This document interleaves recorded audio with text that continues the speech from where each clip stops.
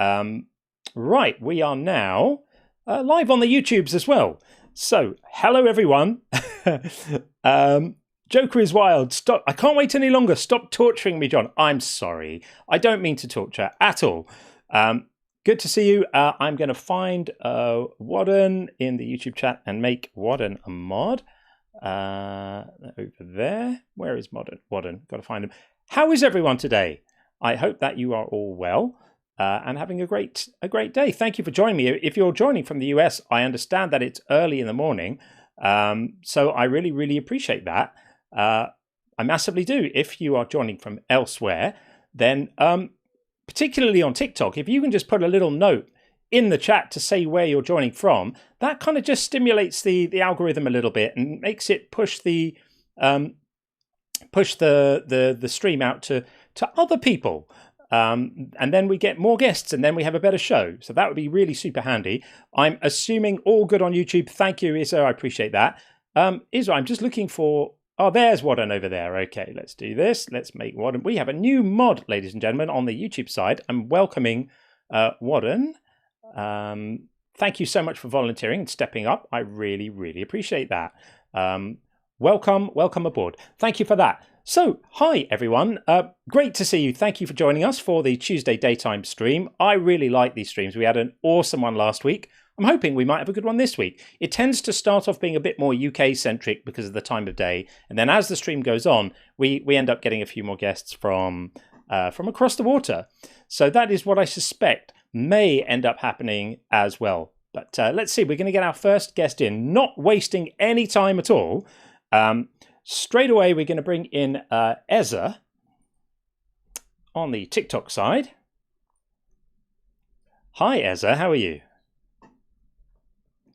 Very well indeed. Thank you for being our first guest. Welcome in. What would you like to say?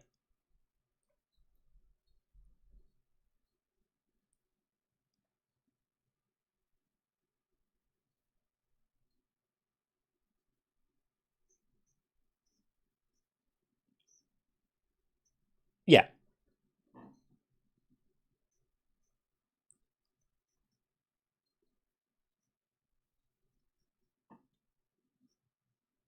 I'm not committed to physicalism.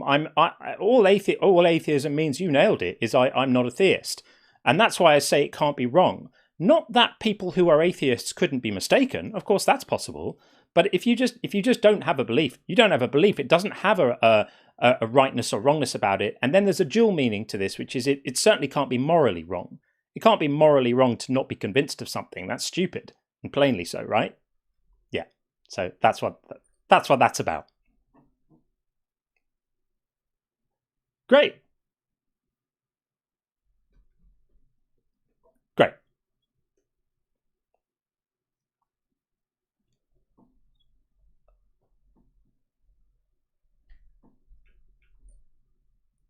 People are just convinced in maybe some kind of anecdotal way that God may exist. I mean, me personally, I have my own kind of what I'd like to believe, what I'd like to believe happens, but realistically, no one can say that atheists are right, and no one can say that the Abrahamic gods are correct or anything like that. So that's all I wanted to ask, really, for you personally. Thanks for coming up. Appreciate it. Thanks, Ezra.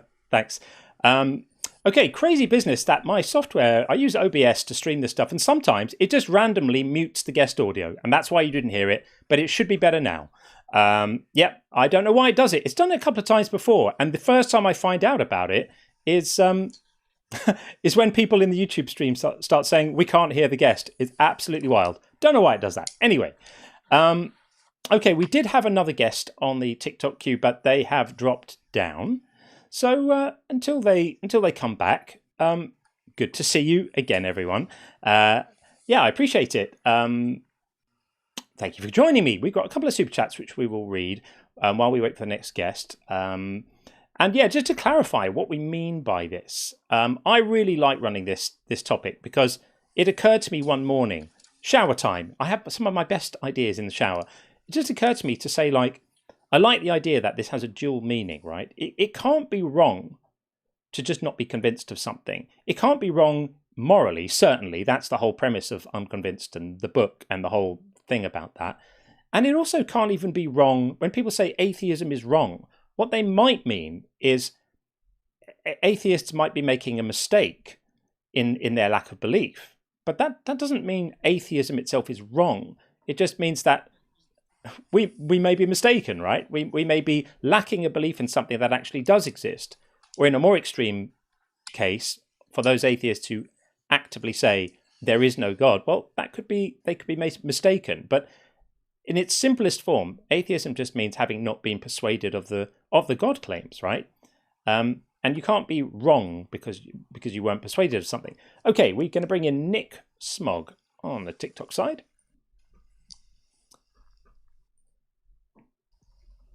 Hey, Nick. You're right. Hey. I was here a few weeks ago. Just want to jump in and say how. I know this isn't a debate. Just want to jump in and say, how are you? I've been watching you lately. I just want to see if you're okay, you two.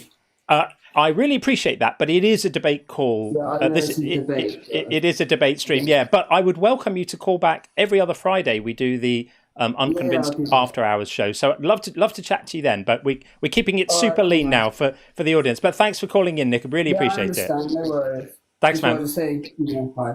Thanks. Cool. Appreciate it. Thank you. Okay.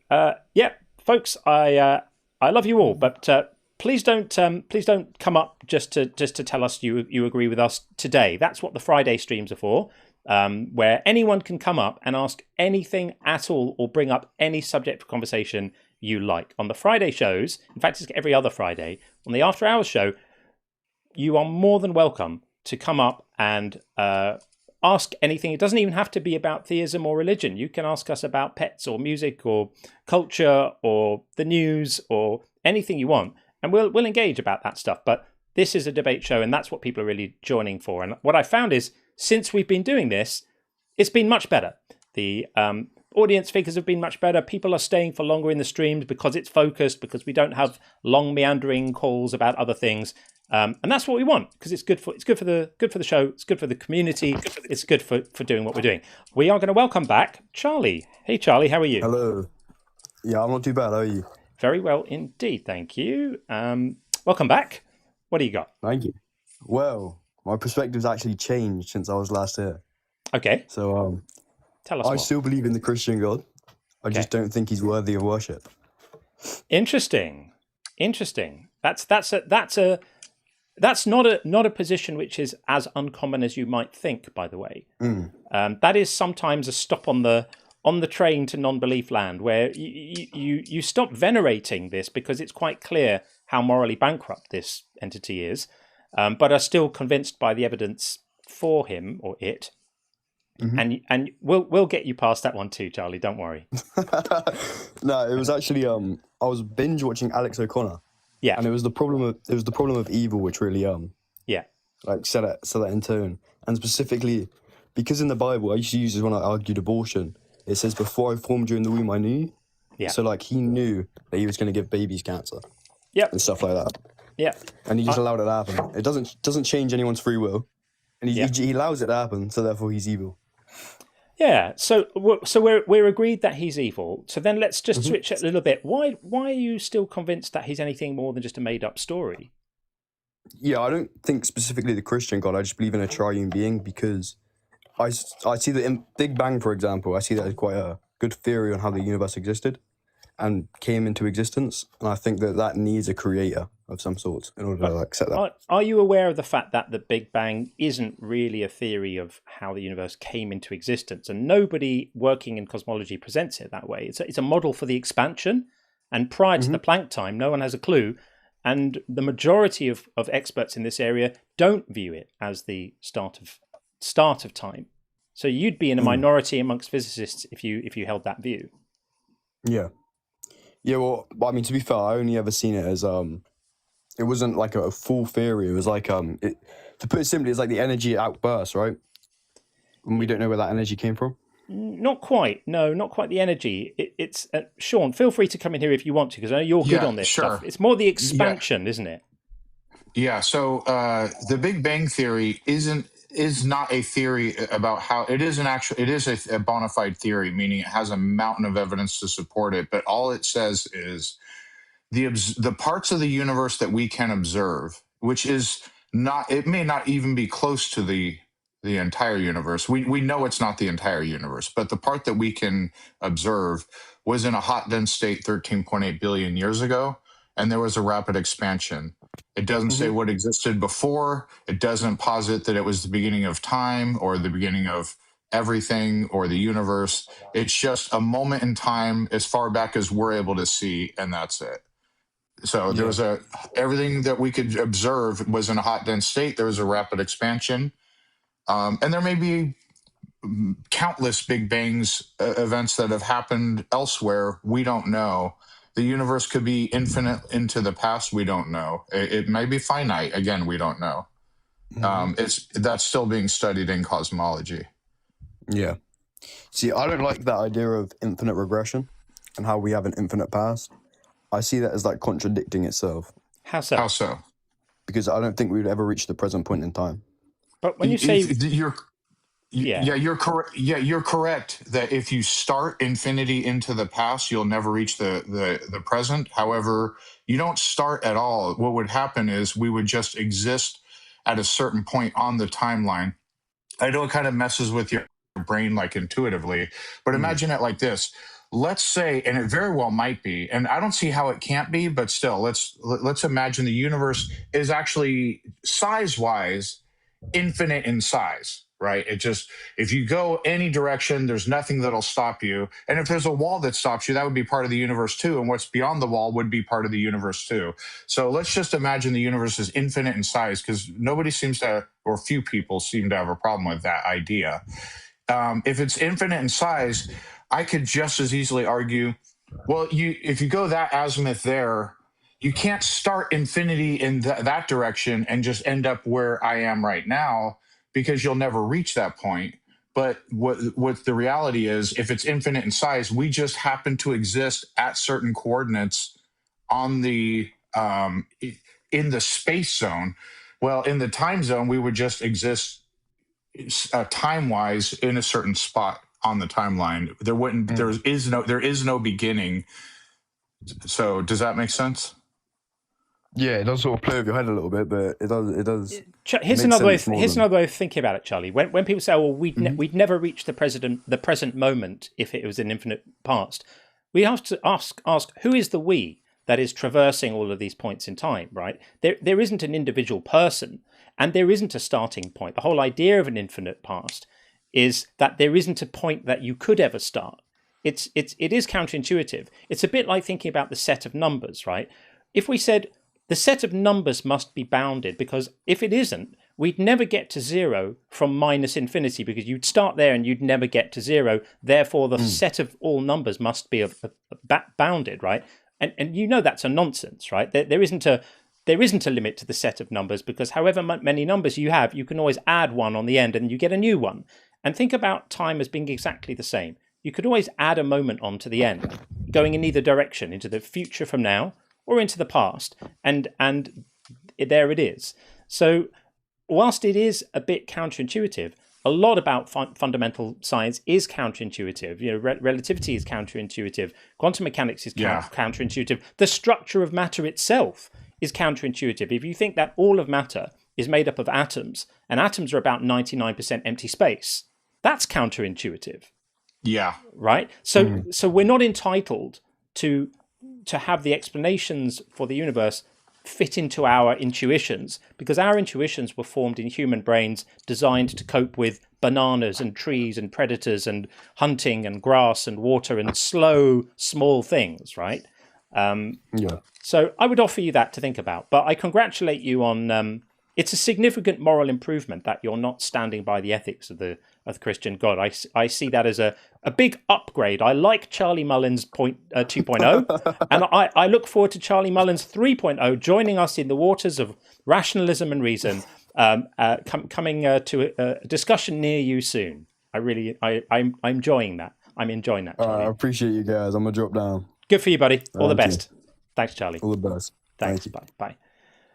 W. Charlie. It's a step towards reason. I appreciate that. And to give it to Charlie, the first time we met, the first conversation we had was a little testy and a little bit trolly by his own admission. And every conversation we've had since then, he's been more and more reasonable, and to the point where when we had a conversation about the involuntary nature of belief, he absolutely came round to the right way of seeing it in real time during the conversation and said as much. And I couldn't have respected him more for that, because that shows intellectual integrity. So good on you, Charlie. Very, very good. Okay, so I'm going to endeavour to be a bit more organised about Super Chats and bingo. There have been a few comments flying around, all of which have been absolutely right. So I'm going to try to address whatever bingo calls were made in a conversation immediately after the conversation, and that way they don't stack up too long and too much. So let's have a little look.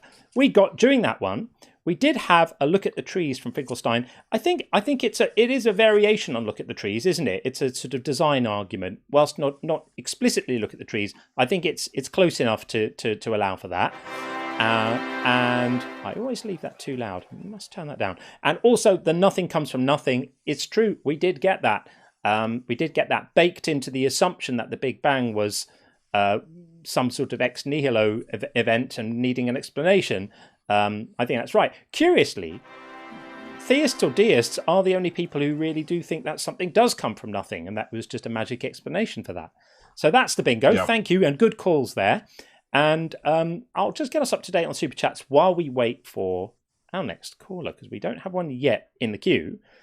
If you are watching on YouTube, it would be really, really helpful if you could just like the stream. That just tells the algorithm that we're happening. And if you're watching on TikTok, then as much engagement as you can muster in the chat, even if it's just saying hello, that really helps to just tell the TikTok gods that this is a place to be. And the little hearting thing also really, really helps to signal that there's some good engagement going on. So let's have a look. What have we got here? We have, let's have a look. Buzz is the first out of the Super Chat queue. Happy Live Day, everyone. My dumbass got up at 6. Oh, Buzz, I'm so sorry. I know that I sometimes start them early at 7 a.m. I'm generally tending not to do that, because I just find that starting at 7 a.m. Eastern, that's 4 a.m. on the West Coast, it's just too early. So I thought shunt it up a couple of hours, and that seems to sort of work a little bit better. So the new time will normally be around 9 Eastern. But thank you for that. And of course, Buzz said YouTube can't hear the caller. I know, that was the crazy software. I've no idea why it does it. Once I switched it on, it generally stays on, but and it was on before. Very weird. And Dr. Greenlight said, also can't hear the guest. Thank you, guys. I appreciate this. And then Buzz said, before time, I farted Yahweh into existence. Checkmate. Yeah, that's basically the argument, isn't it? Absolutely wild. Thank you, Buzz. And Buzz again said, joking, it was last Monday. I planted the memory in you. This is actually an argument that some people say. They say that the young Earth creationists will sometimes say the universe isn't old. God just made it look old. And why would God make the universe look exactly like it's old? Oh, it's a test. Right, it's a test done by an all-knowing being needing to do a test. Fair enough. I'll leave that to you to think about how much sense that makes. And then Buzz says, to test you, prove me wrong, bend the knee. Nailed it. Exactly that. Exactly that. It looks like we may have had another call on the bingo. Kif is called why something rather than nothing. I don't think that anyone has said that. So I'm going to disallow that one, just because we don't want to be pushovers in the bingo, do we, Kif?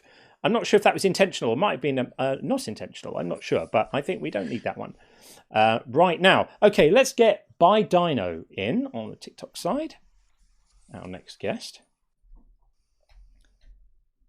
Hey, Bydyno.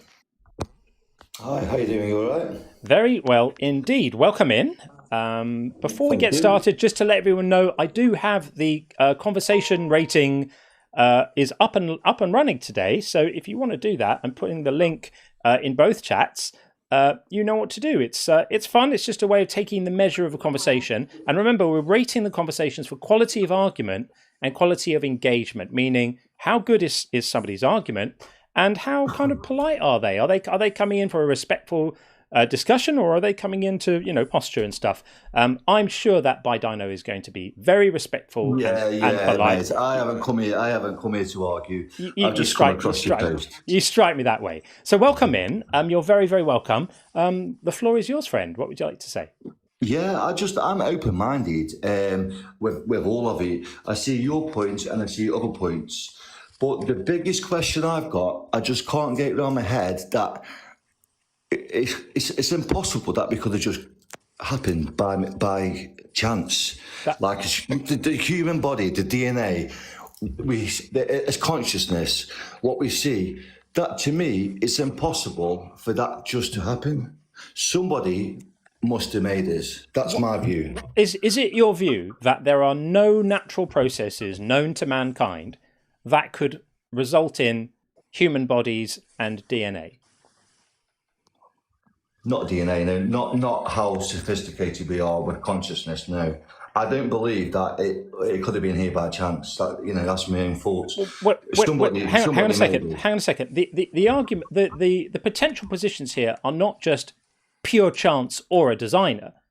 Are you aware that there's another argument, another possibility in the middle between those two, which is just natural processes, which aren't just pure chance. They're just natural processes that end up with conscious brains and endocrine systems and circulatory systems and trees and plants doing photosynthesis. All of these things can actually be explained by well understood natural processes. So, and if you speak to scientists who understand this stuff and biologists and scientists who work in evolutionary science, none of them will go, "Oh yeah, it was just pure chance."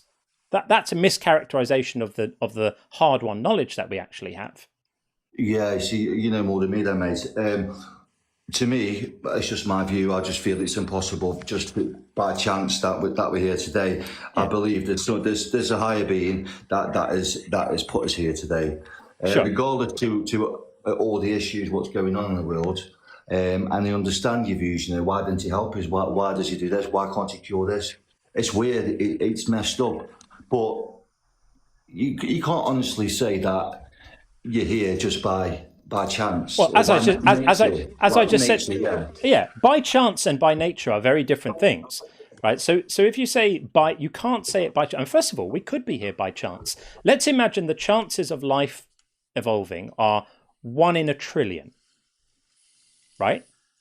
Yeah. Well, in a universe with trillions and trillions of stars, with planets going round them, the opportunities for that to happen would be so many, so generous, that events with a 1 in a trillion chance would be happening all the time. So we actually could be here by chance. But where's it come from? That's a different question. So let's separate the two questions. So one question is, how did life arise, and how did complex things like rhinoceroses and human beings arise? That's one question. The other is, why is there anything at all? They're completely separate questions. So on the first one, as I've said to you, we do have a really, really, really, really well understood mechanism called evolution, which explains how complex things arise out of very, very simple self-replicating beginnings. This is well understood. It's not controversial. It's the foundation stone of all of biology. So we understand that. That's not a mystery anymore. A smaller question is, how did the actual process get kick-started, right? Of organic things that can make copies of themselves and then lead to complex life. That question has almost been answered. Not quite, but almost. Because we know the ingredients for this stuff are to be found everywhere we look in the universe, all around. They're everywhere. They just found a load on an asteroid. Of all the base pairs, they're all there, right, to be had. So it's not that deep a question. I would grant you a deeper question is, why is there something rather than nothing? But let me offer you something you may not have heard before. If somebody says, "Oh, I've got an explanation for why there's something rather than a nothing," it's a magical being who made it happen. Can you see what's happened there?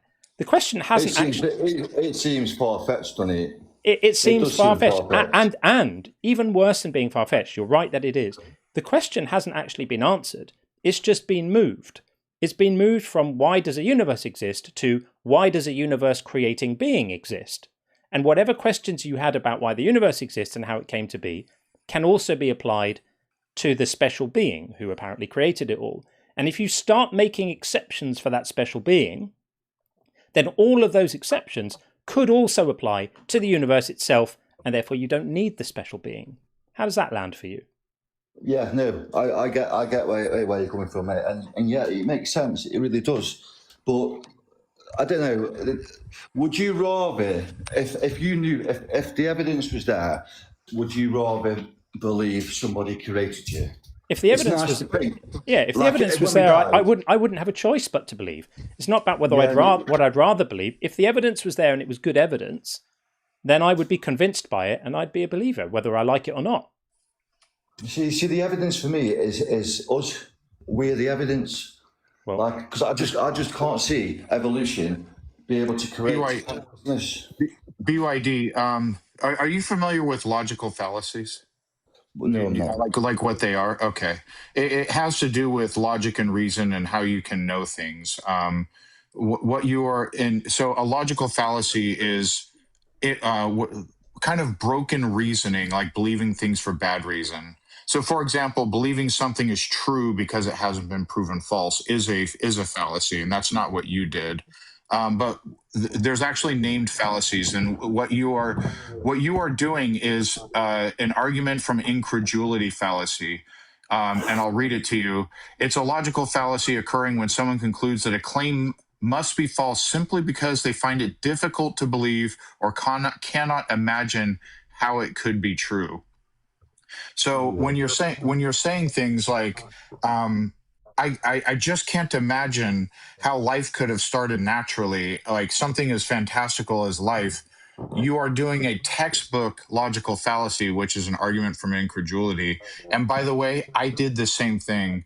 When I lost my faith in Christianity, I still believed in a creator God because I was incredulous that how could there be something rather than nothing? How did life start? These are these big questions. There must be something else out there. I just intuitively thought that must be the case, but that was flawed reasoning. So that's just something for you to think about. Yeah, no, and I appreciate that. Yeah, I do get what you mean, mate. Yeah, it just batters your head a bit, doesn't it? Because I know what you're saying and what you think yourself, but surely back in your mind you think there's a slight chance that there could be a creator. Come on, you must have that thought yourself. Yeah, there's a slight chance of lots of things. The time to believe it is when there's evidence for it. So that's we don't rule it out. There's a slight chance that fairies exist, but the time to believe it is when there's evidence for it or a good argument for it. At the moment, there is neither, and that's why. I agree. I can't give you any evidence to say there's a God. I really can't. I just hope there is. Do you know what I mean? But, fair enough. Well, thanks for calling in. I appreciate it, and we enjoyed talking to you. No, it's nice, mate. It's nice to just get the point across. I do listen to your channel. I come across it quite often. But just keep up the good work, mate. Thanks, man. Take it easy. Bye. Thank you very much. Okay, we are going to get our next guest in. Is going to be Fasami next, but we do have 3 calls on the bingo which need to be addressed. Let's have a look. What did we get? We got Finkelstein called DNA is code. Code needs a coder. Yep, the old classic, right?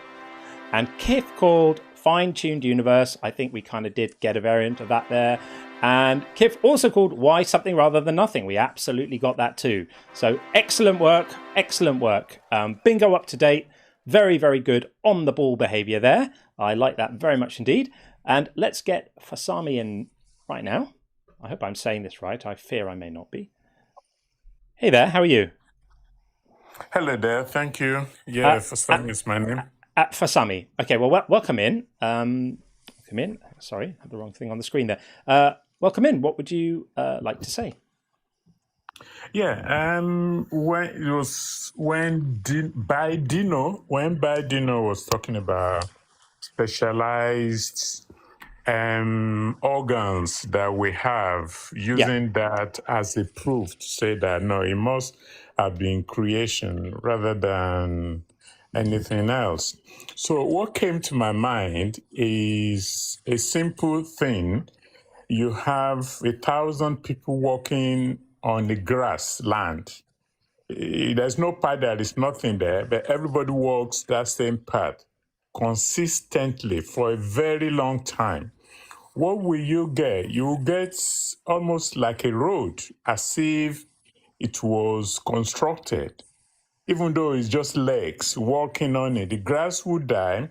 Eventually, it will become like a created path.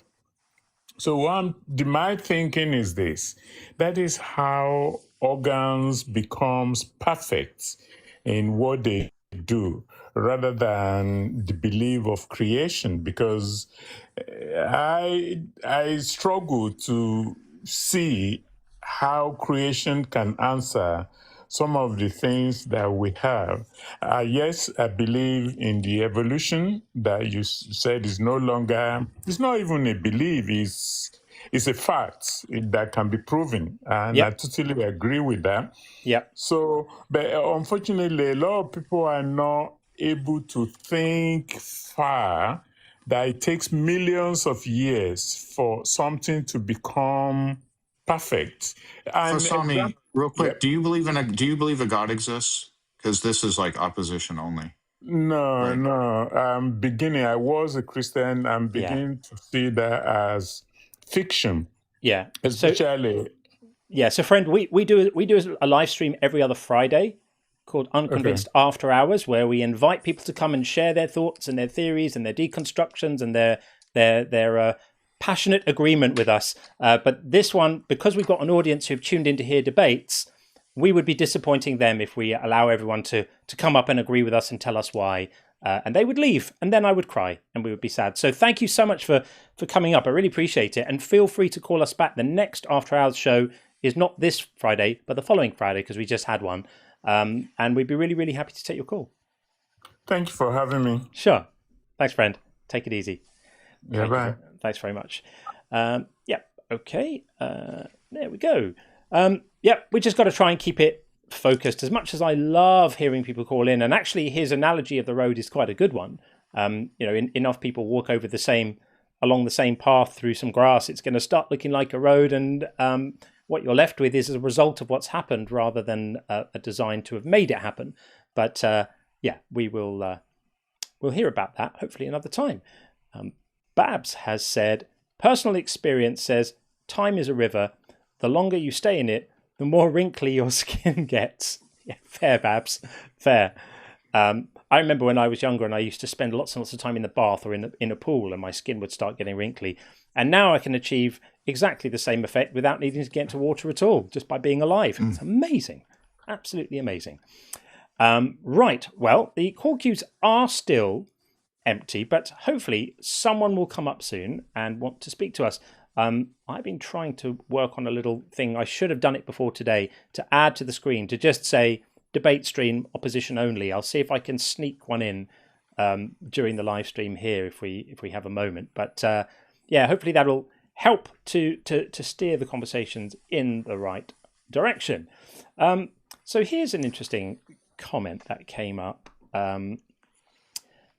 This was someone just commenting under one of the last posts on YouTube. Net Testable said, daily reminder, abortion is murder. Below are murder apologists. Let that sink in.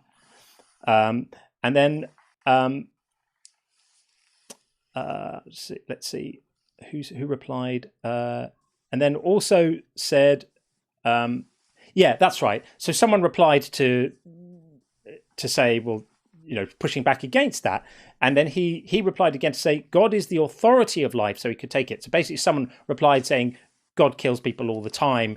Why the double standard? And he replied saying, God is the authority of life, he could take it. So when he says abortion is murder, by murder, he just means like killing that he personally doesn't like. But when God takes life or kills babies or commands abortion rituals, like in Book of Numbers 5, for example, where a woman who's suspected of adultery is forced to undergo a horrible, humiliating ritual, which kills any baby she might be carrying and potentially kills her ability to conceive again, that's totally fine because God commanded it. So note the double standard. Okay, let's get David in over on the YouTube side. David, are you there? Yes, I am there. Let me pause the stream so there is no echo. Thank you. Hello. Hi, David. So I come back to have another try at the fine-tuning argument if there is nobody else you want to have on your stream. Sure. Okay. Yeah. So go for it. Since our last conversation, if you remember me, yeah, I have to admit that there are some. I still believe in God, but I grant you that there are some difficult things, even in the New Testament, to believe. Like, for example, in the Book of Acts, when someone was killed instantly for lying about how much they give to the church. So that's a bit difficult to believe it comes from God. Yeah. But still, I do believe in God because of the fine-tuning argument. So I propose we go over it today. Sure. Let's have a look at it, because I actually think the fine-tuning argument is one of the most easily disprovable theistic arguments out there.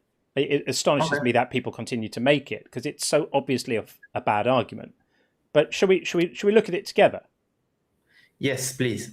Okay. So let's explain it first, so even the audience can situate our discussion. Sure. So the argument goes as follows: the fundamental constants of our universe are so precisely set that if they were changed even just a tiny amount, our universe would be dead. Therefore, you must believe that either there is an infinity of universes, or that we just got very lucky with the constants of this universe, if there is only one. Would you agree? I would agree with your framing that that's what the claim is, but I think the claim misses out on some really fundamental realizations. And once you have those realizations, the claim evaporates. So the realizations are two, mainly.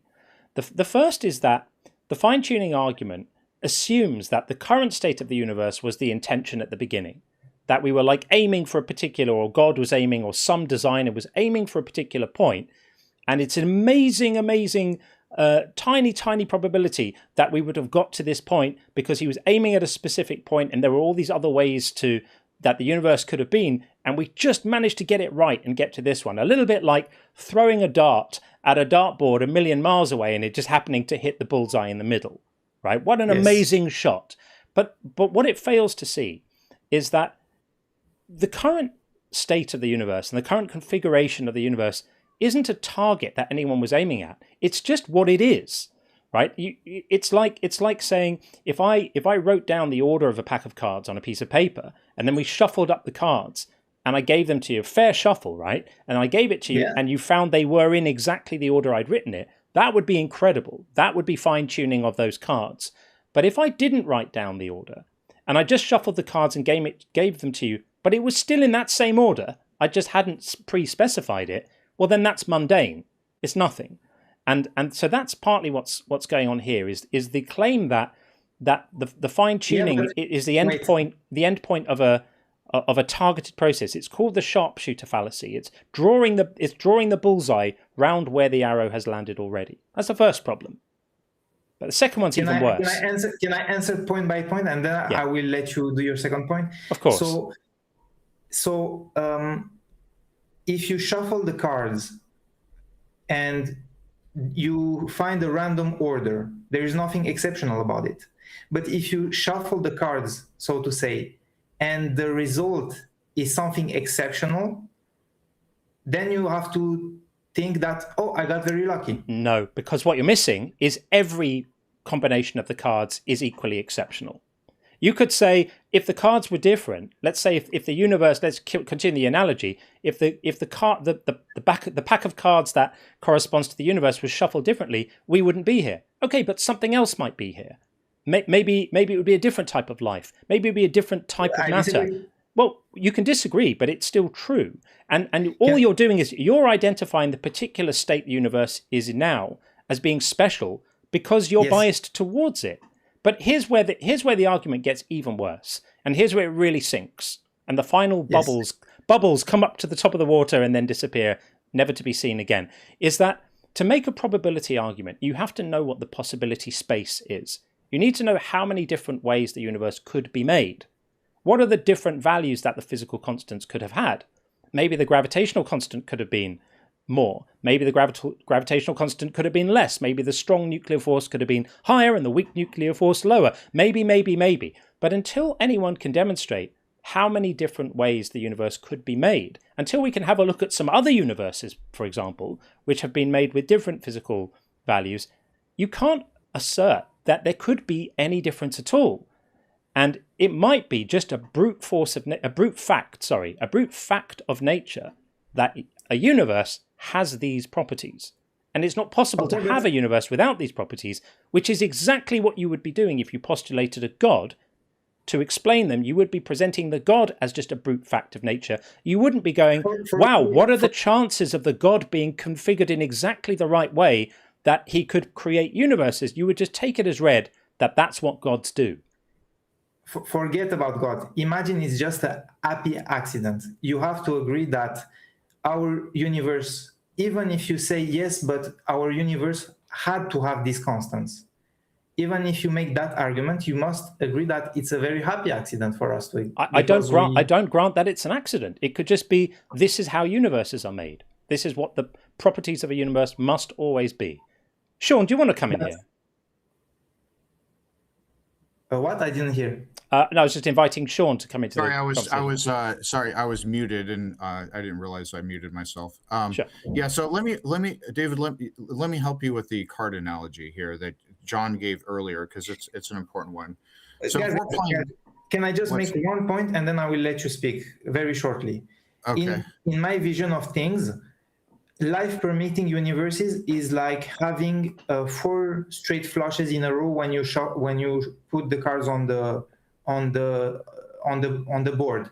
What your argument is saying is that yes, but there could not have been any other way that the cards can be put on the board. And okay, so let's go with the straight flushes. 4 straight flushes in a row. I haven't calculated the probability of that. It would be extraordinarily high. Yes. And let's say you have 2 separate sets of 4. On one side you end up with 4 straight flushes, and your goal is to have the highest possible hand, and straight flushes deemed by that game to be the highest possible hand. On this other hand, on this other set of 4, it's just seemingly random cards: ace of spades, 2 of diamonds, etc. Right? So yes. you have 2 different piles of hands, or 2 different sets of hands, 4 different hands on both sides. One of them got straight flush. Do you realize the statistical odds in both cases that you would have gotten those cards are exactly the same? Yes. Okay, cool. So but the straight flushes are amazing because a goal has been set ahead of time that the straight flushes are a straight flush is like you want to get as high a hand as possible. So the goal has been set. That's what makes it amazing, right? Yes. In the same way that. Okay. Yeah. Okay. So now on the other hand, the random jumble of cards, if it turns out you were playing a different game to where those were significant, and the straight flushes weren't, then those would be amazing, right? Yes. Okay. So let's ignore the fact that we don't know that the universal constants could have been anything different. Maybe they're required to be what they are, maybe they're not. But I'm going to grant that they can be anything. I'm going to grant you the sun and the moon right now. Yes. If we have a random generator and it ended up with a different constants, one that doesn't permit life, the statistical odds of that are exactly the same as the statistical odds of what we got now. You would have to establish for it to be amazing that there was a goal ahead of time for life. Otherwise, it's just no different than a random jumble of cards. This one just happens to have us. If you roll the random generator again of universal constants, in another universe, you might have thing X, and thing X isn't life, but it's something different. And then we could say, oh, how amazing this universe was fine-tuned for thing X. But the thing is just like the cards, you have to establish there was an actual goal ahead of time for the statistical odds to be amazing. Well, the goal that I what is the word, accept ahead of time is life permission, evolution. But someone could equally set the goal of non-life. Someone could say, "Well, how amazing that we've got a universe with no life in. What are the chances of that?" You're only attributing significance to the goal because it's one you like. And when you say it's like getting a straight flush 4 times, imagine we were playing a different game where the best hand you could get was not a straight flush, it was a particular configuration of random cards. You go, "Look, we got this. We got a 7, a jack, a 2, a 5, and a 3. This is amazing." Right? This is the sharpshooter fallacy, is attaching significance to it only afterwards. And this is the illusion that drives this whole argument. Can you prove there was a goal to the universe to create life? Wait, I think the discussion gets a bit above my head. Can we just simplify it and make the assumption that we can change the fundamental constants of the universe? Can we make this assumption? I can't ignore that because this is like the critical point. All right, so the straight flushes are amazing because our goal, we've established prior to the game that our goal was to have a high hand as possible, which is the straight flush. So can you prove that there was a goal for life? Well, I'm telling you, if we assume that the constants can be changed, let's assume that. Can you prove that the goal was to generate a universe that has life? Well, if the goal is to generate a universe that has life, and we can randomly change the constants, you have to agree that the portions of universes that allow life are almost zero. Wait, say that again? If we randomly generate the fundamental constants of our universe, the chance of that universe being life permissible and that allows an observer is almost zero. Yeah. Well, it's same thing. If you every time you deal yourself a hand of 13 cards, the chances you got those cards in that order is like 1 in 4 sextillion, or I forget the word. It's like 18 digits, but yeah. So again, we've established that long statistical odds, doesn't know how infinitesimal, or actually that's small, how enormous the odds are. It is only noteworthy if you can establish ahead of time that the goal was for the outcome you got, and you can't do that. Well, why are people existing not equivalent to where you're playing a game of spades and you just get a random jumble of cards, only a few of which are spades? Well, because I established ahead of time that if it's not a combination of straight flushes, then it's not life permitting. Also, most of the universe isn't life permitting. Most of the universe is extremely hostile to life. We just happen to have found ourselves in one of the spots in the observable universe. I grant you this. Where life could arise, right? And most of the universe isn't. This is not a sign of design. This is a design. If this is a design, it's a terrible design. You know, really, if you want to really talk about what the universe is optimized for, it's probably the creation of black holes rather than life. It's a terribly designed place for life if you think that's what's going on. Okay. I can grant you this, that if we assume that many other universes exist, we just found ourselves to be in one that allows an observer. Yeah.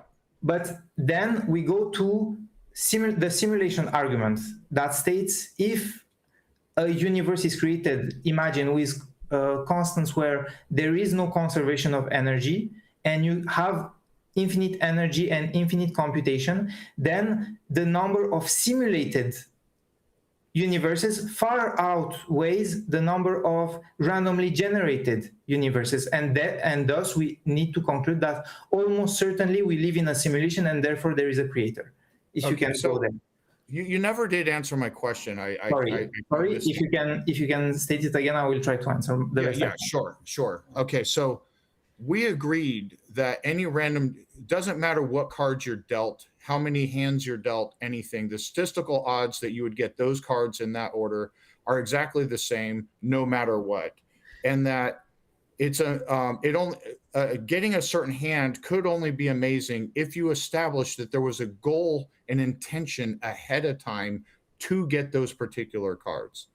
So do you have that for the universe, for a life permitting universe, that can you show or demonstrate that there was a goal ahead of time for life to exist? Well, I can set it. When I do probabilities, I can set probabilities. I can set probabilities outside of time. I don't need to be. What the probabilities for what? We know if we have universal constants, the chances that each one, assuming they could be anything, big assumption. I'm granting a lot there. Yes. But first, I have to agree with you. The statistical odds would be the same for no matter what the universal constants landed on. Just like if you're dealt 4 hands of 5 cards each, the statistical, it doesn't matter what you end up getting. The statistical odds are the same. Exactly the same. I agree with you. Yeah, got you. What would make the hand that you received amazing is if the goal ahead of time was to get that hand, and we've agreed to that.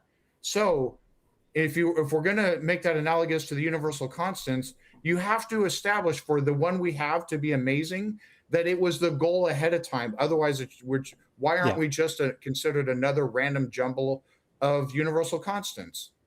Yeah. Well, I can. So I don't really understand what you believe. So you believe because we cannot set this exceptional probability that the universe would be life permitting, therefore. No. So since we can't establish, so whatever the universal constants would have landed on, it would the odds are the same no matter what. Yes. If you put a randomizer, it lands on us. It lands on something vastly different. Doesn't matter. The statistical odds are exactly the same. Yes. Just like the cards, the odds themselves aren't enough to establish something is amazing. You have to establish that it was the goal to get that particular outcome. But you don't have that for us unless you can demonstrate that there was a goal to create us ahead of time. You have to establish that first. Okay, so do you agree that right now, if I was God and I was pressing a button to randomly generate a universe, if it was life permitting, it would be exceptionally lucky? But I see your point that because I'm not God and I don't exist yet before the universe was created, therefore I cannot establish that. You have to establish, So I mean, I don't want to keep everyone tied up on this, like they've been hearing us go round and round. But bottom line is, if the universal constants, we re-roll them right now and they're vastly different, and then all of a sudden life doesn't exist, but thing X does. I don't know what that thing X is, but thing X does. We could just as easily argue, oh, the universe must be fine-tuned for thing X. But the thing is it's not. You would have to establish that there was a goal ahead of time for thing X to exist, for it to be amazing. Because no matter what the universe looks like, the chances that the constants would have ended up as they are is low. Okay, this is the last thing I'm going to say, and then I'm going to let you guys have another caller in. So I will say that this is not a trivial argument. I think it needs you need some mental gymnastic to make sense of the probabilities and your guys' argument. So I will think about it, and thank you for the discussion. And there's others we didn't even get a chance to touch on too. Yeah, come back again, just David. Real quick, I'll throw one at you. If God is all powerful, then the universal constants are arbitrary, are they not? Like we could literally exist by walking on the sun. Like he wouldn't need them. We could just magically exist, or in your case, if you prefer, miraculously exist. Like he wouldn't even need the universal constants, would he? Well, I think there are many ways you can design a simulation, but I think there is it's very difficult to design a simulation that allows life and evolution. That's a really good point, because you're kind of taking away from God's omnipotence by making the claim that he couldn't manage for life to arise if the universe were configured differently is to limit his ability? Well, yes. First of all, yes. But also, I would say that we don't really know what God's goal is, if there is one. That's irrelevant. That's his goal is irrelevant because the moment you structure your argument, if X, then life couldn't arise. You are definitionally limiting his ability and constraining God's options to only be able to bring about life if the universe were configured in a certain way, and that is to limit his ability. So I think that's a very good point Sean made. But David, come back another time and we'll carry on with this. We just don't want to let it drag on. Because there was a moment when it was interesting. I could not hear. Can you please state your case again, and then I'm going to leave you alone. It's just the point that if God is truly omnipotent, then he wouldn't be constrained by needing the constants to have certain values. He could just make reality how it was, however he liked it. He's not limited by only able to do it if the values have these numbers. He could just do it anyway, because he's magic, remember? Right. So have a chew on that and come back and see us again.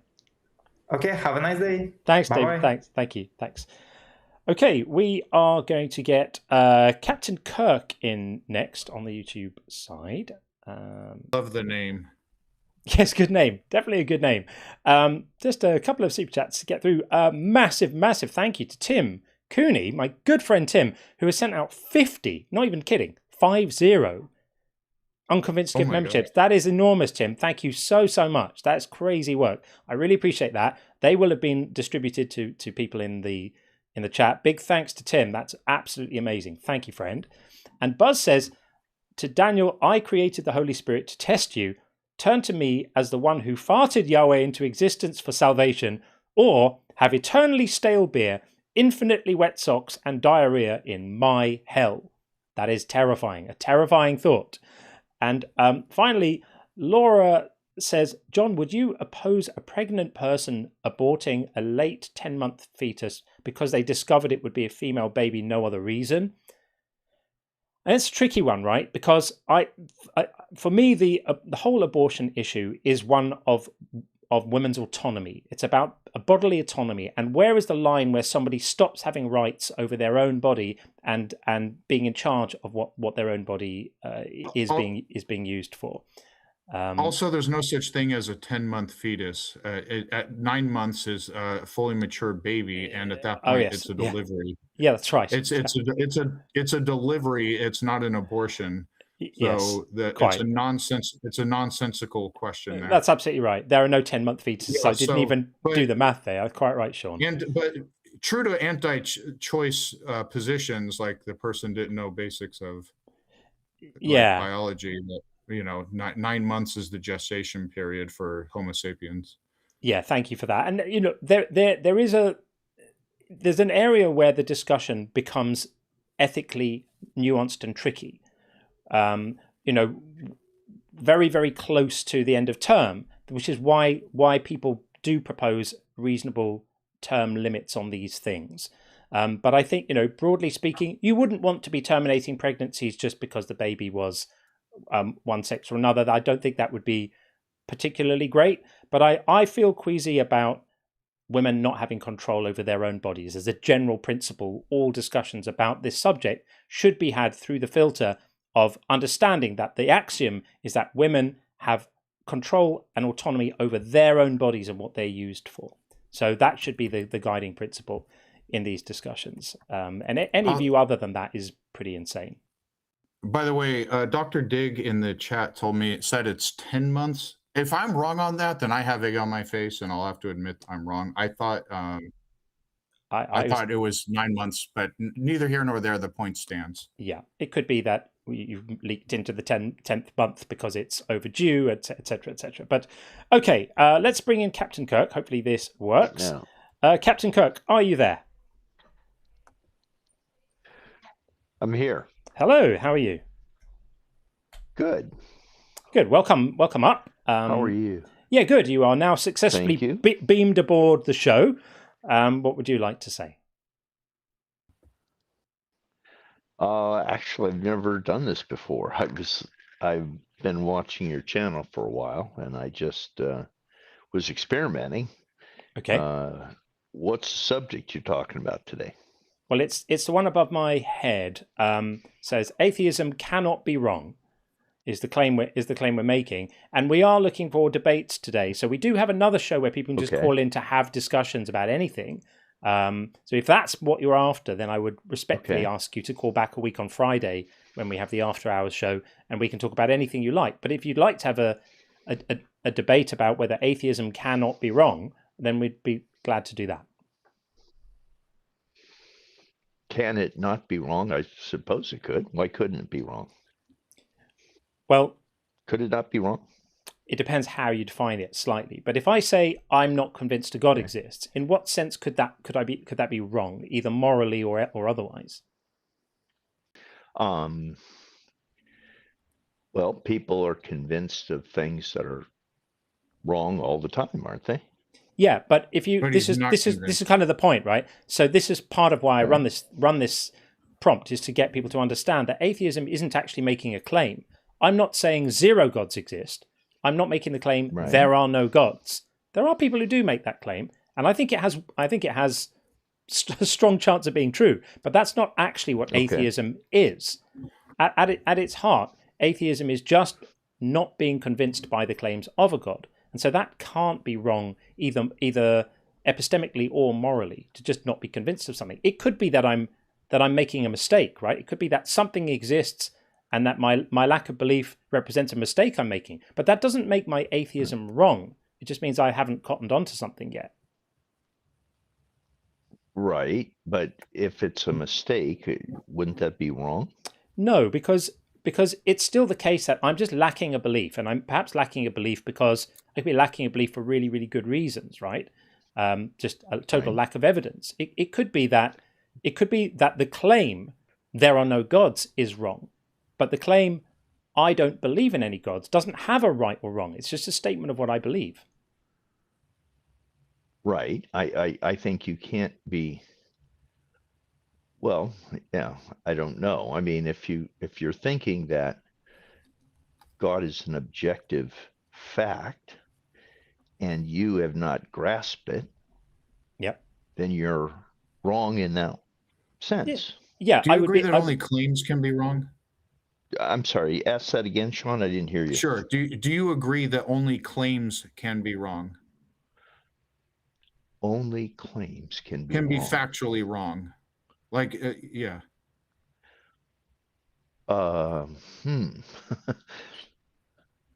Like for someone to say, hey, you're factually wrong about that, you have to be referencing a claim that someone made, right? So far, I follow. I guess that's correct. So atheism is not necessarily a claim. It's just if you tell me, hey, this God exists, and I might not be convinced that your claim is false, but I'm just saying, hey, I'm not convinced. I didn't make the only claim I made is about my own belief state, which I'm experiencing, so I can't be wrong about that. But I'm not making a claim about reality. I'm just saying I'm not convinced you are right. It doesn't mean necessarily I'm convinced you are wrong. Right. So saying I don't believe X is very different in important ways from saying I believe X is false. Because claiming X is false is a claim that can be wrong, but just not being convinced of X is not a claim. Well, yeah, well, it's a claim that you're not convinced. Right. Correct. It's a claim. It's the only way it's a claim. It's a claim about my own belief state, and I know for a fact because I'm experiencing my own belief state that I'm not convinced any gods exist. So I can't be wrong about that either because I'm the one that's experiencing my belief state. I could lie about it, but I can't be wrong about it. Yeah, but I don't think too many people lie about their own belief state. Yeah, I agree. I'm just being technical. Yeah. I don't know. That's an interesting idea. Sure. I love that idea about you can't control what you believe.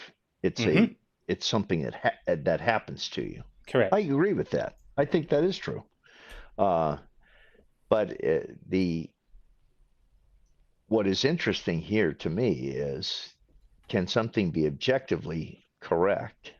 Yes. And you not believe it?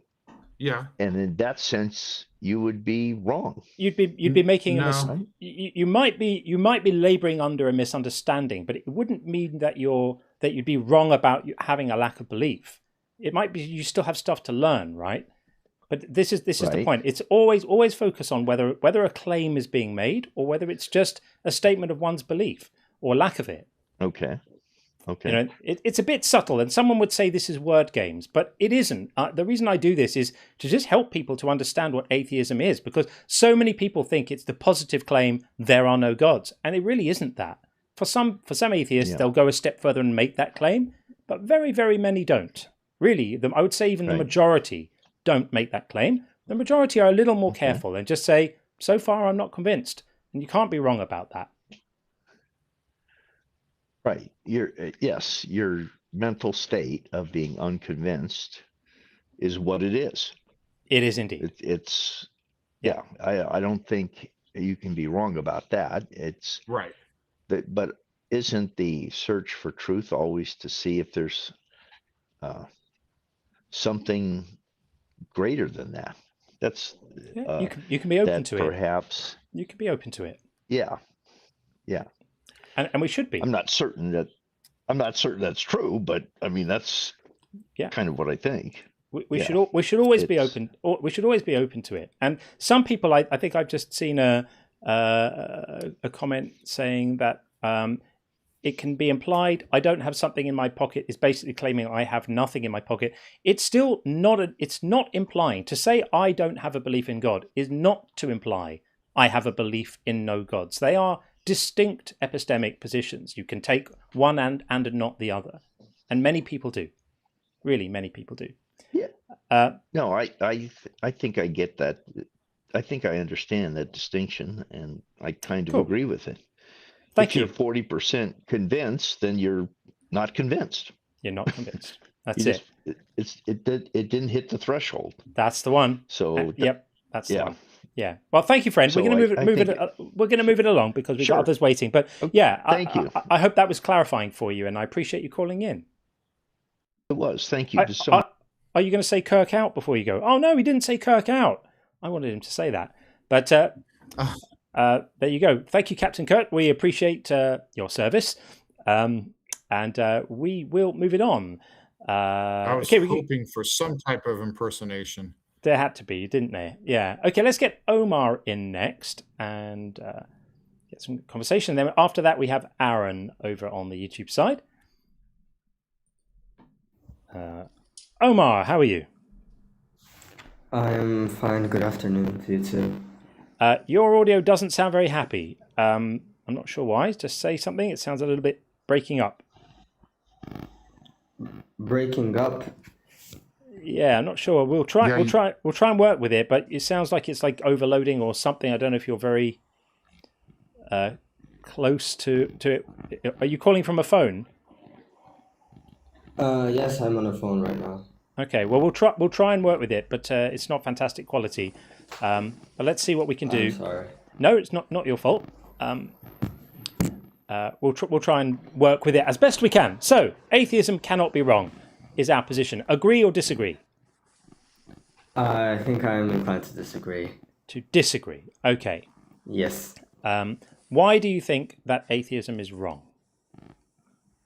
Well, I was listening to what you said, right? And I think you said that if we look at atheism as the position of not being convinced of a truth, because it's a belief, not of a truth, of something, of a claim. Yeah. Go ahead. Of a claim. It can only be wrong if I claim that that other claim is false and it turns out to be true, right? Yeah, only a claim can be wrong. And if I say I'm not convinced of your God claim, I'm only making a claim about my belief state, which I'm experiencing, which I cannot be wrong about. I could technically lie about it, but I can't be wrong about it. But I think a belief state can be wrong. I'm not saying that you can't be mistaken. You could be mistaken. You could be an atheist, and your lack of belief could mean that you're missing out on some truth about the world. But that's different to making a false claim. So, what is the groundwork for wrong? What are we considering as wrong? Untrue? Well, yeah, I'm deliberately vague here because there are two possible meanings, and I kind of mean both of them. The main one I mean is morally wrong. And Islam and Christianity take non-belief as being a moral failure. And that's what offends me the most. That's what I think is most ridiculous, is the idea that someone could be considered morally culpable for a failure to be convinced by something. That is morally stupid. But the other one is a little more subtle, which is along the lines that Sean was saying, which is that simple non-belief is not in itself making a claim. Yeah, it's making a claim about your belief state. It's not making a claim about the truth value of the proposition. So if you have P, the proposition is God exists. Someone who does not accept that the proposition is true, but also does not accept that the proposition is false, has not made a positive claim with respect to the proposition. They're just in limbo, like unconvinced either way. And that would be under the umbrella of atheism, which is someone who lacks belief in a God. Okay, but I could argue that you said that there is the possibility that that person is missing out on something, correct? Because of their lack of belief. Yeah. Go ahead. What if the thing they're missing out directly affects them?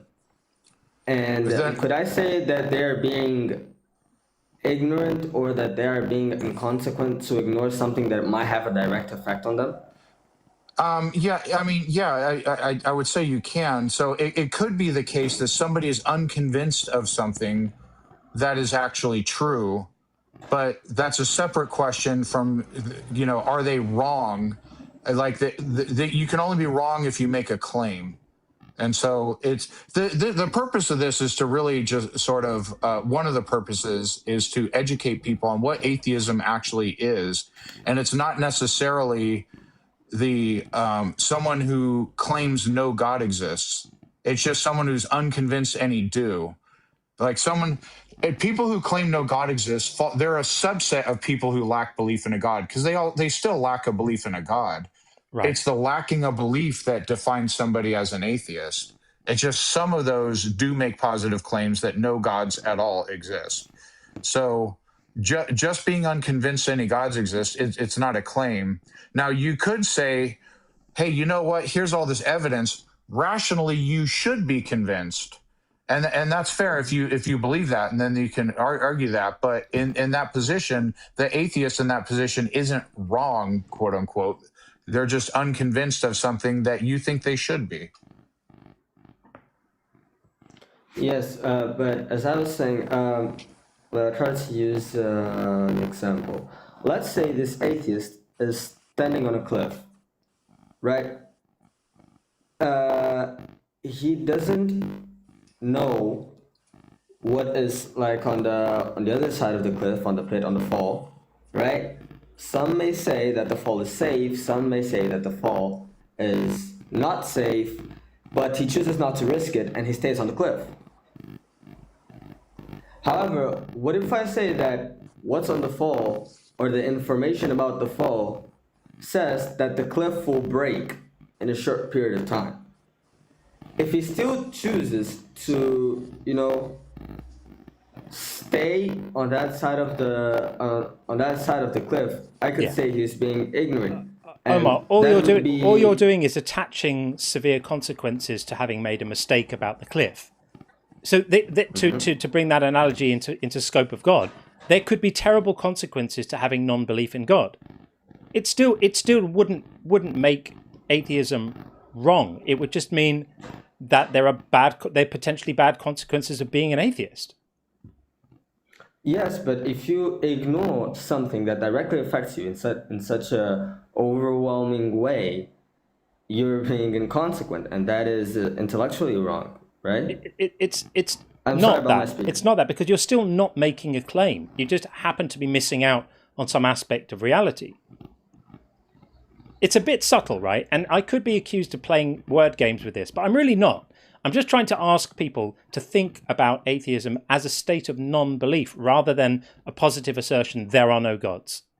It's just a state of disbelief. It's neutral. It's not taking a view. It's just not being convinced on something. That's in its purest form what it is. Well, I searched the definition of atheism a while ago while you were talking, right? And it does say that atheism is the absence of the belief or the existence of deities. But then it says that in a narrower sense, it's the active belief or position that no gods exist. In a narrow sense. So that's why Sean said there's some subset of atheists that go one step further and express that sometimes known as strong atheism, the narrower view where you actively assert there are no gods. That position can be wrong. That, of course, could be wrong. If someone takes that position, they're either right or they're wrong.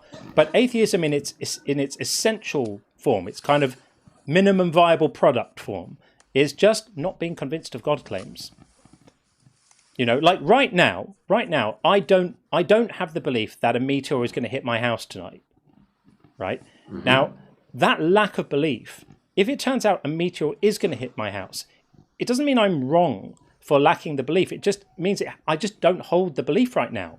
Obviously, I'm going to find out sharpish that there are bad consequences if one does hit my house. But it's just one in the almost infinite set of things that I'm not convinced of. I'm not making the active claim a meteor won't hit my house tonight. I'm just not convinced one will. So what if I present to you what if I present to you like consistent data or consistent info that implies that a meteor is going to hit your house, but you still choose to stay in that position? Yeah. So if your claims about the chances of a meteor hitting my house don't convince me, because perhaps you're just saying you read it in TV Quick magazine or something, well then it's still the case that I'm saying I'm unconvinced of this claim. But then a person could be unconvinced by many factors, such as bias or sort of a personal Correct. issue. Sure. And Correct. it varies. Sure. So, I have to say the audio is getting very, very difficult to deal with. I must say it's like it's distorting and it's not very nice to listen to. So I don't know if you maybe want to call us back or something, because it's not great. I'll put on a headset. You could try that. Okay. Yeah. Yeah. It's if you can hear me, it sounds like what you're trying to tie down to is like sort of negative aspects of possible negative consequences of not being convinced of a thing, and that can happen. You know, if I'm not convinced that a vaccine is going to help me, even if I don't think it's false, if I'm riding on the fence and it causes me not to get vaccinated, yeah, that can do me harm. But that doesn't take away from the fact that, like, if I have to make a positive claim in order to be wrong. Yeah. Well, while he's doing that, I'll read a couple of super chats. So Buzz said, what a shame that Daniel is refusing this road to dumbass cuss moment that I've so mercifully provided him. Your God, me, pities you. Yep. I agree. It's so easy to just make these analogies, right? To just echo back the religious language and just change a few of the words, and you're in exactly the same position. And Buzz also said, sorry, even being omnipotent, I can't control myself. I wonder if God can control himself. Does God ever get so angry, so upset, and knickers in a twist that he just can't control himself? Arguably, it happens quite a lot. And 46 Strings, always great to see you, says, if we're basing arguments on probability, the probability for God existing is infinitesimally small. I would agree with that. Because you could just substitute in for the word God, pixies, or goblins, or Casper the Friendly Ghost, and you have no more or less evidence than you had before. Omar, are you sorted out yet? Is it better now? It's a whole world better, friend. A whole world better. Where were we? We were saying you were basically saying that if the consequences of lacking belief are severe enough, then we should look at at whether the lack of belief is wrong in a different way. And I think that's a slightly silly argument. Can you generalize that out into why that would be the case? That if the consequences of lacking a belief in something are bad, then it makes it wrong to not believe it. Do you mean factually wrong or morally wrong? No, I mean factually wrong. Yeah. Either, right? No. Yeah, Yeah. no. A consequence of something is independent from whether it's true. Yeah, or whether how we should think about someone believing it or not believing it. If you're not convinced, you're not convinced. I can use the consequences of something to argue that thing is true. That's what? Is true. As in using the effects it has to argue that thing is true. You know, I can use the chemicals and the fluids leopards leave behind in trees to mark territories to argue that a leopard was here or a leopard exists in this area.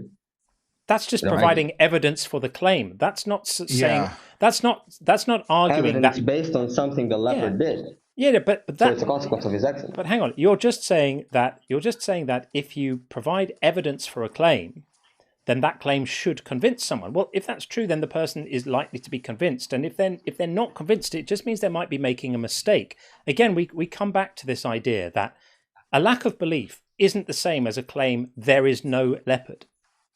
Right? You're just saying I'm so far not convinced by the evidence you provided for the leopard is a valid position to take. And it in itself isn't wrong. That's the point. It's not wrong because it's different to saying I believe there is no leopard. That would be wrong.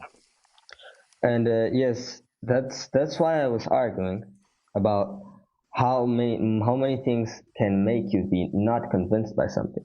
And in this last variety of things, we can argue that wait, let me explain myself then. We can argue that some person can be not convinced simply because of ignorance. And ignorance. So what? That doesn't. So there's the possibility. So there's the possibility that they could be wrong in that stance, because for you to not acknowledge something that is proven to you correct simply because you are being ignorant is intellectually incorrect. Cool story. So do you agree or disagree that only claims about facts can be wrong? No, I can have a belief stance and still be wrong because of the reasons that I just explained. Because my belief stance can be based. What is the thing? If someone is not making a claim, so like to me, you would have to like realign the definition of wrong, because to me, like something being factually wrong is a statement or claim that turns out not to be true. If somebody doesn't make a statement or claim, or then they can't be wrong. That just doesn't make any sense. Omar, do you think a God does exist, Omar? Because I think the audience are going to get bored of hearing us have this exact conversation round and round and round again, talking about this point, right? So the reason I put this prompt up there is really to stimulate conversation about God and make the claim that it can never be morally wrong to lack belief, and also just that lacking a belief isn't making a positive claim. I think we've done the job of establishing that point now. So let's get into some nitty gritty. Do you find yourself convinced that a God exists? I do. Which one? I'm Christian. Okay, so you think that Jesus of Nazareth created the entire universe? I think that God created the entire universe through Jesus of Nazareth. Is Jesus God? Jesus is God. Yeah, so Jesus of Nazareth created the entire universe. Now, that is a wild claim, isn't it? Given that there are something like 35 or 40,000 or 50,000 different creation myths that have existed throughout mankind. Why have you picked that one and ignored all the others, and you're confident that that is the correct one, all the others are wrong? Well, because there are many reasons for me to be confident in Jesus, but I think Jesus is the one who aligns more with his prophecies. So when Jesus he didn't stop lying. He didn't stop lying. He doesn't align with prophecies about him or his own prophecies, because both are a catastrophe. What do you mean? I don't understand. Well, he made all sorts of promises himself, didn't he?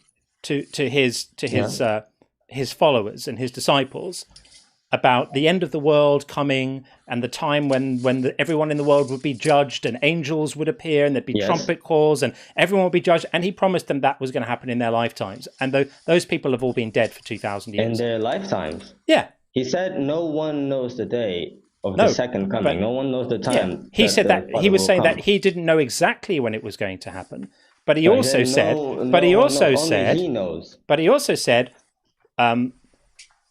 also said, and I'll show it to you right here, he made some very, very specific comments about the time frame for this. He said, when they persecute you in this town, flee to the next. For truly I tell you, you will not have finished going through all the towns of Israel before the Son of Man comes. Mm-hmm. Well, the Son of Man didn't come before they'd finished going through all the towns of Israel. It's now 2,000 years later, and that stuff still hasn't happened. And he got even more specific about it in Matthew 16. For the Son of Man is to come with his angels in the glory of his Father, and then he will repay everyone for what has been done. Truly I tell you, there are some standing here who will not taste death before they see the Son of Man coming in his kingdom. Well, they're all dead now. Has this happened yet?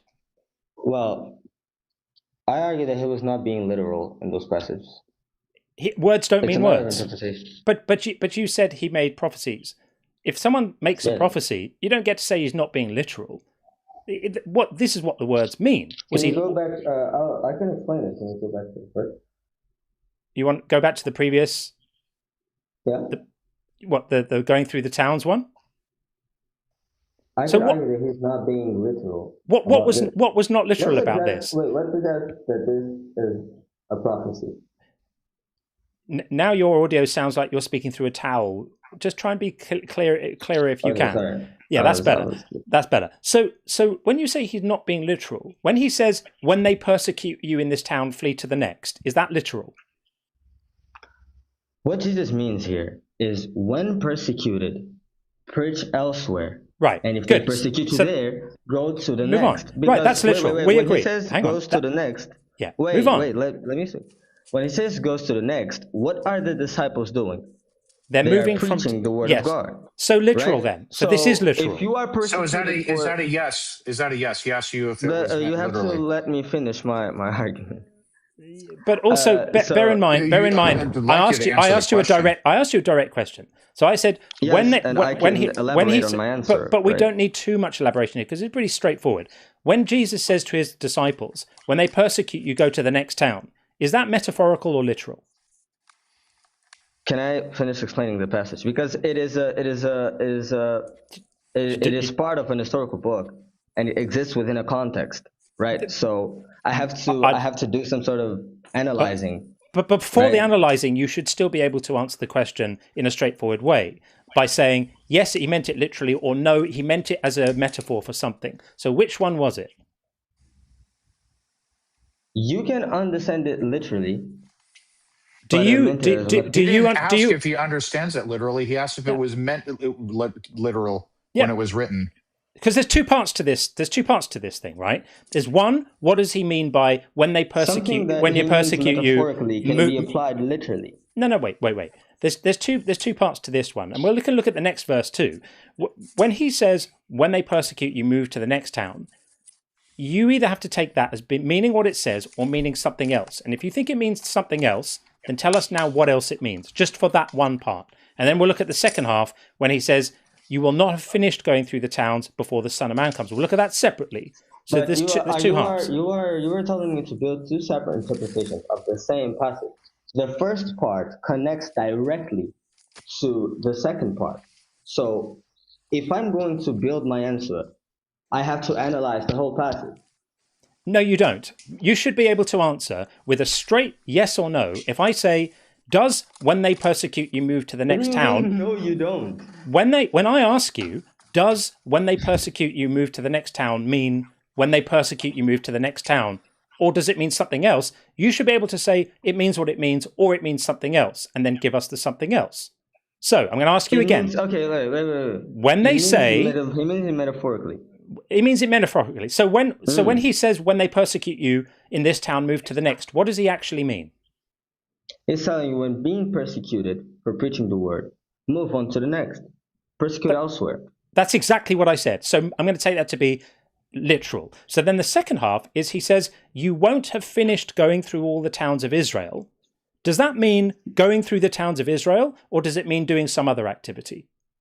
You won't have finished preaching here and there before the Son of Man comes. That's what he's saying. Correct. So that means what it says too. So has the Son of Man come? No, I clearly explained to you why it doesn't mean exactly what it says. So far you have said that when he says move through the towns and they persecute, preaching, move to the next town, that means what it says. You've agreed that when he says... I've talked about preaching from town to town. Preaching from town to town, I completely agree. Exactly, and preaching from town to town is being persecuted for preaching, and then getting out of there to persecute elsewhere because the people in there didn't accept it. I totally agree with you. Totally agree with you. Totally agree with you, 100%. On the next passage, he says, you will have not finished preaching before the Son of Man comes. Have those people finished preaching? No, we're not done preaching. The whole world is not Christian. They're all dead, dude. He was speaking to his disciples. He wasn't speaking to you. He was speaking to his disciples. He was speaking to the people in front of him. He made them a promise. That's why he said there are some standing here. In Matthew 16. He is teaching. In Matthew 16, when he says when he says there are some standing here who will not see death before me, does he mean some standing here, or does some standing here mean some who aren't standing here? When he means there are some standing here, he basically means there will be people who will not see spiritual death. Spiritual death. Oh, death doesn't mean death. Right. So do you see what you're needing to do in order to make in order to make this work? You're literally having to now redefine what the word death means. I am not redefining what the word death means. You are. What happens? Wait, let me explain you what happens. What happens is that inside of the Bible, right? The Bible is written inside of context. It is written inside of a basis. And on that basis, death can be interpreted in more than one way. There are passages. If you want words to not mean what they mean. Can I finish? You're interrupting me. When there are passages where God is talking about life and death, and He's not talking about dying as in getting shot or being born as words in out of words the don't mean mother words. womb. So when he talks about baptism, he says being born again. So when he says, "Truly I tell you," this is Omar. Right now. Omar. Sorry, this is insufferable.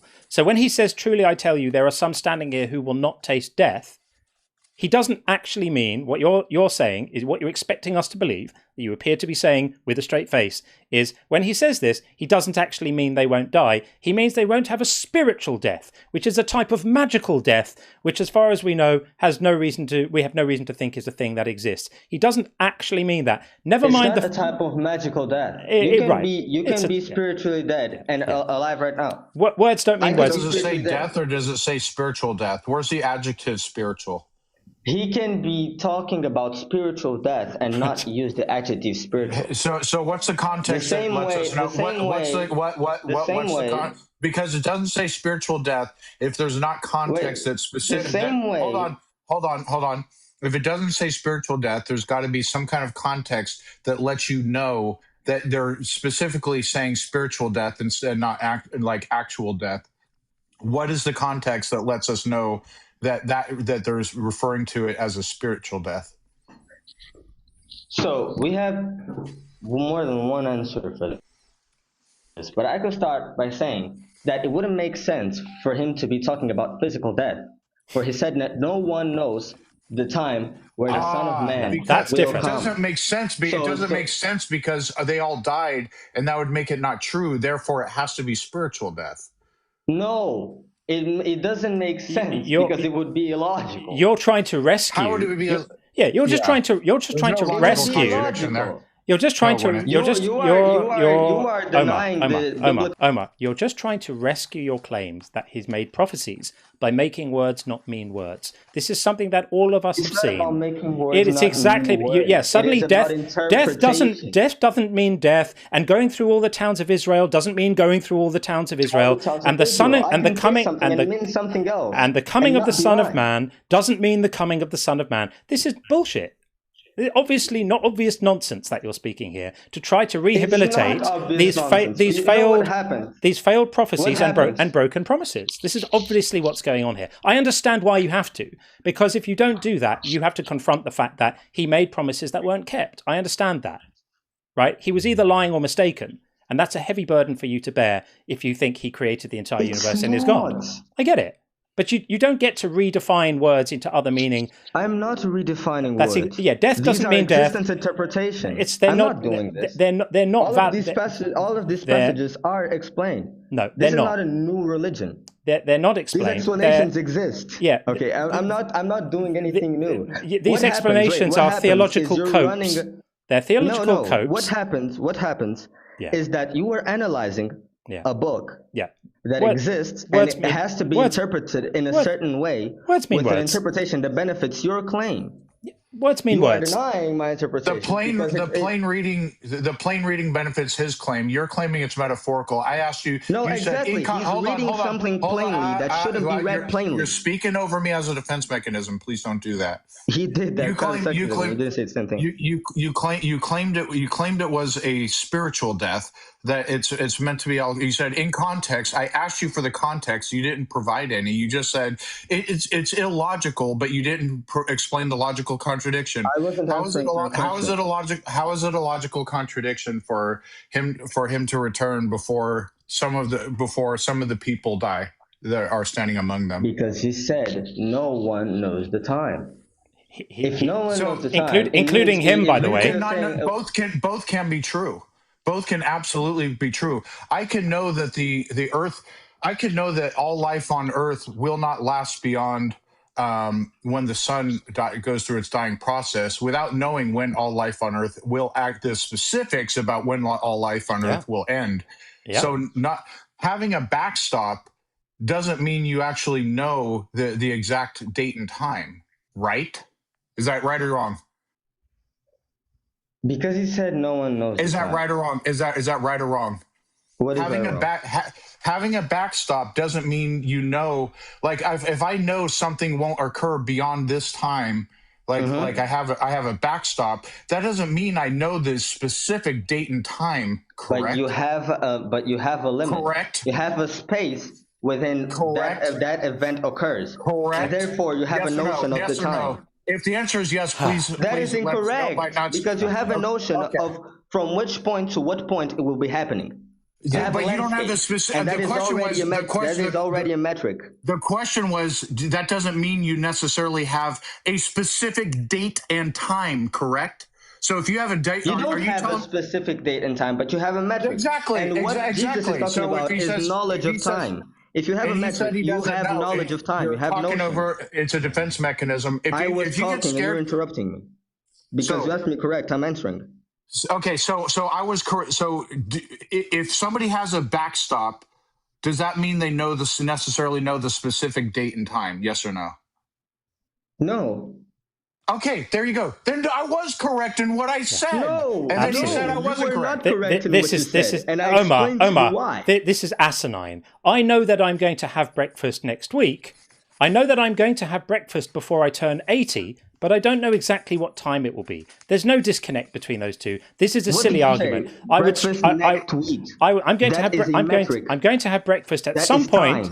No, I corrected myself. And I could say I'm going to have breakfast tomorrow, but I don't know exactly what time. Tomorrow is a metric of time. So this is a silly argument. I would recommend you don't make it. It's not a silly argument. It's ludicrous because from the point that you have tomorrow, you have a notion. Because it's completely possible to not know exactly when something is going to happen, but make an assurance that it's going to happen within a period of time, which is what Jesus said. So Jesus said that no one knows the exact time it's going to happen, including himself. himself, by the way, which contradicts the claim that he's God if God is in fact omniscient. But he said no one knows the time. And then he said, but it's going to be before you people die. So we don't know exactly when it's going to happen, but I promise it's going to happen before you've finished moving through the towns of Israel. And he lied because it didn't happen. Now, unfortunately, we have polled the room.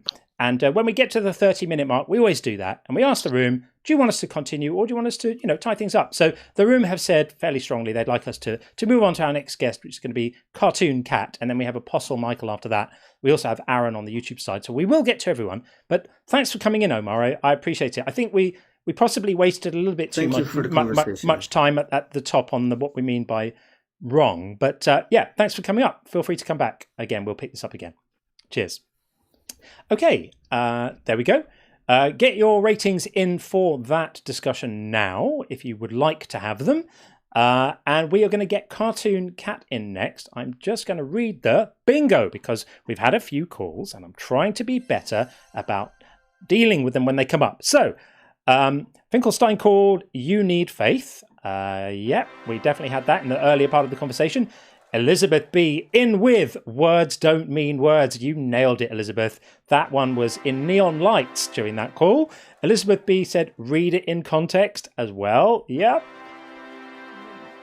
What a plead to context there. Context only helps you if reading it in context legitimately changes what it means. You don't get to wave a magic wand with context written on it and make words just magically mean what you want them to mean. That isn't how it works. Finkelstein called crying about the meta. I think there was a bit of that going on, sadly. And you called crash out, but I'm going to withhold crash out because I don't think that was a crash out. We got to the end of the call. He said, thank you for the conversation. And we'll all know when the crash out happens. So I'm going to withhold crash out on that one, but good call anyway. Thank you for that.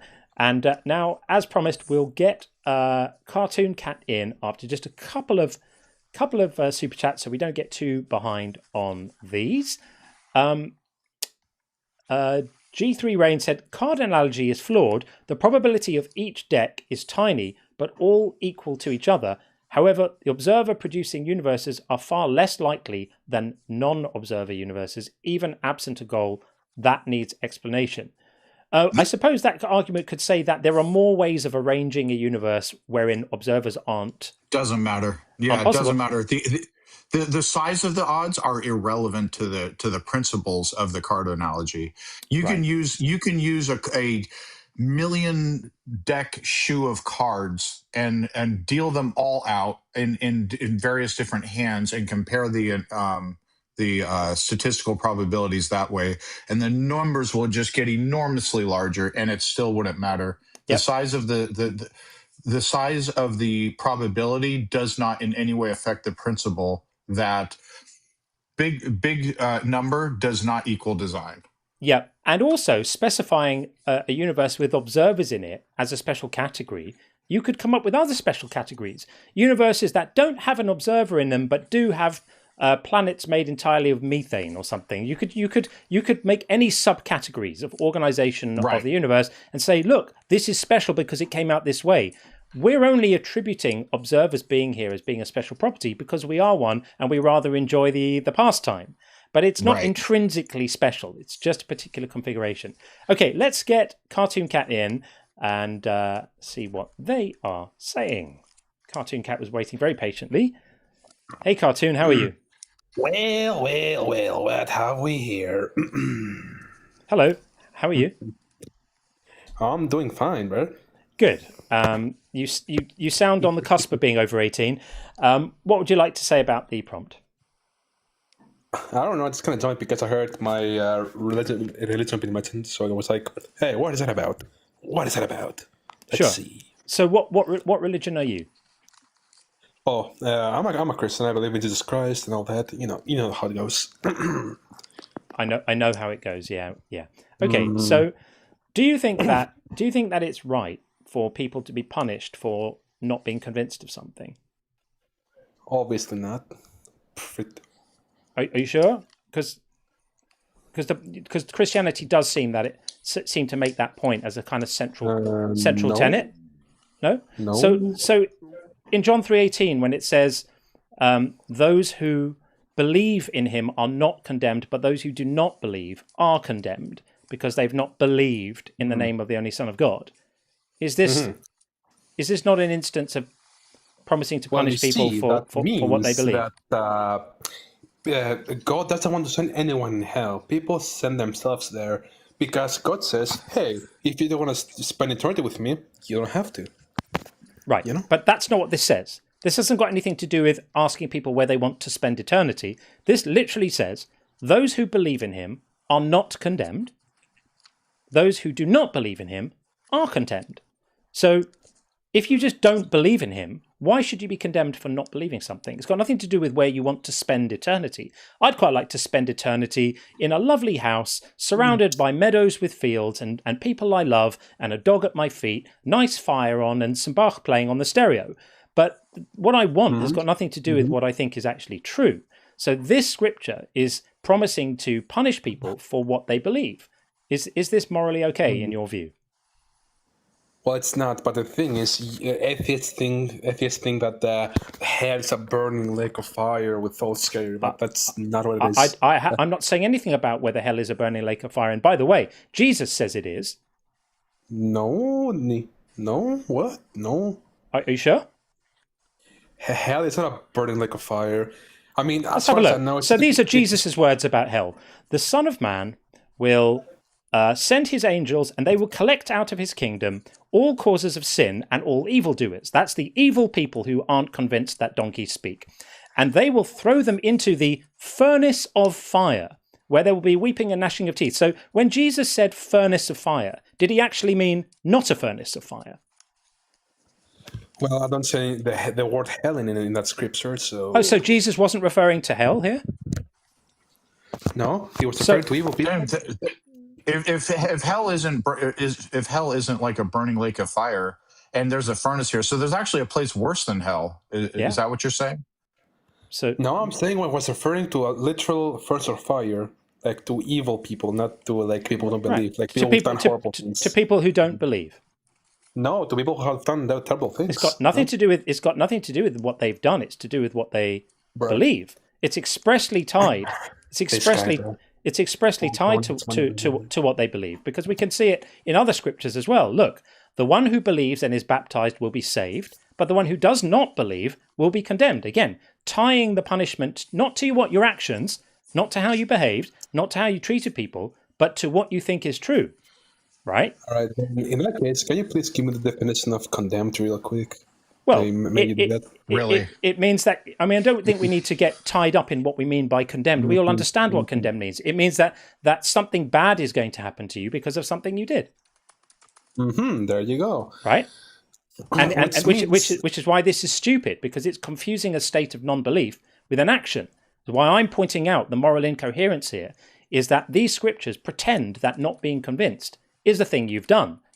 Why it says in Revelation 21:8, as for the cowardly, look what it does here. It groups together a bunch of the worst people, and it's talking about what the fate is that awaits them, right?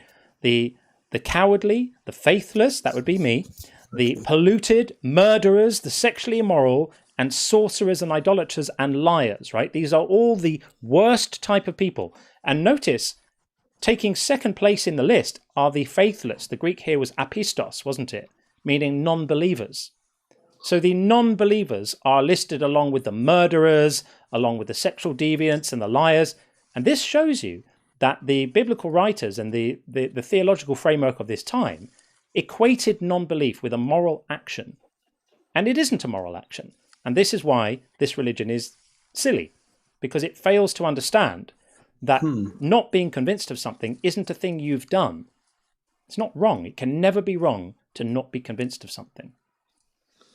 All right, so go back to my point. I was saying condemned, which means something bad will happen to you. So he meant that obviously you are not going to spend eternity with him. That's what he meant. Well, let's grant you this for a moment. Let's forget about all his promises about wailing and gnashing of teeth. This idea that all Jesus meant was separation from God doesn't survive a reading of the text. It quite happily survives not having read the text, by the way. But if you've actually read it, you'll realize that he doesn't say that. On numerous occasions in the book of Matthew alone, he uses the metaphor of the weeds and the metaphor of the the wailing and gnashing of teeth to denote that this was not just going to be a separation, it's going to be a punitive punishment, right? Something retributive is going to happen to you. You can pretend he never says that, but we'll all know that that's what's going on. But even if we grant this, even if we grant you for a moment that separation from God isn't good, if separation from God isn't good, why should God impose separation on people just because of what they believe? Obviously, since through your life, you don't want to be with him. You don't want to. You don't. Hold on. That's not the question. That's not the question. I want to be with Superman. I don't believe Superman exists. Not believing someone exists is not a statement so hold on. You mind not talking over me, please? All right. I don't I want to be with Superman. I don't believe Superman exists. So not wanting to be with someone is separate and independent from not believing they exist, correct? Yes or no? That depends on the person. So is that a yes or no? Is that a yes or no to my question? Depends on the person. Is that a yes or no? No. They're independent of each other. Both can be true or both can be false, or one can be true and the other can be false. That's what it means for them to be independent from each other. So what John is addressing is whether or not we believe God exists. Some people don't believe God exists and want to be with him or want to be with Jesus, non-resistant non-believers, people like Alex O'Connor. Some people maybe don't think that Jesus is a swell guy and doesn't want to be with him and doesn't believe he exists. Those two things are independent from each other. And when John brings up punishment for non-belief, and then you switch it and you try to do a switcheroo, hoping we won't notice and say, well, if you don't want to be with him, then blah, blah, blah. That's a separate thing, wanting to be with him, than actually believing he exists. So is punishment for non-belief moral or immoral in your view? Okay, let's go from the start. Punishment means going to hell, but hell doesn't mean torture. Is punishment for non-belief moral or immoral in your view? Depends on the punishment. It depends on the punishment? Really? Yeah. Let's imagine the punishment is just a little slap on the wrist. Does that suddenly make it moral? How weak does the punishment have to be before it starts suddenly being ethical by some magical principle? If it hurts a punishment, how about that? If it hurts, right? Surely a punishment is defined as something that is punitive or hurts. Otherwise, it's not a punishment. It's not going to be a back massage, is it? Does separation from God hurt? No. Doesn't hurt. So when Jesus says there's going to be wailing of gnashing of teeth, is he lying? Huh? When he says there's going to be wailing and gnashing of teeth, is he lying? That is obviously a metaphor, but I'm not exactly sure what, because I haven't read that part yet. You haven't read that. You haven't read the passages in the book of Matthew that specifically deal with the topic we're talking about now. This is where the rubber meets the road, my friend. This is where Jesus, who you think is God, is talking about the consequences of non-belief, and you're calling in to debate it, and you haven't read it. Are you serious? I haven't read that part yet. It's not just one part. It happens all the time in the book of Matthew, repeatedly. Right, then show me one more, please. Sure. Show me one more. Then. Yeah, I'll show you a few. I'll show you a few about this. So it happens a few times. So in Matthew 13, he says, he says, the Son of Man will send his angels, and they will collect out the kingdom all causes of sin and evildoers. And by the way, a cause of sin and an evildoer is defined as being as well, including people who just don't believe. And they will throw them into the furnace of fire, right? That's Matthew 13:41. In Matthew 13:49, you get a reiteration of this. So it will be at the end of the age. The angels will come out and separate the evil from the righteous and throw them into the furnace of fire, again, where there will be weeping and gnashing of teeth. Again, in Matthew 25, then he will say to those at his left hand, you are accursed, depart from me into the eternal fire, prepared for the devil and his angels. That's Matthew 25. In Matthew 25:46, again he says, and these will go away into eternal punishment, but the righteous into eternal life. In Mark 9:43, you have a similar theme. In the book of Mark, he says, if your foot causes you to sin, cut it off. Better for you to enter life than to have 2 feet and be thrown into hell. If your eye causes you to sin, tear it out. Better for you to enter the kingdom of God with 1 eye than to have 2 eyes and be thrown into hell, where the worm never dies and the fire is never quenched. So that's quite a number of occasions where Jesus himself speaks about these consequences. It's astonishing to me that you haven't bothered to read them. Why? Well, you see, in those scripts you saw in, it never said the word non-believers once. So but that the word non-believers is tied to this, which is why he says that non-believers are the apistos. It's in the book of John as well. The apistos are the faithless and the non-believers, and that theme of non-belief being an iniquity is consistent through the New Testament. So if you're going to tell me that Jesus is absolutely fine with non-believers, you're undermining the entire moral framework of Christianity, of the Christian doctrine. Is that really where you're going with this? Jesus never said that you have to believe in him. You obviously have the choice not to. So he never said the way to the Father is through the Son. Never said that. What does this have to do with non-believing? Because you can't have a relationship with him if you don't believe he exists. You can't have trust in him if you're not convinced he exists. You can't accept him as your saviour if you don't believe he exists. You can't repent for your sins if you don't believe he exists. You can't have a relationship with his Father if you don't believe he exists. You can't see yourself as a sinner if you don't believe sin exists. You can't believe sin exists if you don't believe God exists. All of this is tied to belief. If that hasn't dawned on you yet, where have you been? Why do you have such a poor understanding of your own theology? This is ludicrous. Theology? What? Yes, the theology, the moral logic, the logic at the heart of the set of beliefs that you believe has belief at its core. If you're trying to divorce Christianity from the topic of belief, you're going to fail. That's going to hurt.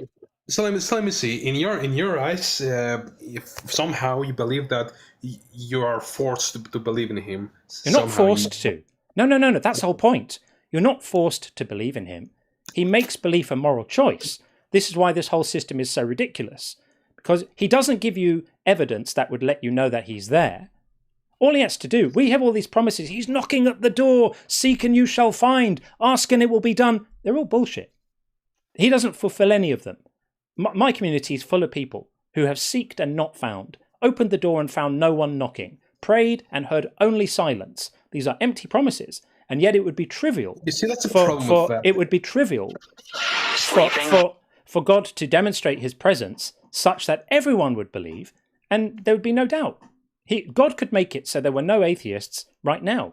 He's just choosing not to, if he exists. Which he That's a problem. The problem with you is that if you pray or try to reach him somehow without having faith, it don't work. You need to actually believe. You need to believe. So you have to be convinced of him first. That's your claim. So if I don't believe, and I pray to, so if I already believe, then why would I be praying for him to believe? And if I don't believe, you're saying pray, but the problem is you have to believe before you pray in order to believe. Like, you don't see like the problem with any of this? No, that's not what I said. I said for a prayer to work, so you need to believe in it, in him. That's the thing. Do you think it's ever happened that people have prayed from a position of believing and not had their prayers answered?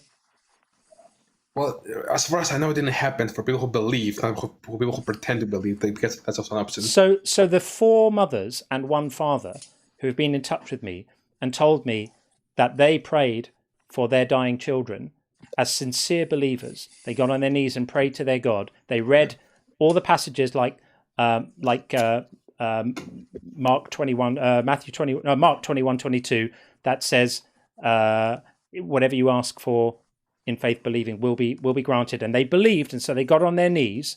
Or anything you ask for in my name will be done. They believed and got on their knees and begged for God, prayed to God to allow their children to survive, and their children didn't survive. You're saying that those people just didn't believe hard enough and they deserved it. That's what you're saying. Okay, what exactly did they wish for? What did the children have? They wished for their children not to die of the diseases that they've had. I have heard explicitly from 4 women and 1 man who were in this exact position. They were believers at the time, sincere believers, and they opened their Bible, they put their heads down in prayer, and they prayed to Jesus, who they felt they had a relationship with, feeling confident that he was going to keep his promise, and in all cases, their children died. Are you literally going to, right now, blame them for just not believing hard enough? Because that's where you're going, friend, and it's not a good look. So you want to reconsider? No, what I said if you believe, there is people who can pretend to believe. That's a problem. So they were just pretending. That's what you're going to say now. They were liars, right? Just pretending. You're for real, but they were pretending is what you expect us to believe. Are you serious? Mm-hmm. Are you serious about that? Mm-hmm. He said, uh-huh. I mean, I almost don't have words for how disgusting that is. For you to call bereaved parents liars because the prayers they were promised would work didn't work, and in the wake of that, they lost their faith. But at the time, they were deeply faithful. I think that's really disgusting, Cartoon Cat. Really disgusting. I think you can go and think about that.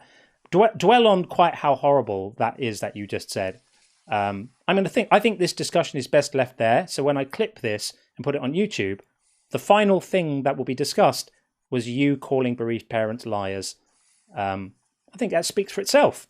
Okay, people, get your call rating in for that conversation. While you do that, I've got some calls on the bingo, and then we are going to get Apostle Michael in, and then after that, we do have Aaron over on the YouTube side who's been waiting patiently. So for anyone in the queue, I see there's others in the TikTok queue. I promise you, if you wait, I promise we'll get you in. I'll try and move through the calls quickly so that you don't wait too long. I understand what it's like. Don't give up. I promise I'll get you in. Okay, so we've got some calls on the bingo. Let's have a look. What have we got here? Maple Drizzle, great to see you. Called Everyone Knows God Exists. Yep. Romans 1, eh? The old favourite. And Pastor Ferry called You Send Yourself to Hell. Well spotted. Yeah. Didn't waste any time nailing that one. I thought it, as he said it, I thought someone's going to nail that on the bingo. And it was Pastor Ferry. Finkelstein called Free Will.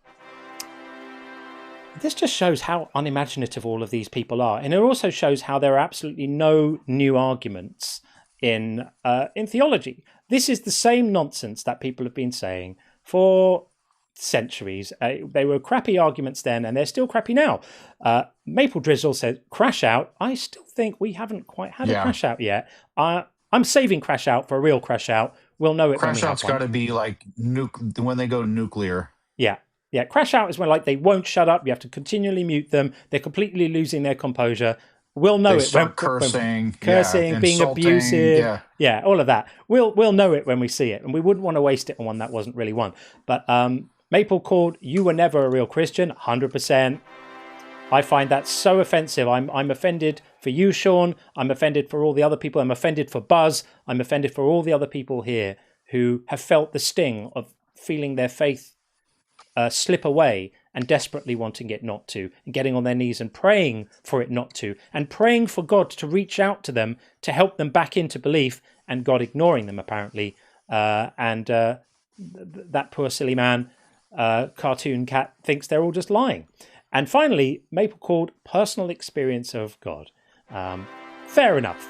Excellent work. Okay, so we are going to read 3 or 4 super chats and then get Apostle Michael in. And we will keep things moving along. So, Ken Wilmot, thanks Ken for the super chat, says, Good morning, Sean. Good afternoon, John. Unless flat Earth. Ooh. Brilliant. Absolutely love that. By the way, that I clipped the video I clipped a video of the conversation we had with that flat Earth guy who came in last week. It's on 70,000 views after 5 days. So something about that flirt video connected. Those people are properly dumb. Garbage Man, good to see you. Glad you added God doesn't require constants at all. We could pop in and out of existence and yet maintain our identity because the author says so. Exactly. Sean gets the full credit for that argument. If God is that powerful, he's not constrained by the constants needing to be in particular limits. Totally right. And Bab says, the company of those who seek the truth is infinitely preferable to that of those who believe they have found it. Oh my God, I love you, Babs. I should start paying you for super chats. They are so good, Babs. Everything you say is always on point. And hashtag Nope John. Love it. Thank you, Babs. You're awesome. Last super chat for now. Buzz says, why do so many people, Daniel included, claim to detect the undetectable? My God is outside space and time, but I've detected it. So moronic. It is rather silly, isn't it? Very, very silly indeed. Okay, let us... I'm going to keep my promise and get in Apostle Michael next. And Michael's been waiting a while. And then after that, we will have to get in Aaron on the YouTube queue. Welcome in, Michael. Oh, trying to get me now. There we go. Michael, are you there? Good afternoon. I'm right here, sir. Very proud to be here. Happy to be here. Welcome to my Christian community. I've got news for you. You're not in your Christian community right now. You're in my explicitly. I know they're listening. No. I know where I am, but I'm just sending out kudos to my Christian brothers on your life. I'm sending out kudos to them. Oh, you've brought in a clan with you. That's excellent. Well, I will extend the welcome. I would extend the warm welcome to Apostle Michael's Christian community joining us in the live. And you're very welcome, Michael. So our claim is that atheism cannot be wrong. And atheistic people are wrong, dead wrong.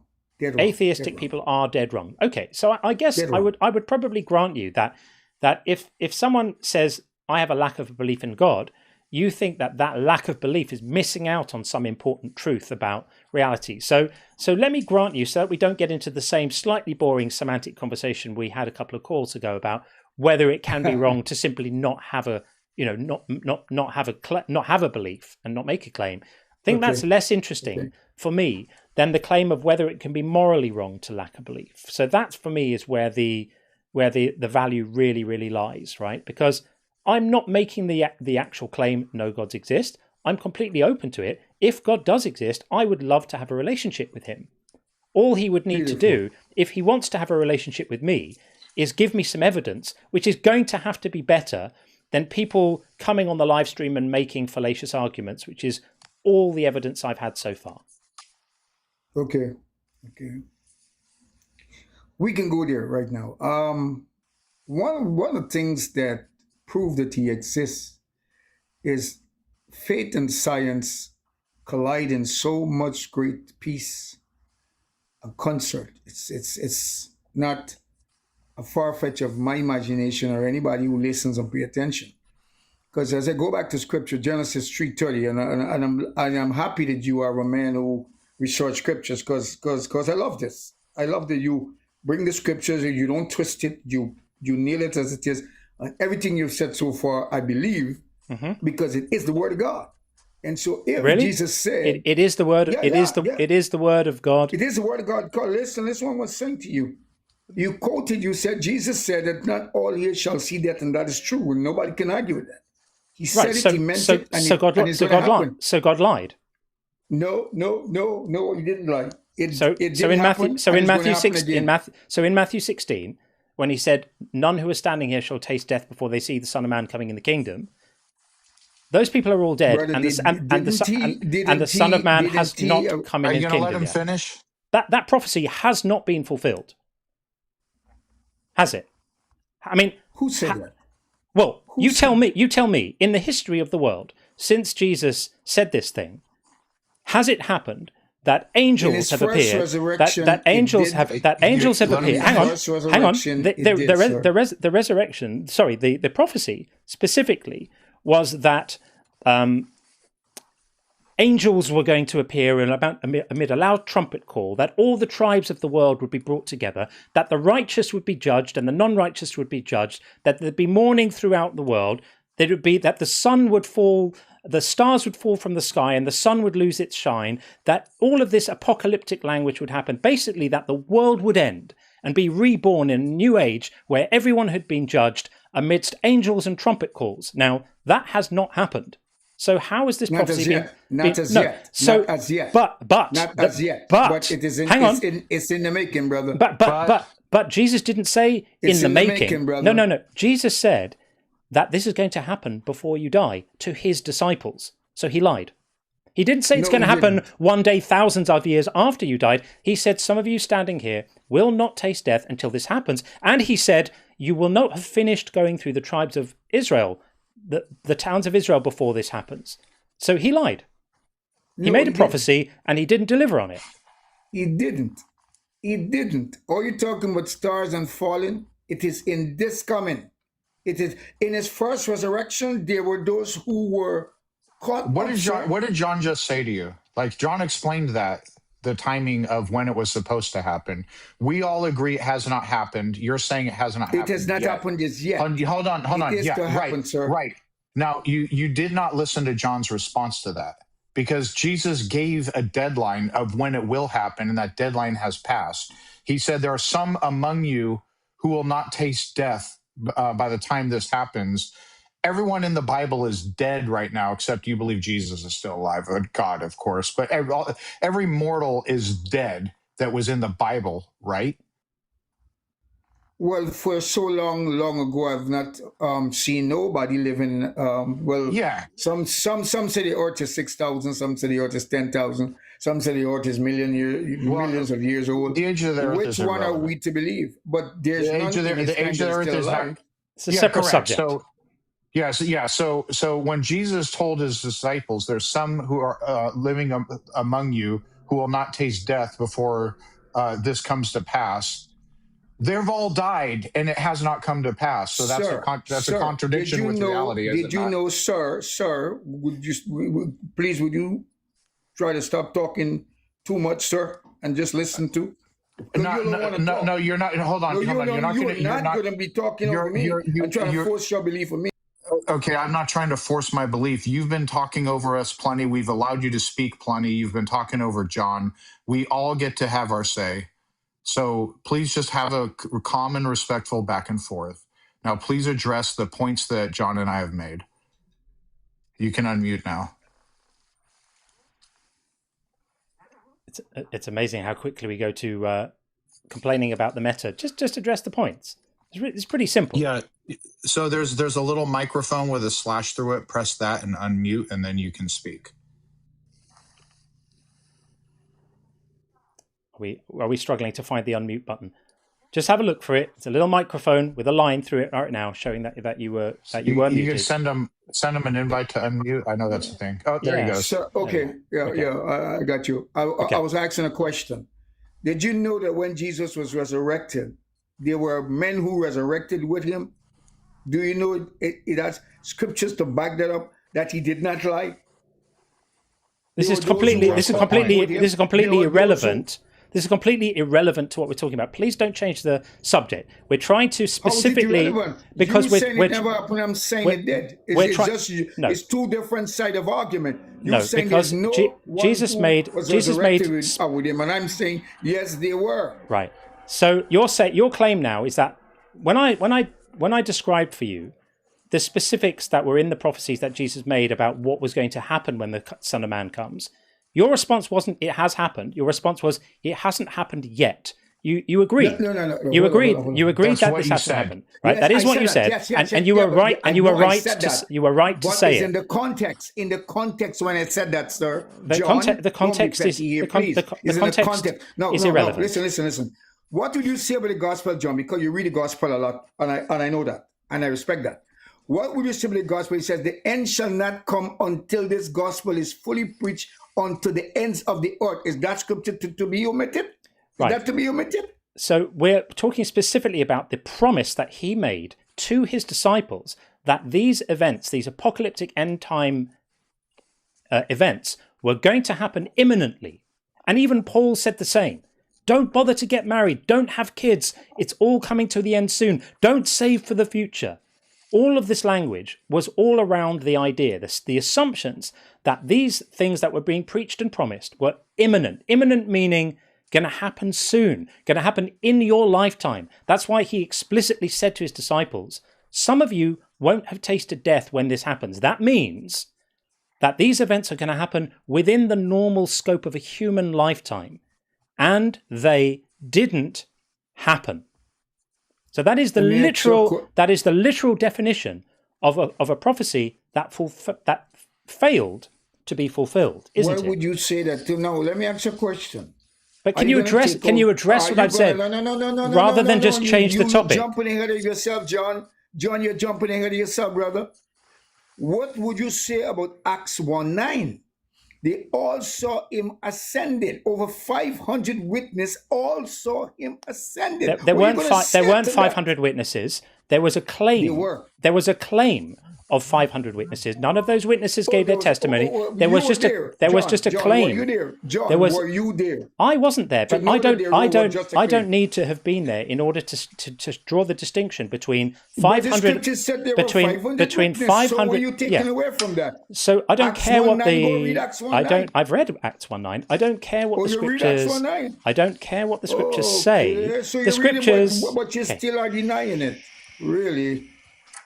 Chill. Just relax. I don't care what the scriptures say. I care what we You can don't know. care, but I What care. we can You don't know with care, I confidence. care. Now, you pivoting With to confidence, I care. You pivoting to Acts 1:9 is a demonstration that you're incapable or unwilling to address the point I made, which is that Jesus promised a set of events, right? Which is that the world is going to end, everyone's going to be judged, everyone in the world will hear the trumpet call, the angels are going to come, the people are going to be judged, and the righteous are going to be lifted up, and the people who are not righteous, the evil are going to be judged for their wicked deeds, and there was going to be this huge reckoning, which is the thing that people are still waiting for now. It didn't happen. And when I ask you to account for the fact that he promised his disciples that it would happen within their lifetimes, and it clearly didn't happen, and you agreed that it didn't happen, that it's going to happen again one day in the future, when I ask you to account for that, you pivot to another verse talking about 500 witnesses. I never pivot. I'm just showing that you have it misconstrued. That was a pivot so wild. I wished I was wearing a seatbelt. A seatbelt at that point. So put on your seatbelt. You need to put on your seatbelt because the ride is bumpy right now. The ride is bumpy for you right now, sir. Yes, I'm suffering terribly. Your ride is bumpy with me right now. So yes, I'm sure you can tell how much I'm sweating it. So in the spirit of not pivoting, then let's remain where we are. And I'm not pivoting. You cannot put to me what lovely. You want, so you Wonderful. can have to. So the next thing that you're going to say is Jesus promised his disciples that all of this. Has the world ended yet, John? God just asked me to ask you one question. Has the world ended yet? You need to learn to listen while other people are talking and talk when they've finished. I know this may surprise you, but actually waiting to speak and listening are in fact separate activities. I know this is revolutionary. Try to get your head around this if you can. Okay, now, what I would like you to explain for us is the fact that Jesus made a specific promise about when these things were going to happen. He did it more than once. He said that they wouldn't have finished going through the towns of Israel before this happened, and he said that some of them would not have died before this happened. Can you now, the next thing I'd like you to say for us is to explain why he made that promise, given that it was false. Go ahead, please. I'm asking you a question. Has the world come to an end yet? Is there any end in the world we have seen in the last almost 1,000 years? Has there been an end to anything yet? No. The end shall not come until the gospel is preached to every nation and kindred. So nobody you will have excuse when he puts in his appearance to judge this world. Michael, can you repeat to me the question I asked you? Just to check that you were listening. Repeat to me the question I asked you. The question is vague. The end has not come. It wasn't vague. My question was very specific. Can you repeat it? The end has not yet come, Michael, John. Can you repeat it? I agree the end has not yet come. This is why we know Jesus lied. Can you repeat the question I asked you, just to make sure you were tracking? No, let me... Okay, what? you can't. I'll ask it again. So the question I asked you was, please explain to us why Jesus promised his disciples that the end would come during their lifetimes. In a circle, I'm going to override this because I want to hear his answer, and then we'll indulge you after that. What I asked you, Michael, was to answer the specific question, which was, why did Jesus make a promise about putting a time frame on these events when they did not happen? That's the question I want you to answer. And your answer has to be, Jesus made this promise which wasn't fulfilled because, and then explain that. That's the thing that we would like to that's what hear.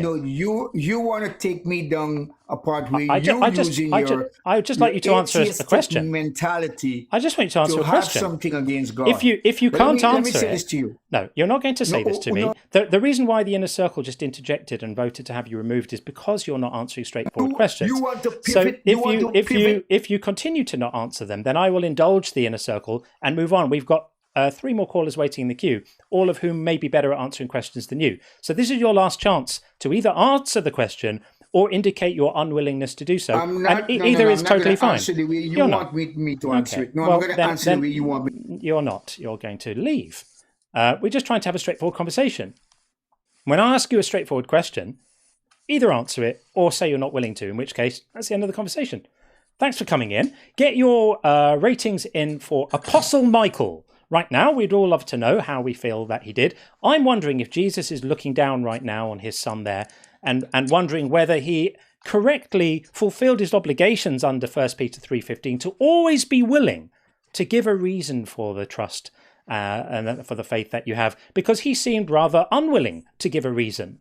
In lieu of a reason, he seemed quite enthusiastic about just providing more questions, which is not, it's explicitly not giving a reason. It's just asking more questions and diverting to other things. So we are going to get Aaron in next on the YouTube side. After that, we have Matek and Show Me the Money on TikTok. So Aaron, hold fire. We're going to get you in just a moment. We've got some calls on the bingo before we do, because that was a rather fruitful exchange, wasn't it, everyone? Let's see what we've got over here on the bingo.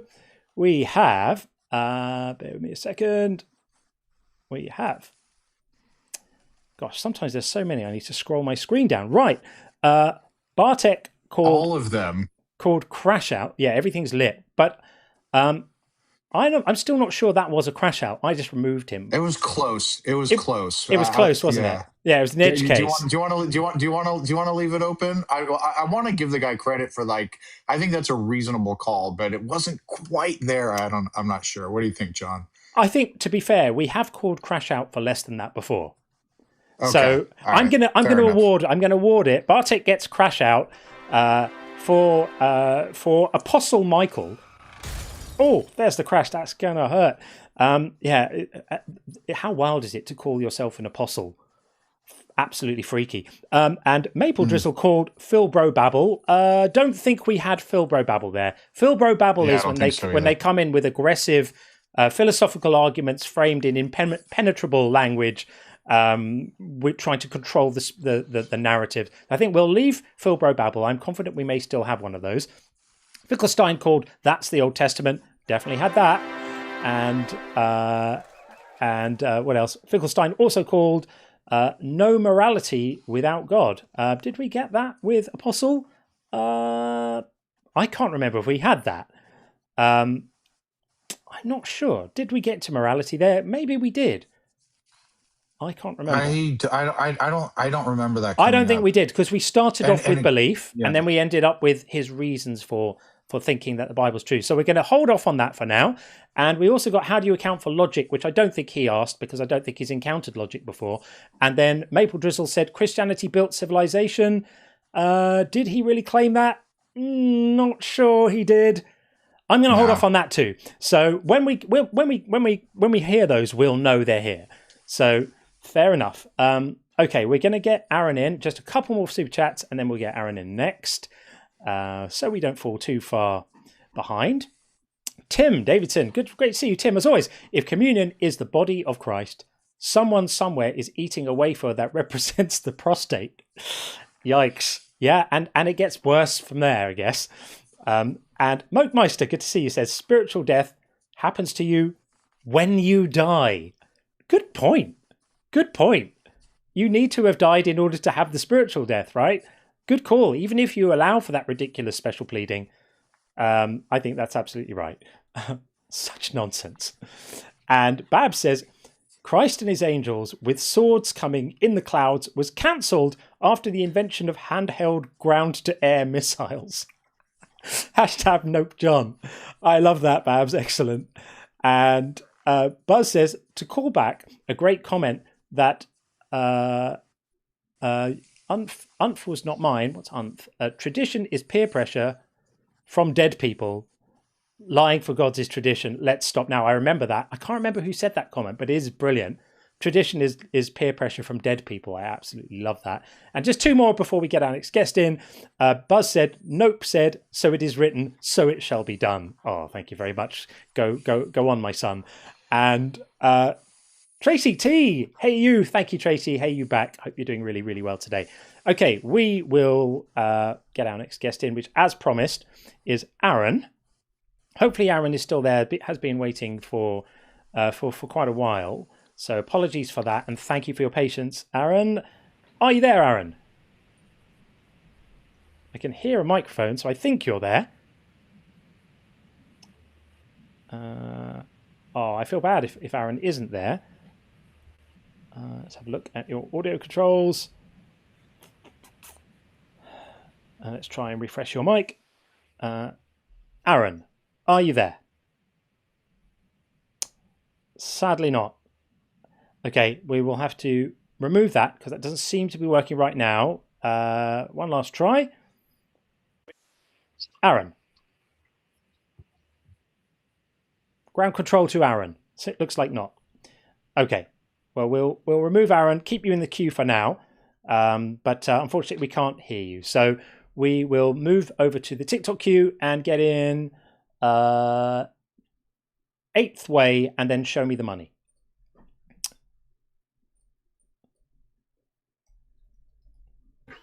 Hi, Eighth Way. Hello. Hi. How are you doing? Good. So you used to be a Christian, or you were always an atheist? I've never believed in a god a day in my life, and Sean was previously a Christian. So we come at non-belief via two paths. Okay. What is that? What are those two paths? Well, one is never having been a believer, and one is previously having been a believer. But we meet in this place of non-belief. Well, I was an atheist. Why were you an atheist? Well, because when I was young, one of my friends Richard Dawkins came and spoke at a college near here, and I went and watched his speech. Okay. At the time you saw the speech, were you a believer when you went into the speech? No. Okay, so you were already an atheist. Hold on. Sorry. No, it's okay. If you cited that as the reason you were an atheist, but you were already an atheist when you went to the speech. I mean, I wouldn't have called myself an atheist. I had a really bad childhood, so I was kind of one of those people where I'm like, well, why did all these how could there be a God if these horrible things happen to me, you know? Okay. And then when I learned, and then I read a lot of Richard Dawkins books. I read Christopher Hitchens. I read Sam Harris, and then I was very, very convinced of evolution, and that was probably what solidified it for me. Which Dawkins books did you read? Oh man, I read The Selfish Gene. I can't remember. It's been 20 years now. I can't remember them off the top of my head. I read like three. What was his most popular one? Well, he wrote The God Delusion, but that's my least favorite. I don't think that his non-science writing is that great, but his science writing is very good. So you read The Selfish Gene, and did you understand the central premise of that book? I think I did at the time. Yeah. Could you say it now? Let me think for a second here. It's not meant to be a test. It's just wondering. No. I'm trying to see. I used to actually preach this to people. I had like a little speech I would give to people where I would explain evolution to them. The Selfish Gene doesn't really explain evolution. That would more be The Blind Watchmaker or Climbing Mount Improbable or The Extended Phenotype. Yeah, so those are the books that explain evolution. The Selfish Gene doesn't explain evolution. It just argues for the gene as the unit of evolution rather than organisms themselves. Right. But let's move on from that. So you used to be an atheist, and now you're no longer an atheist. So yes, are you a Christian now? I know. Right. Yes. Okay. I know this is honestly very weird for me as well. I still have some cognitive dissonance. I'm not going to lie. And Sure. I saw your little board up, and I'm telling you, I used to go debate religious people and clown on them. I know it's easy when you have all this, what you think is evidence on your side, and they just have personal experiences and whatnot. So obviously, I've gone on this deep mission to find out if there is evidence, if there, and I, obviously like the Shroud of Turin and other things, and the face mask they had on them, and they matched up the DNA to both of those to like AB positive or whatever. I mean, there's a lot of things, but unfortunately, there's two things I want to say.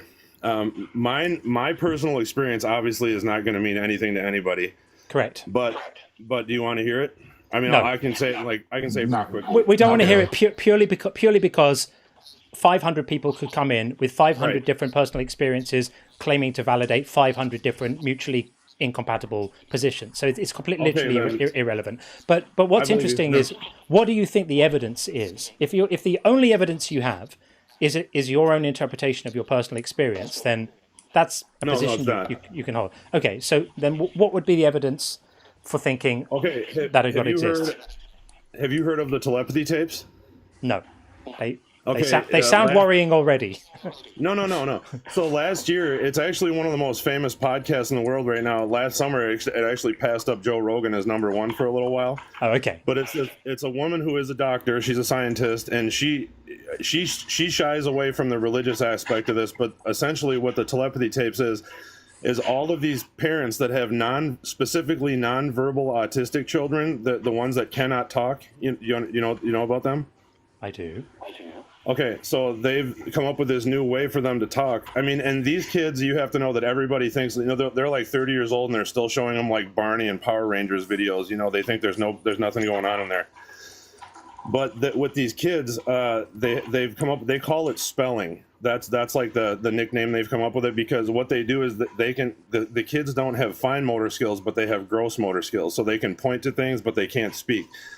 So they hold these stencil boards in front of them with the alphabet cut out, and these kids, and then they found out now that these kids can point to the letters and actually spell. And not only are they in there, they're brilliant. They're actually very smart people.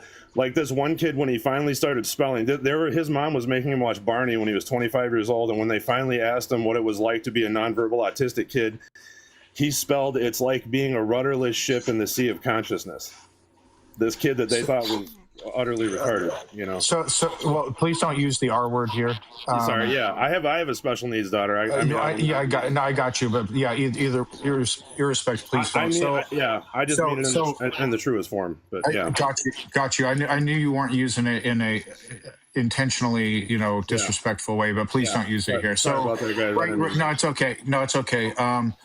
By the way, I'm getting feedback. I'm getting feedback here. So the telepathy tapes. This is according to AI Overview. Is a popular documentary podcast by Kai Dickens that explores claims of psychic abilities in non-speaking autistic children. While the show has gained millions of listeners and offered a compelling alternative narrative for parents, it is heavily criticized by the medical and scientific community as dangerous pseudoscience. I hate shit like this more than I can even tell you. Hold on, let me make my point. There is something predatory about this stuff, something exploitative about this stuff. I know you're going to say that. I really don't like it. Well, okay, but hear me out here. There is a documentary on YouTube. I mean, they can take these kids. They do it on camera scientifically. I know the scientific world they're starting to accept it everywhere. No, they're not. But if you watch that video, it is impossible to not. They can take these kids and put their mother in a different building in a different. This is bullshit. No, this is bullshit. It's also nothing to do with the God. This is just you being gullible to pseudoscience. Just hear me out here. Just be open-minded for a second. I know how you feel. Trust me.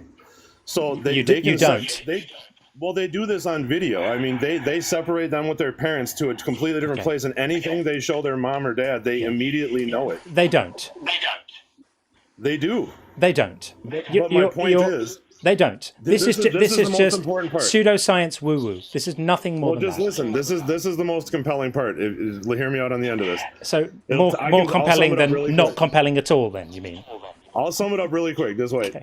So all of these kids, some of them grew up in atheist homes. They've never been to church. They've never heard of Jesus. Nothing like that. Never. Yeah. Okay. Yeah. But these kids talk about Jesus. Right. And they say that at nighttime they spiritually go to a place they all call the hill, Lovely. where they hang out with Jesus. Okay, eighth way, you need to be less gullible.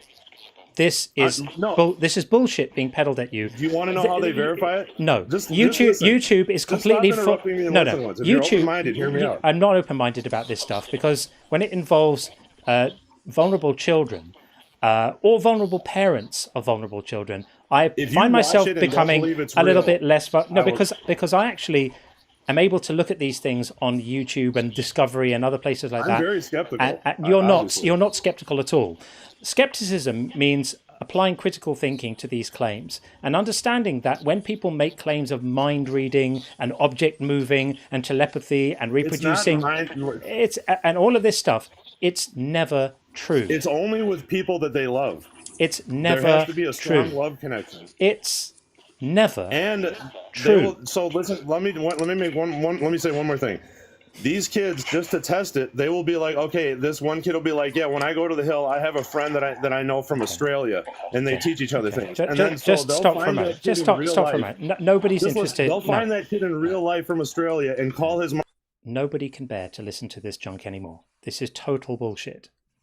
Total bullshit. You are just too gullible, too credulous. This is total bullshit. Every time these kinds of claims are ever investigated in such a manner as to completely preclude the possibility for cheating or self-delusion, the effects evaporate. Every time. Think about what this would mean for the world if this were actually true.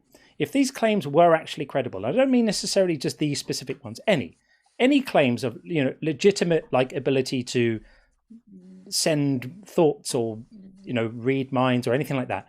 If this were actually true, it would have come out now in properly controlled studies. But for decades and decades and decades, every time you try to control for the possibility of fraud or mistakes or self-delusion, the effects vanish. This is why the James Randi Education Foundation had $1 million on offer for decades for anyone who could prove any of this stuff. And many people tried and no one got close. Because there's always an explanation. There's always an explanation which isn't magic exists. It isn't people can read minds. It isn't there are aliens or there are special powers or any of that stuff. These effects always evaporate the moment you control for self-delusion and fraud. And that's why you should be less credulous. You shouldn't believe what you read or what you watch on YouTube videos, especially when there's so much information easily available debunking it. I mean, there's no excuse now for that. The problem with documentaries is there's documentaries that make all sorts of claims, including you can watch documentaries on alien encounters, extraterrestrials from outer space, and they're quite convincing.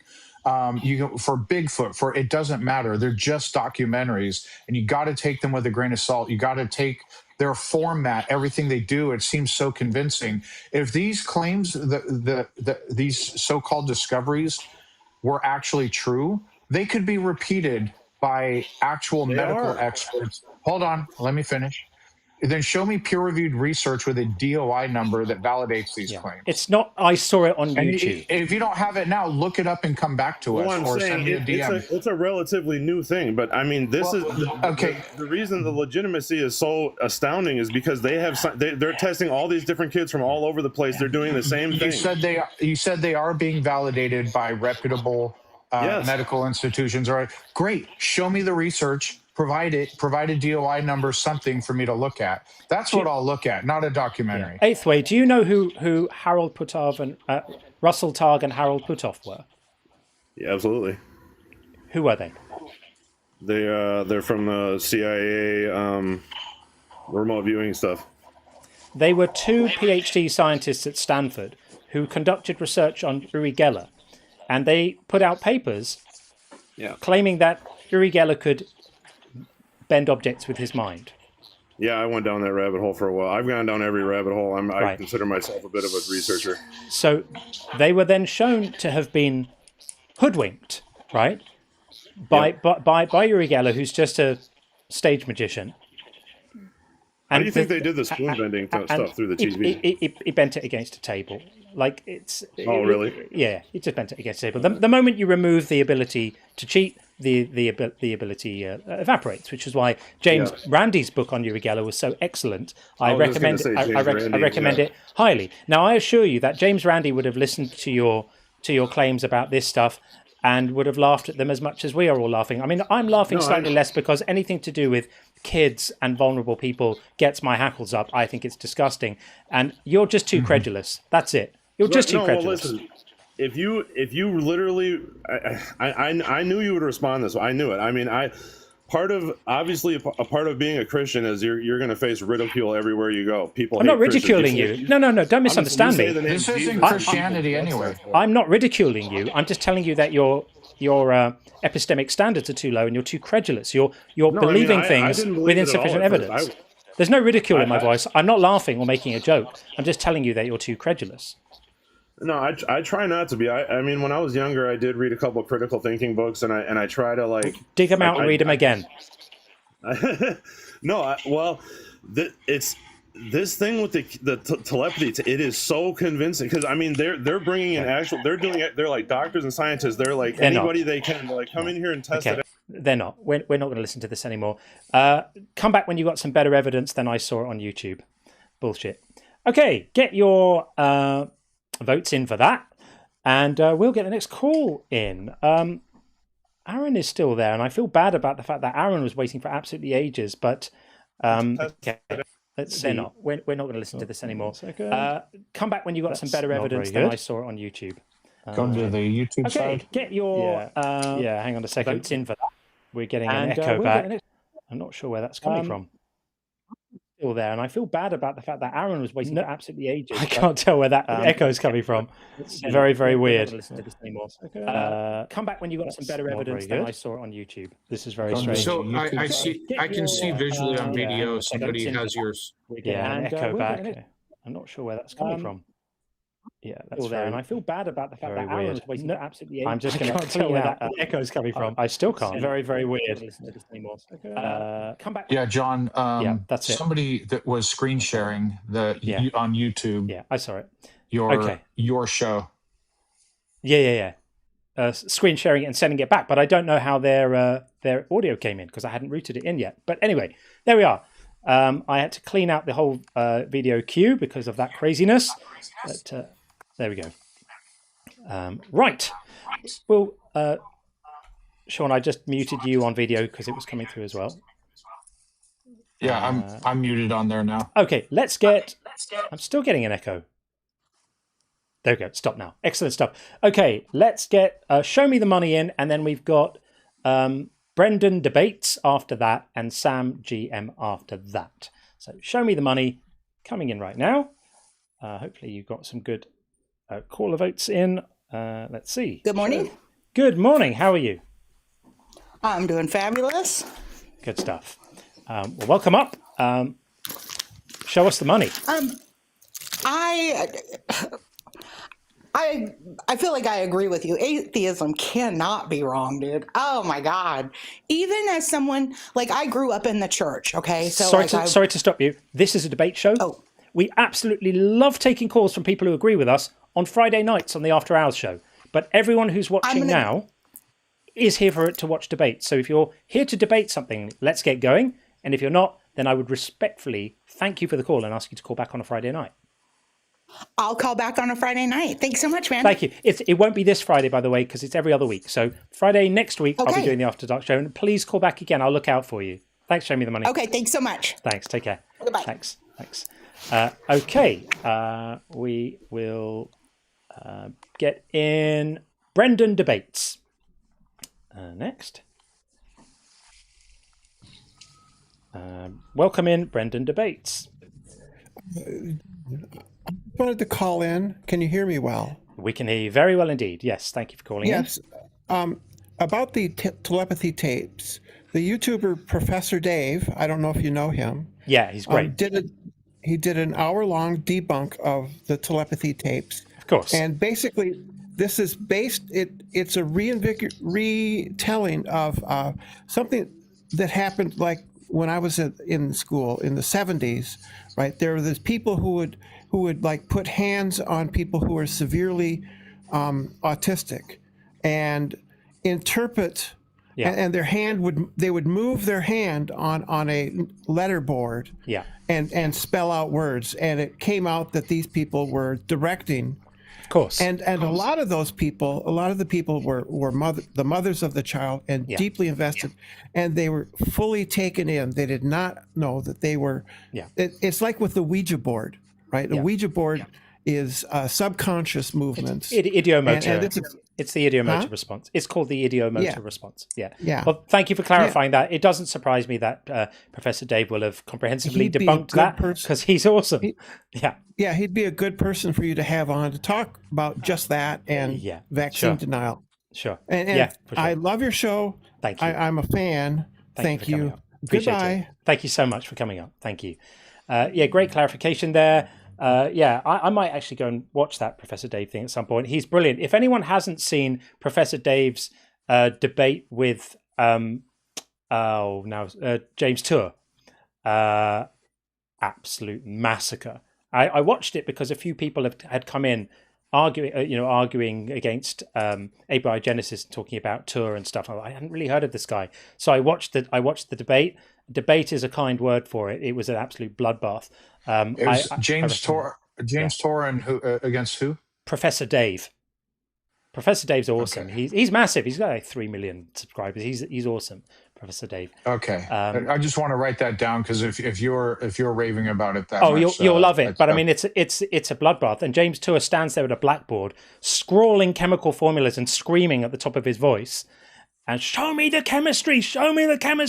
And James Tour just has a laptop and pulls up published papers demonstrating exactly every point. Calm, doesn't break a sweat. It's a masterclass in debating. It's a massacre, really. Okay, let's get in Sam GM, and then we've got JD after that. Hi, Sam. Hello. Yeah, good afternoon. How are you? I'm good. Yeah, so I'm a Christian. Okay. At least I used to be, and recently I've been having questions about my faith. And so I don't know if you allow this on your platform, but how do I navigate this space? Yeah. Where I'm constantly beginning to question everything. I have a feeling like that these questions have always abound about my faith and my belief, but I kind of just repressed them over the years. I'm going to give you two things. One, keep asking questions and don't take bullshit answers. And two, call us back on a Friday evening, not this coming Friday. It's twice a month we do it on a Friday evening, the After Hours show, where we speak to people who are deconstructing, who have been deconstructing, who are about to deconstruct, who are in that process of losing belief, and we talk about all of this kind of stuff. But this show is really just for debates. That's what people are here to hear. So it wouldn't be the right place for us to have this conversation, but I would really love to talk to you about it. So not Friday this week, but Friday next week from 5 p.m. Eastern time. Give us a call. I'll look out for you, Sam, and would love to have a conversation with you about it. Great, thank you. All right, friend. Thanks for calling in. Appreciate it. Okay, moving on. We will take JD. Tall proof, it says. Friends, if you aren't here to debate, please don't request up, because it just means we lose time explaining it again. Welcome in, JD. How are you? Welcome. How are you both? We are very, very good indeed. So, atheism cannot be wrong. Agree? Disagree? Where are you at? Questioning, but on the side of disagree. I actually called you guys, I think it was either a week and a half ago, and you guys made some compelling arguments. I wanted to go back and give it a bit of thought before I came to you with a response. Sure, we like that. So, I'm getting notes up because I'm terrible at remembering things. Okay. So, as for atheism, the lack of belief, you do not believe is choice, correct? Correct. And that premise is for... That's why your atheism cannot be wrong, because to choose not to believe something feels unjust. Whether a belief is a choice is independent from whether a belief is true. We don't believe it is a choice, but even if it were, a belief is either true or not true. But also, atheism itself isn't a claim, and so only a claim or a proposition can be about a fact, can be correct or incorrect, can be right or wrong. Yeah. So for me, I took that and thought and said and basically came to the conclusion that we cannot choose our beliefs. Would you agree with that? 100%. That's why I wrote a book about it. Yeah, but we can influence them by the weight we give evidence. Would you agree with that? Yes. So say you have a piece of evidence, you can decide whether to give it enough validity to contribute to what you believe. No, you can't. You can't decide that. So you can't just choose whether evidence is convincing or not convincing. If it's convincing, it's going to convincing enough, I should say. It's going to persuade you that a proposition is true. If not, then it cannot. Because but like, go ahead, John. Sorry. I was going to say the process by which you decide how much weight to give the evidence is itself a type of belief. That's you're literally sort of listening to the evidence or looking at it or considering it and feeling how much you're kind of self-testing to see how much it moves you, see how compelling you find it, and on the basis of that you attribute its significance, which is kind of a belief itself, right? So as Sean says, you don't choose that. What you can choose is where you put your attention. You can choose what to pay attention to, how you can choose which books to read and who to listen to, and you can choose your attitude to hearing the evidence. But you can't choose how it lands for you. That's the one part that you discover rather than choose. Yeah. So again, you'd argue that being convinced or unconvinced is not a choice. Yeah. Correct. Yeah. Even though we can choose to reject evidence, it doesn't necessarily mean that. No. You can, if evidence is compelling to you, you can't just choose to reject it and decide you believe it's not compelling. So if someone tells a man, hey, your spouse is cheating on you, and he doesn't believe it, but then he goes to the mall and he sees her making out with another guy. Sorry for the example, but he can't just choose not to find that evidence that he just discovered convincing. Yeah. Well, I think you ignore delusion then, because say, for example, flat earthers that set out to conclusively prove that the earth is flat and in fact prove it round could still deny that evidence and still believe the earth is flat. They're not choosing to. They are often subscribe to heavily religious like doctrine. They're susceptible to conspiratorial thinking. So like if a scientist says X, I'll find it convincing. They'll be like, oh, what's that scientist's agenda? So they just have different priors, but they still are not choosing which evidences they find convincing or not. Yeah. And it's interesting that you bring up doctrine as maybe the reason for that kind of rejection of clear evidence. Yeah. And I feel like it's where Christianity can fail, because when you are presented with the facts or the contradictions of the Bible, I do believe Christians have a nasty habit of relating it to God can fix it, it's the be-all and end-all. Even last week, when I argued that the start of the universe being illustrative in the Bible, whereas you could very definitively say that it was the Big Bang. You can choose that trail of evidence, and then you get down the progress of govern laws. And I think it's easier as a Christian to attribute that to God, and I think it's very difficult for the atheist to attribute that to God, because the evidence for God's existence is not absolute, if that makes sense. It's not direct. It's not God writing in the sky, I exist, because your premise to reject evidence, or what's the word, your choice of atheism, if, again, God wrote in the sky, I exist, and made it abundantly clear that he existed, you would have no choice but to believe he exists. It isn't a choice. Yeah. It's just a consequence of not having seen such evidence, and that all the arguments presented in lieu of evidence are so poor. Right? That's all it is. That's it. I think that's an extremely difficult argument for Christians to answer, and I think that's a very well-picked point, and I think it's why so many people who are Christian come on here and fail miserably, because they refer to doctrine that is the question of your own belief as an atheist. Yep. And I think that's a silly argument to make. It's why I won't make it. Agreed. So what's left then? My faith is faith. Yeah, but I mean that's a cop out. It doesn't make sense. That's why we don't do it. Unfortunately, but that is what I choose, and I find that's okay. In the same way that I think it's okay to believe your atheism. What's the word? I struggle with that verse, Mark 16:16.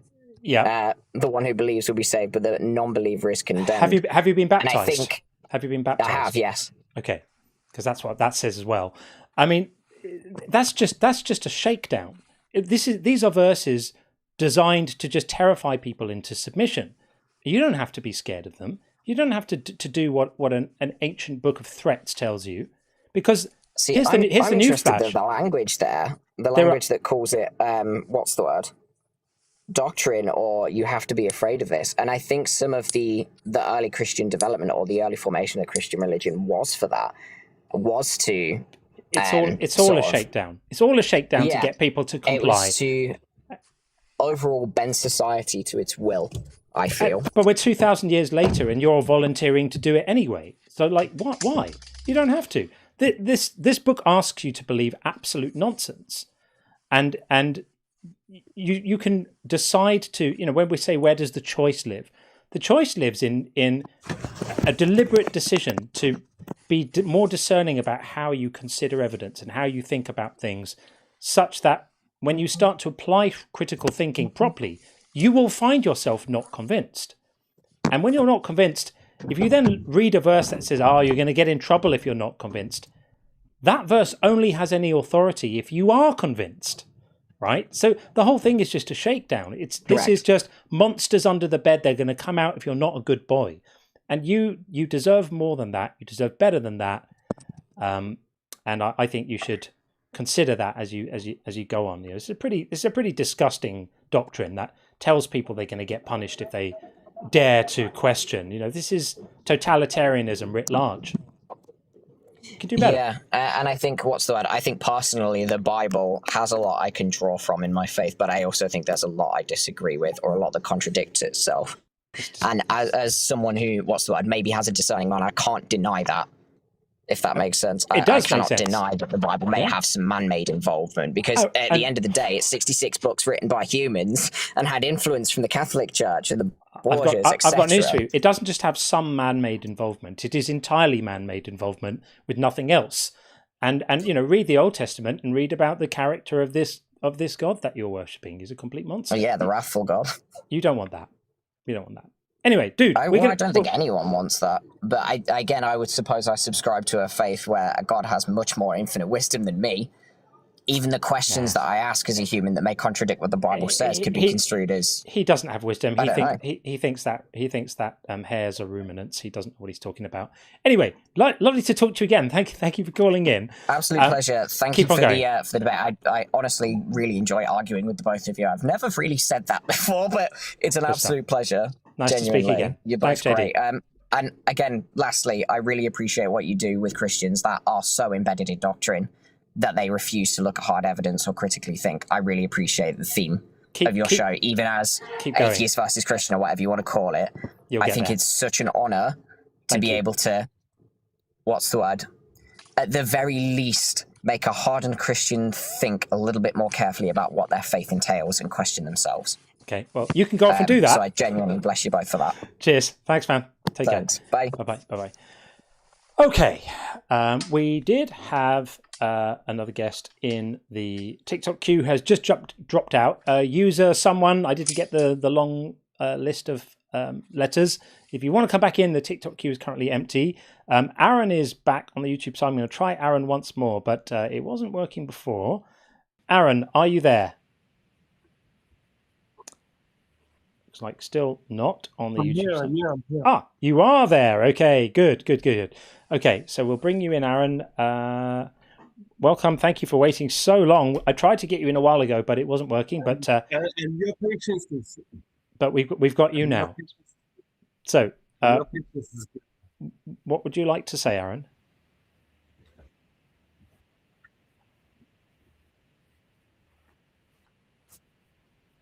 And now we're silent. Aaron, if you would like to have a conversation with us, please speak now. I hope you can hear me right now. I hope you can hear both of you can hear me. Yeah, we can hear you. So, okay, please say what you would like to say. We got you. Yes. Yeah.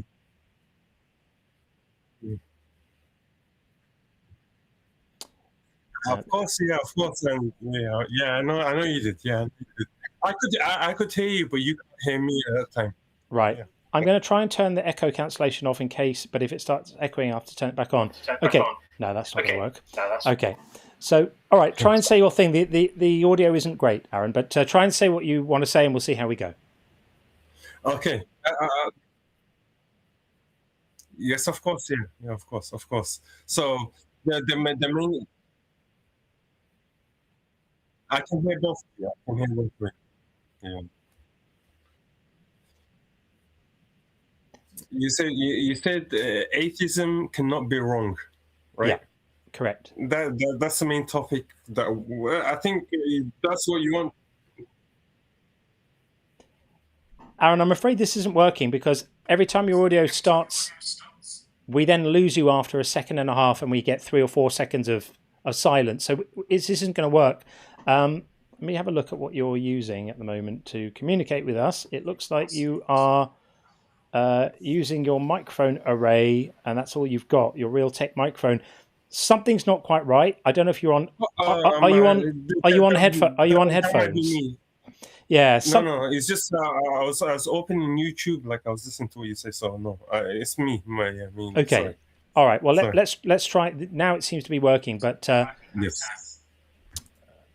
If you can keep any speakers off, because otherwise we hear ourselves coming back through the speakers. It's not great. Of course, okay, so yes, our claim is that atheism cannot be wrong because atheism is just not being convinced of a God, and so it can't be wrong morally, and it can't even really be wrong in any other sense because you're just saying I'm not convinced of this story. I heard a story and it didn't convince me.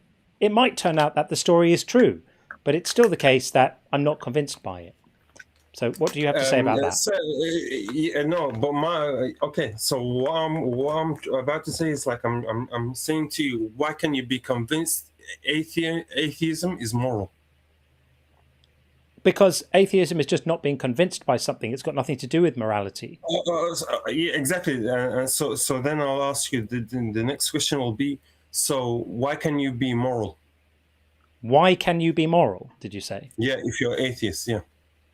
But you can be. Morality means just treating people the way you think they should be treated. So why do you, exactly? So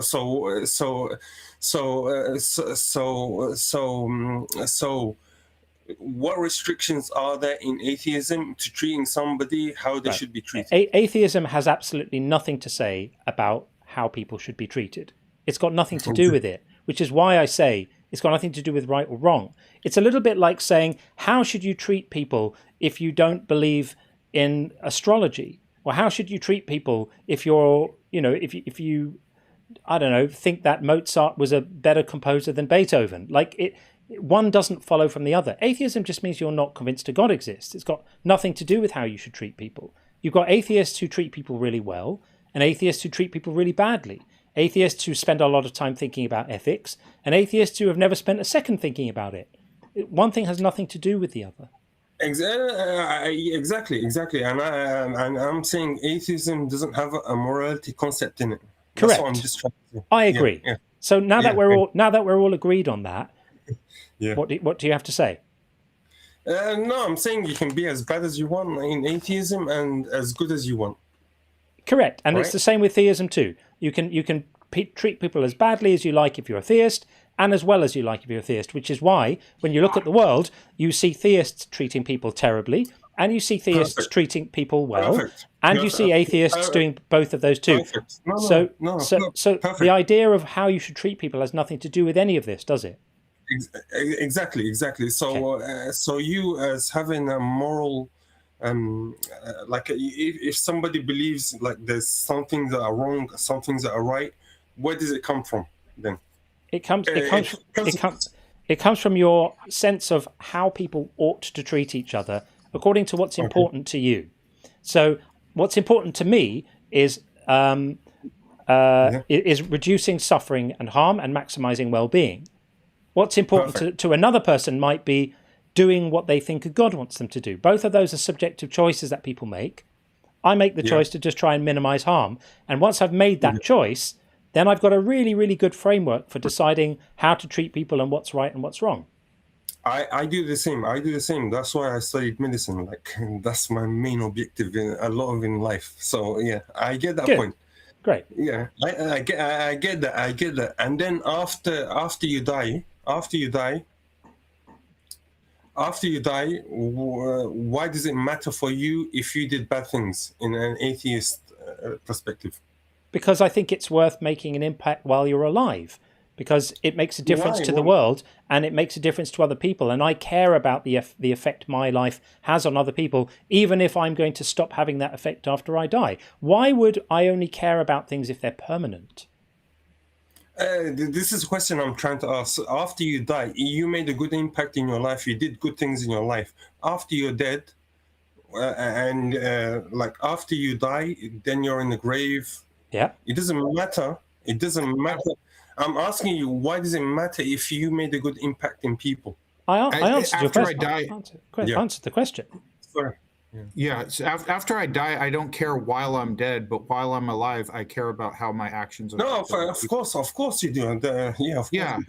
If you're asking, like, I don't believe we're gonna have a mind to care about anything after we're dead, but like that doesn't mean that while I'm alive, I don't care how my actions affect others. Perfect. But the question I'm asking, if I believe in a God and you don't believe in a God, right?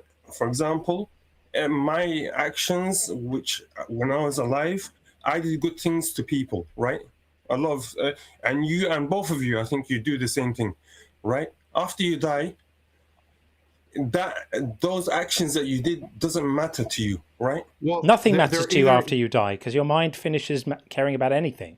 So it's irrelevant. Yeah, you believing something doesn't make it so. I think I see where you're going with this. Yeah, so like under the, if reality is under the Christian paradigm, then like doing good things presumably while you're alive can help a life in the afterlife, and you can continue caring about it in the afterlife. Under the atheist paradigm, you cease to exist, so you cease to care about anything, including how you lived your life. However, but this is I'm not Christian. Hold on.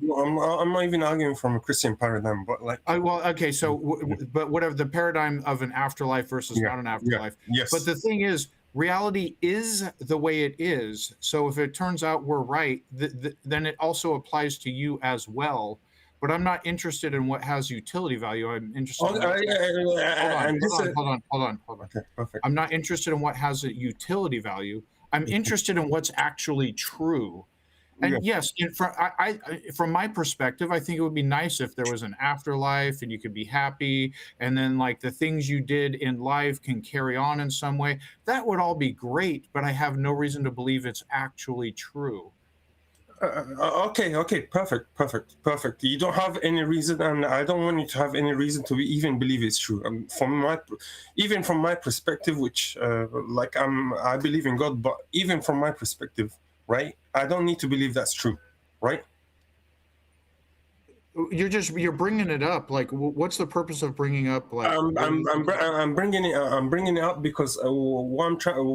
The next thing I'm gonna ask you: if somebody doesn't believe in an afterlife, that means for me, I think people will do really bad things in life. There's no morality. But people who do believe in an afterlife.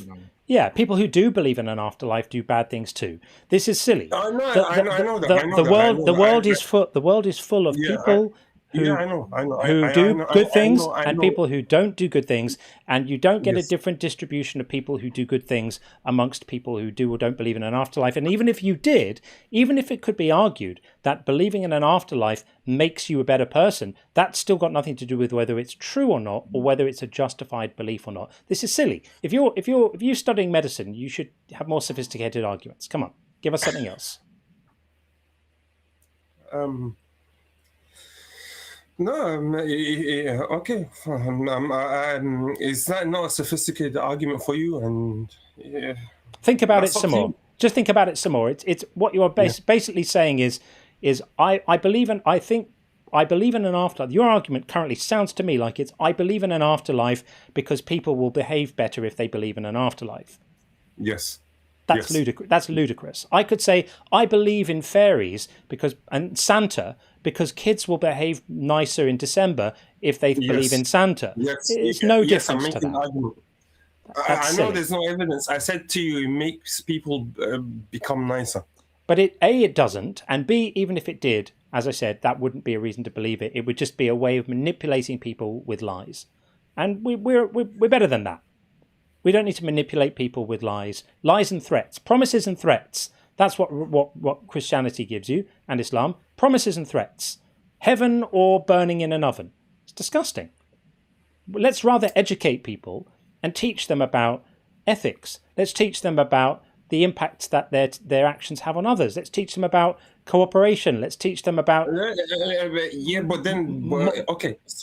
Model empathy and compassion. I get your point, but then as an atheist, what I'll be teaching people is I'm going to be dead in the ground, right?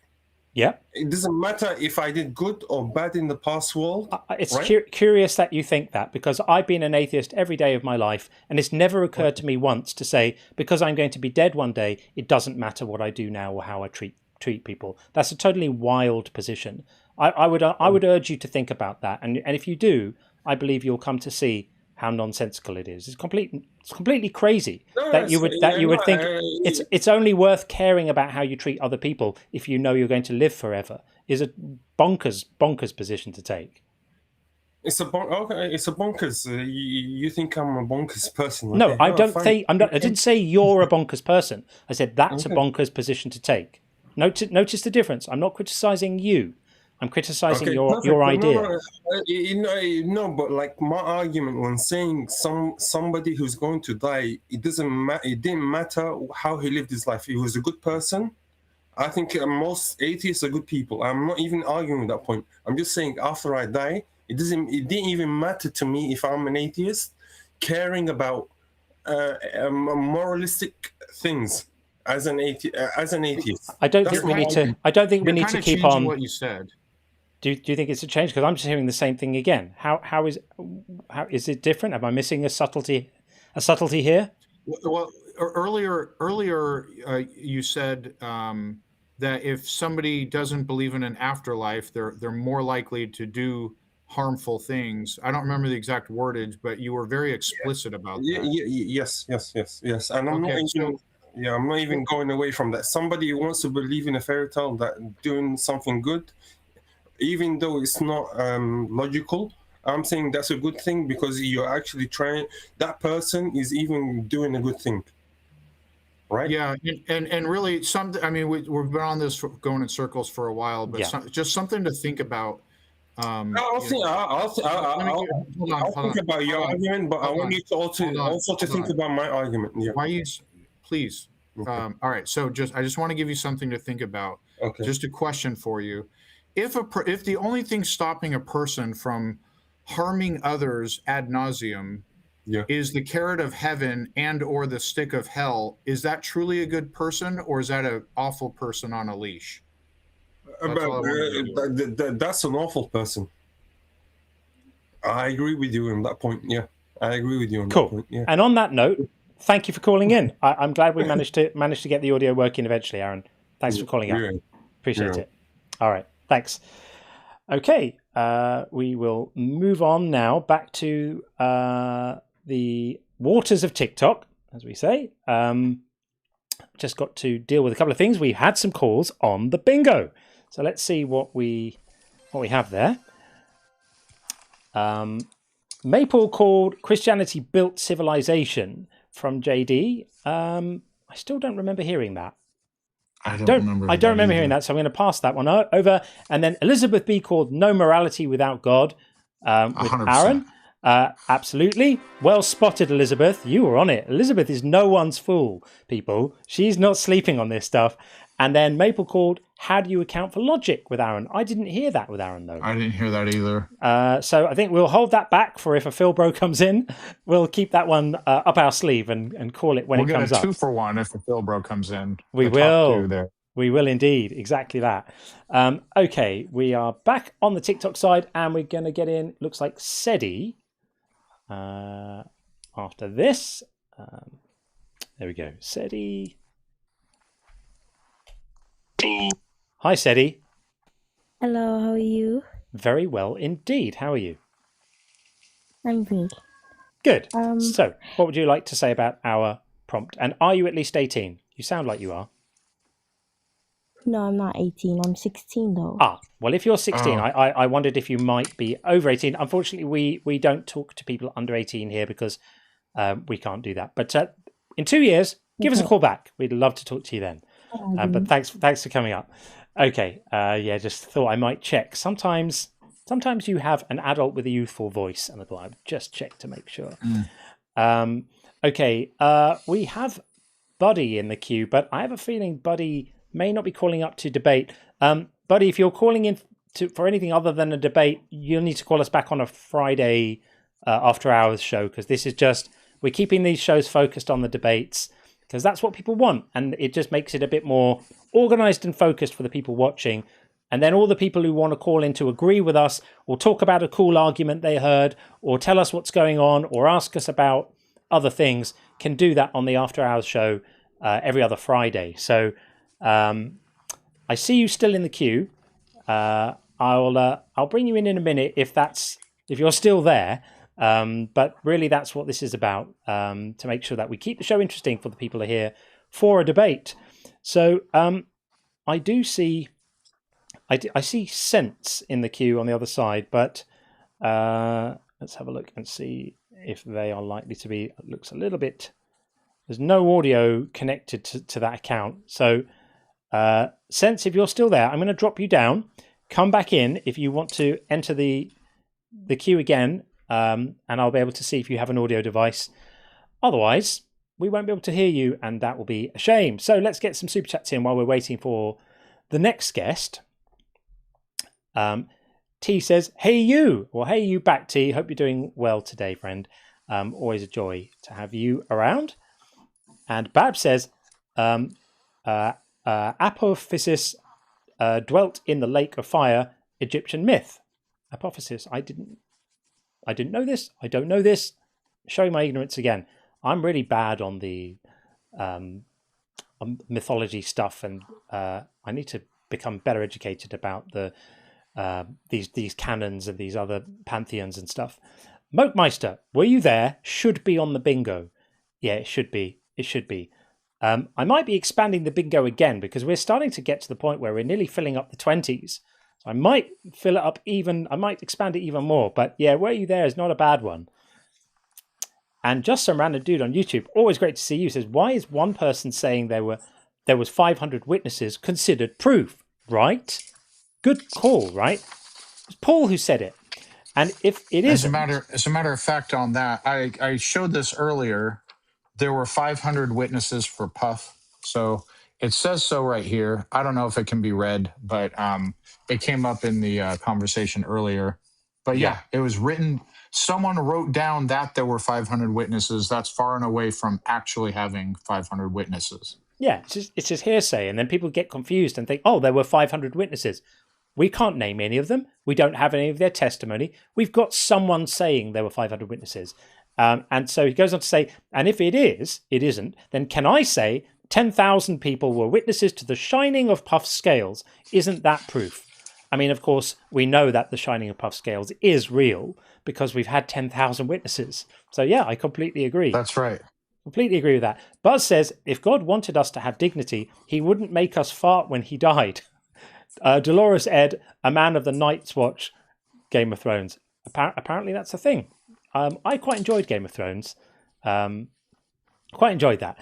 House 70 says, thank you for the super chat.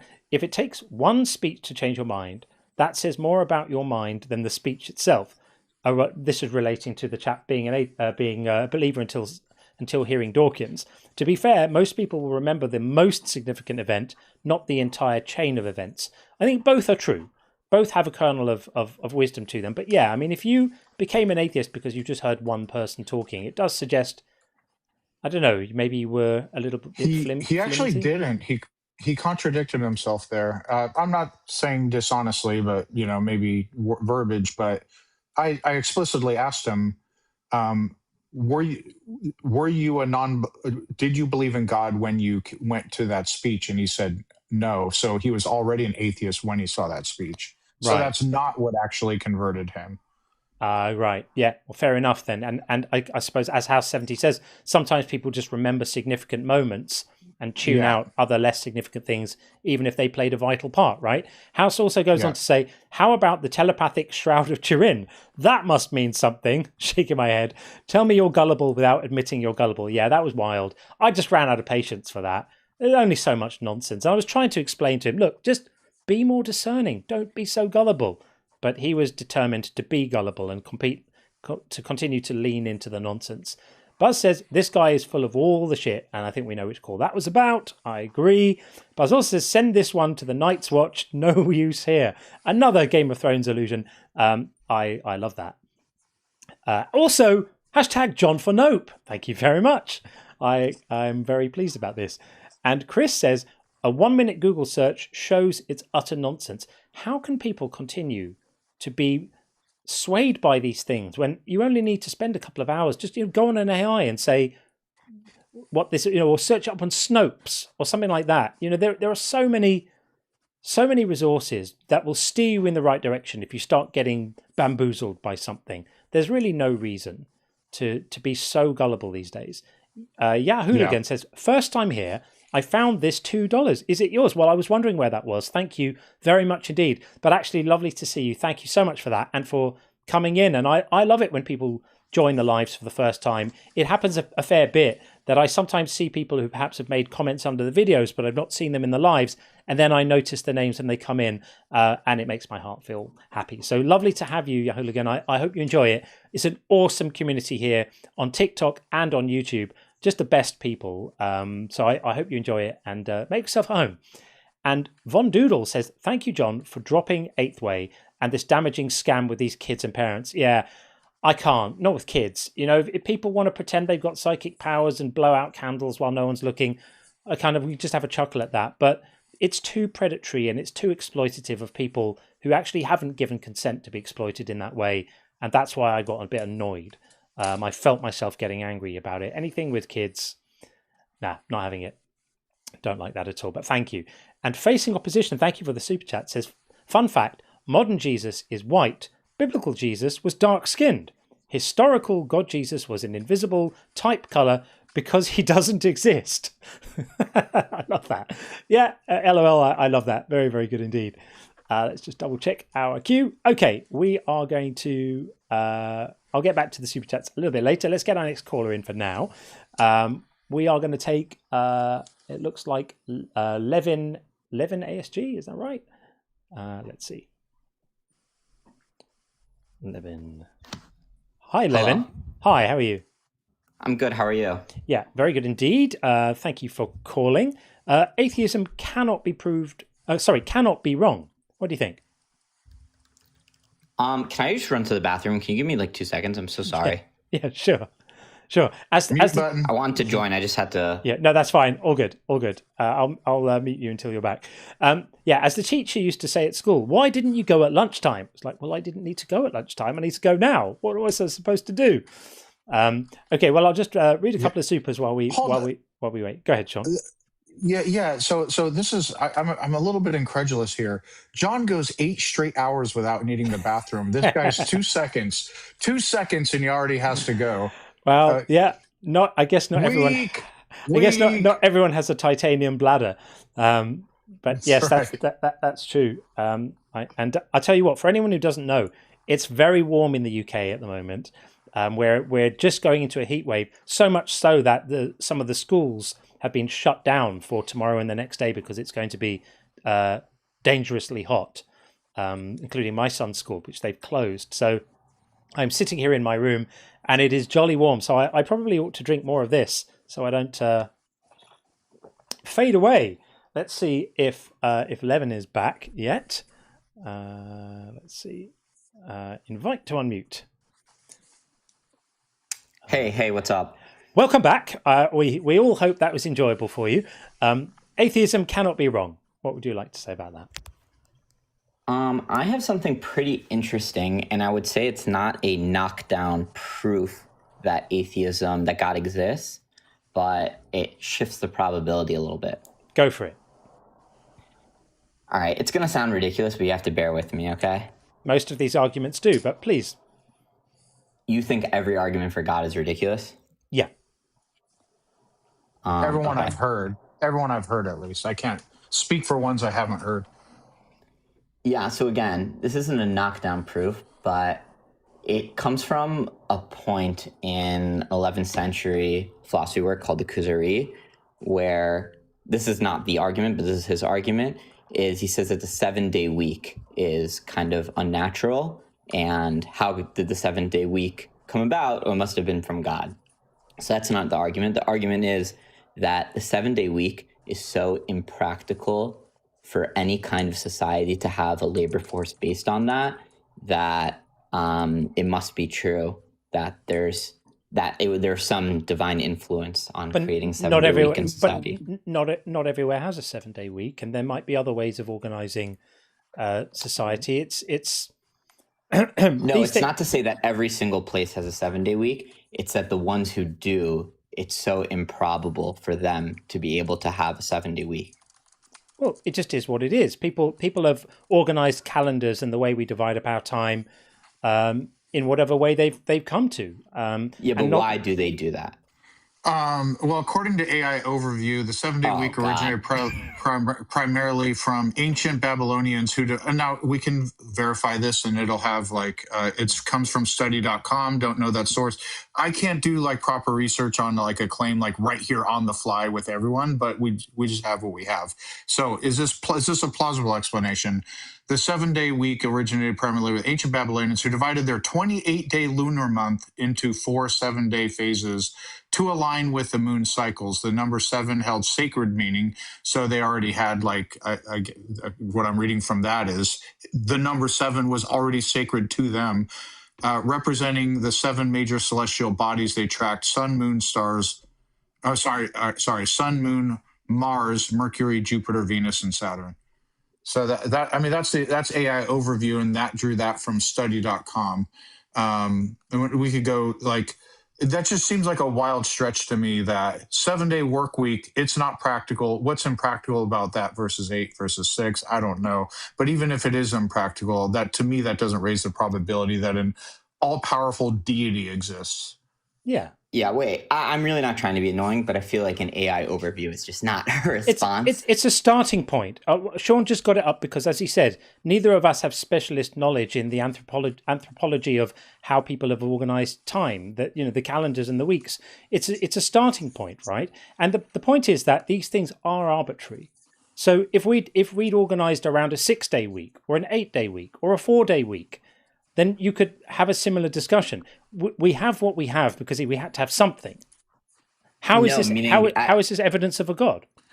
I think that's a little bit of a straw man, right? I'm saying that in specific, here, I'd be happy to send you guys. It's called, you can look it up online and we can go point by point. It's called the strong weak argument for the existence of God, weak, WEEK. Right. If you guys want to pull that. We don't need to, we don't need to be reading articles. Can you just make the case? Why is this evidence for anything other than just this is the choice that people made, which some choice had to catch on and become, ubiquitous. It happened to be this one. It could have been another one, in which case we would be having the same conversation about another one. It just is what it is. How is it evidence?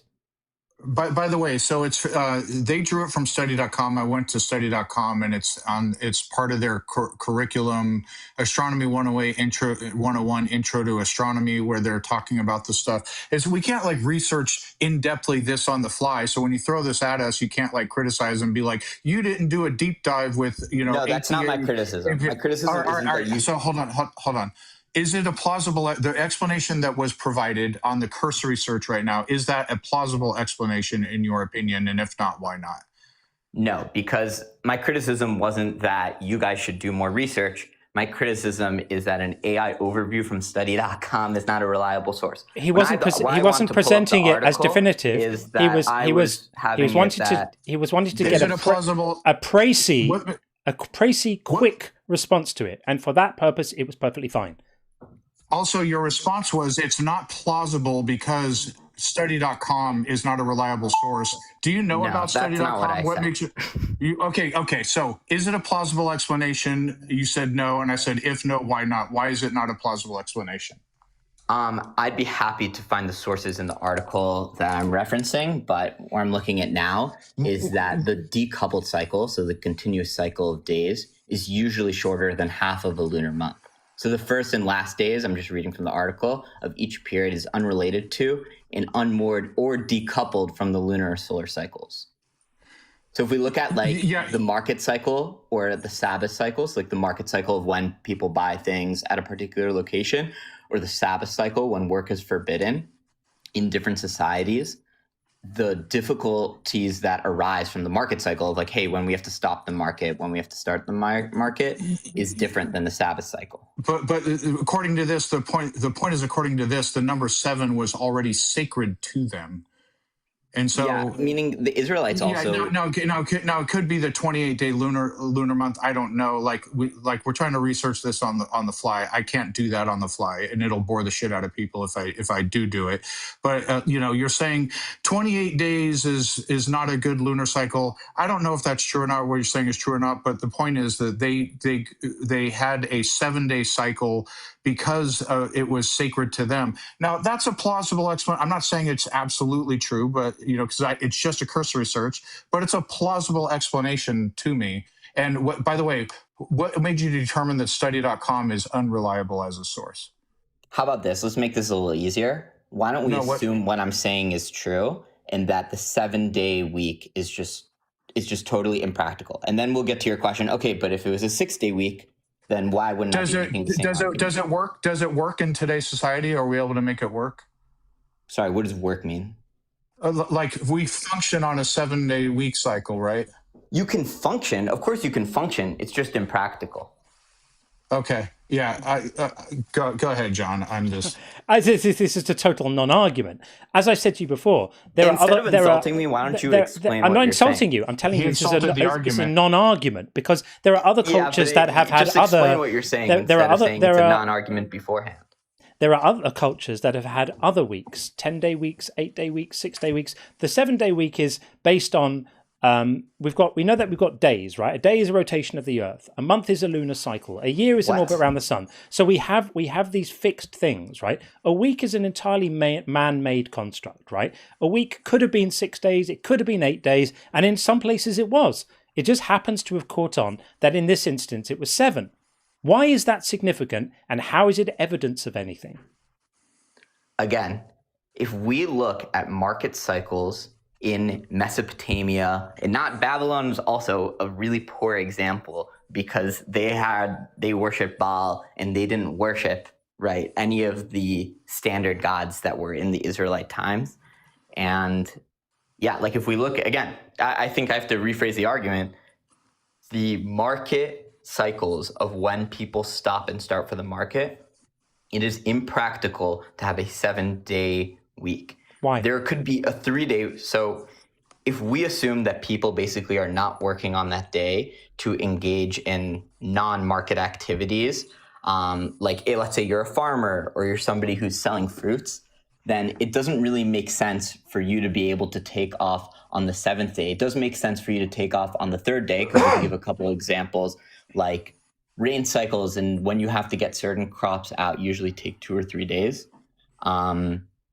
This is not serious. This is not a serious argument. This is not a serious argument. Instead of just saying it's not serious, because you don't know what's going on doesn't mean but your assertion that 7 days is impractical is just bullshit. Some people would say a 3-day week is not long enough. A 10-day week is too long. It's going to be somewhere in the middle. Other communities and civilizations and cultures settled on 6-day weeks or 8-day weeks. I'm not listening to you say because it's a dull argument. You'll look up the article, Strong, Weak Argument for the Existence of God. And dude, you guys are truth seekers. So good luck. Have fun. Okay. Jesus. Oh, by the way, here's thinkacademy.com. Again, I'm not attesting to the source, but it's another source saying the same exact things, that Babylonian astronomers carefully observed the night sky and identified 7 prominent celestial bodies that appeared to move independently against the background of fixed stars: the sun, the moon, Mars, Mercury, blah, blah, blah. We've got Justin in the house. Justin just sent a super chat talking about this. Babylonians used 7 because of the lunar cycle, and 7 is the first number that can't evenly divide 60. they used base 60. Thank you, big dog. So there you go. Yeah, so there we go. But according to him, it was implausible as an explanation. Yet other people are saying it. I don't know if Justin knows what he's talking about. Yeah, it's a complete cope, and it's actually retrofitting it because it's trying to find a justification for something because it was in the Bible. It's not a conclusion you would ever come to if you looked at it afterwards. So it's really an inverted argument. I think it's a rather silly argument myself. But yeah, thanks, Justin. Great to have you here. Feel free to I actually think jump up if you want to. By the way, I won't say good, but way less bad than that 7-day work week argument. Yeah, I'd say they're both. They're both fairly weak. Okay, I will read a couple of super chats because I don't want to let them stack up too long, and then we're going to get in Pushback Ministries next on the TikTok side. Buzz says, bets Brendan debates not knowing how to debate. I think Brendan debates was all right. She was one of us. They were one of us. And Buzz says, is this really a complete team without Bethos? I think not. I think the team is not complete without Bethos. Why I'm so happy to have seen Bethos arrive in the chat. It's really hot here, by the way. No air, no AC in my room. Places in the United Kingdom are not air conditioned because typically it's not that warm. And I do have a fan, but it's quite noisy. And I tried it earlier and it was a bit too noisy. Even with my sound suppression algorithm, I thought, nah, can't do it. So just going to sweat it out. Ivy Ann, thank you very, very much for the donation. I really appreciate that. It's really super kind. And Babs says, it's like choosing to be hungry can't be done. Yep, it can't be done. Some things the mind does or doesn't do. And if you ain't feeling it, you ain't feeling it. You can't find something funny if you don't think it's funny. And you can't find something convincing if you don't think it's convincing. Your mind will dictate that for you and then you'll discover it in time. Buzz says God is made in man's image, not vice versa. Completely agree. Wonder if God has a belly button. Curiouser and curiouser. Bethos says, good to see you, friend. You can choose what to pay attention to. Watching JC isn't. I can't remember what the isn't would apply to, but you can absolutely choose what you can pay attention to. And when people are arguing for belief as a voluntary process, that's normally where the confusion lies. They're normally saying that they're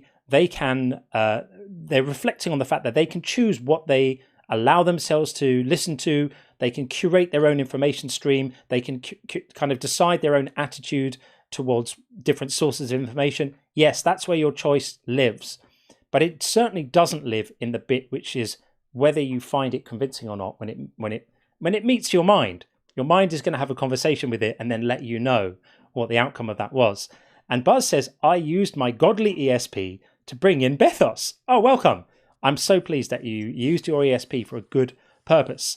And just two more and then we'll get Pushback Ministries in. Bethos said, like life, a good meal ends. And it matters because I die. I absolutely agree. What a ludicrous idea that something only has a value if it's permanent, and that anything impermanent has no value.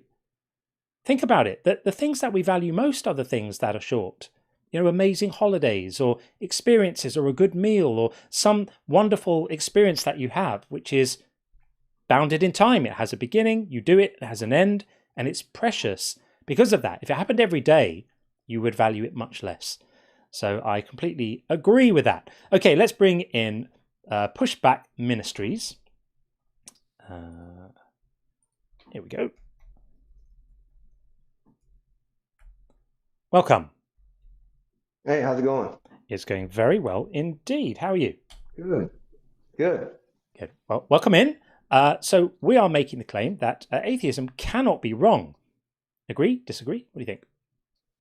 Oh, well, I'm a Christian, so I definitely disagree. I wonder how do you justify that claim? Yeah, right. So we're talking here about two different meanings of the word wrong, right? One is it still pertains, but it's less interesting. The one which is less interesting is that atheism itself isn't making any claims. So if a position isn't making claims, it can't be wrong. That's the first position. Atheism is literally just not being convinced by something someone else says. And that doesn't have a truth value to it. It just is. That's just a belief state that you have. What's more interesting is whether it can be considered to be morally wrong to be an atheist. And Christian theology is all built around the idea that it's not only is it morally wrong, but it's a travesty. It's something that you deserve infinite punishment for. That if you're not convinced of the right things, you're going to hell. The Bible's pretty clear about this. And that's the point that we really push back on, because the reason why we push back on it is because it treats belief like an action. And belief isn't an action. If you're not convinced of something, you're not convinced of it. And there's nothing you can do to make yourself convinced. You can make yourself open to being convinced. So you can listen, you can read, you can have conversations, you can engage with debates or go to prayer groups or any of that stuff. You can get on your knees and pray. You can do all the things that you can try and do. But it's still the case that if doing all of those things doesn't persuade you, what are you supposed to do? Right. Well, how do you know that? How do you know that faith isn't a choice? Because I would say atheism is a faith choice. It's a misplaced faith. It's I not. say I faith know in that Christian from God I know that from is- personal You experience. just interrupted me. Are you gonna let me finish? Are you gonna let me say anything? I'll let you guys talk. I'm sorry. You asked a question. I was trying to answer it. I apologize for trying to answer your question. Go ahead. Yeah, no problem. So my pushback to that would be that you're saying that atheism is it's not a choice what you believe, and I would say, how would you refute that when I say that it is a choice what you believe, and that the Christian theology says that if you put your trust in the living God and choose to put your faith in Him, He's not objectively provable in this dimension of reality, but He's provable by looking around and seeing that this is obviously created. We know Him in our heart, as you know, Romans 1 says. So you are choosing to not have belief in Him and have to believe in self because you don't have all knowledge. So to say that I know that God doesn't exist is to turn yourself into God. Well, first of all, no one has said that. In fact, I explicitly said that atheism is not making any claims. So I'm not making the claim, I know that God doesn't exist, because how could I know that? So I'm explicitly not saying that. So can you, first of all, accept that you were incorrect in that characterization of my position? Let's start with that. No, because Can you take that? You don't actually have an argument. Hang on. Against God. We're going to get into the argument in a moment. The first thing is that you're going to either double down on or take back the claim that either one of us have made the claim that we know God doesn't exist. Are you going to double down or take it back? Well, yeah, I'll take that back if you're making the claim that you don't know that God exists, but you're not arguing against God. Then you're saying, well, maybe God does exist, and I'm telling you, I believe He does. Okay, listen. Okay, so I'm not making the claim. Correct. Thank you for taking that back. Neither Sean nor I are making the claim God doesn't exist. The claim we're making is that we're not convinced that God does exist. So we still have a lack of belief. We're not affirming that there is no God, but we're just saying until there's evidence for it, we have no reason to think it. Now, the claim you made and referencing Romans 1 and saying that anyone can just make the decision to have faith and therefore belief will come is demonstrably false.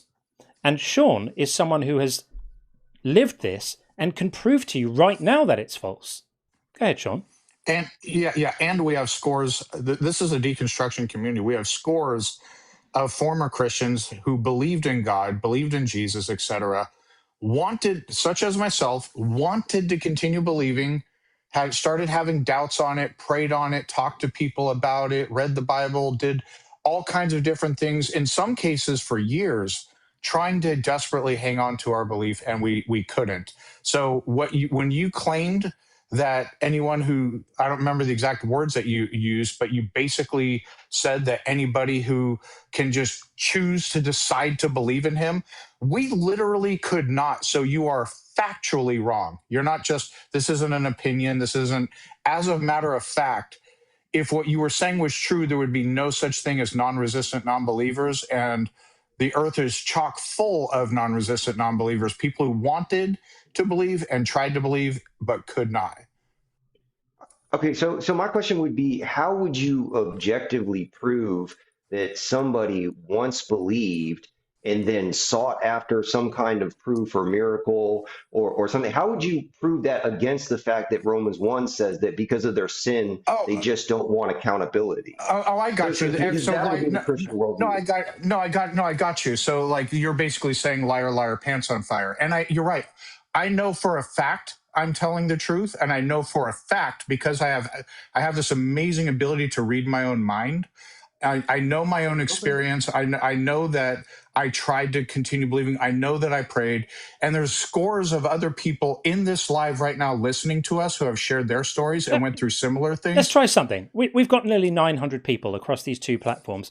Put a 1 in the chat if there was a point in your life where you really, really desperately wanted to believe, where you weren't rejecting God out of a hardness of your heart, you wanted to believe, but you found yourself unable to. Let's just have that's just an ad populum argument. It's a sampling. It's a sampling of our. I'm not presenting it as proof. I'm not presenting it as proof.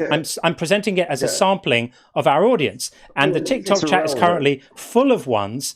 And it's also not an ad. It's also not an ad populum because the proposition itself pertains to people's own life experience. So when somebody, every one of these is a powerful proof against your position. And the thing is, if you're going to say, how can you prove this about someone? I could say, how can you prove that your belief in God is real and you're not lying? If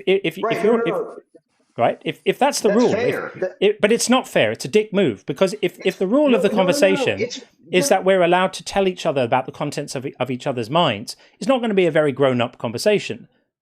No, I agree. And that's why I'm saying that that's fine that you say that you don't believe, but I'm just trying to bring the Christian worldview, which says also the same way that he said, I know for a fact that I know my mind and I can read my mind and prove my mind that God doesn't exist, or I don't believe, or I lost my faith. I can say this. I didn't say that.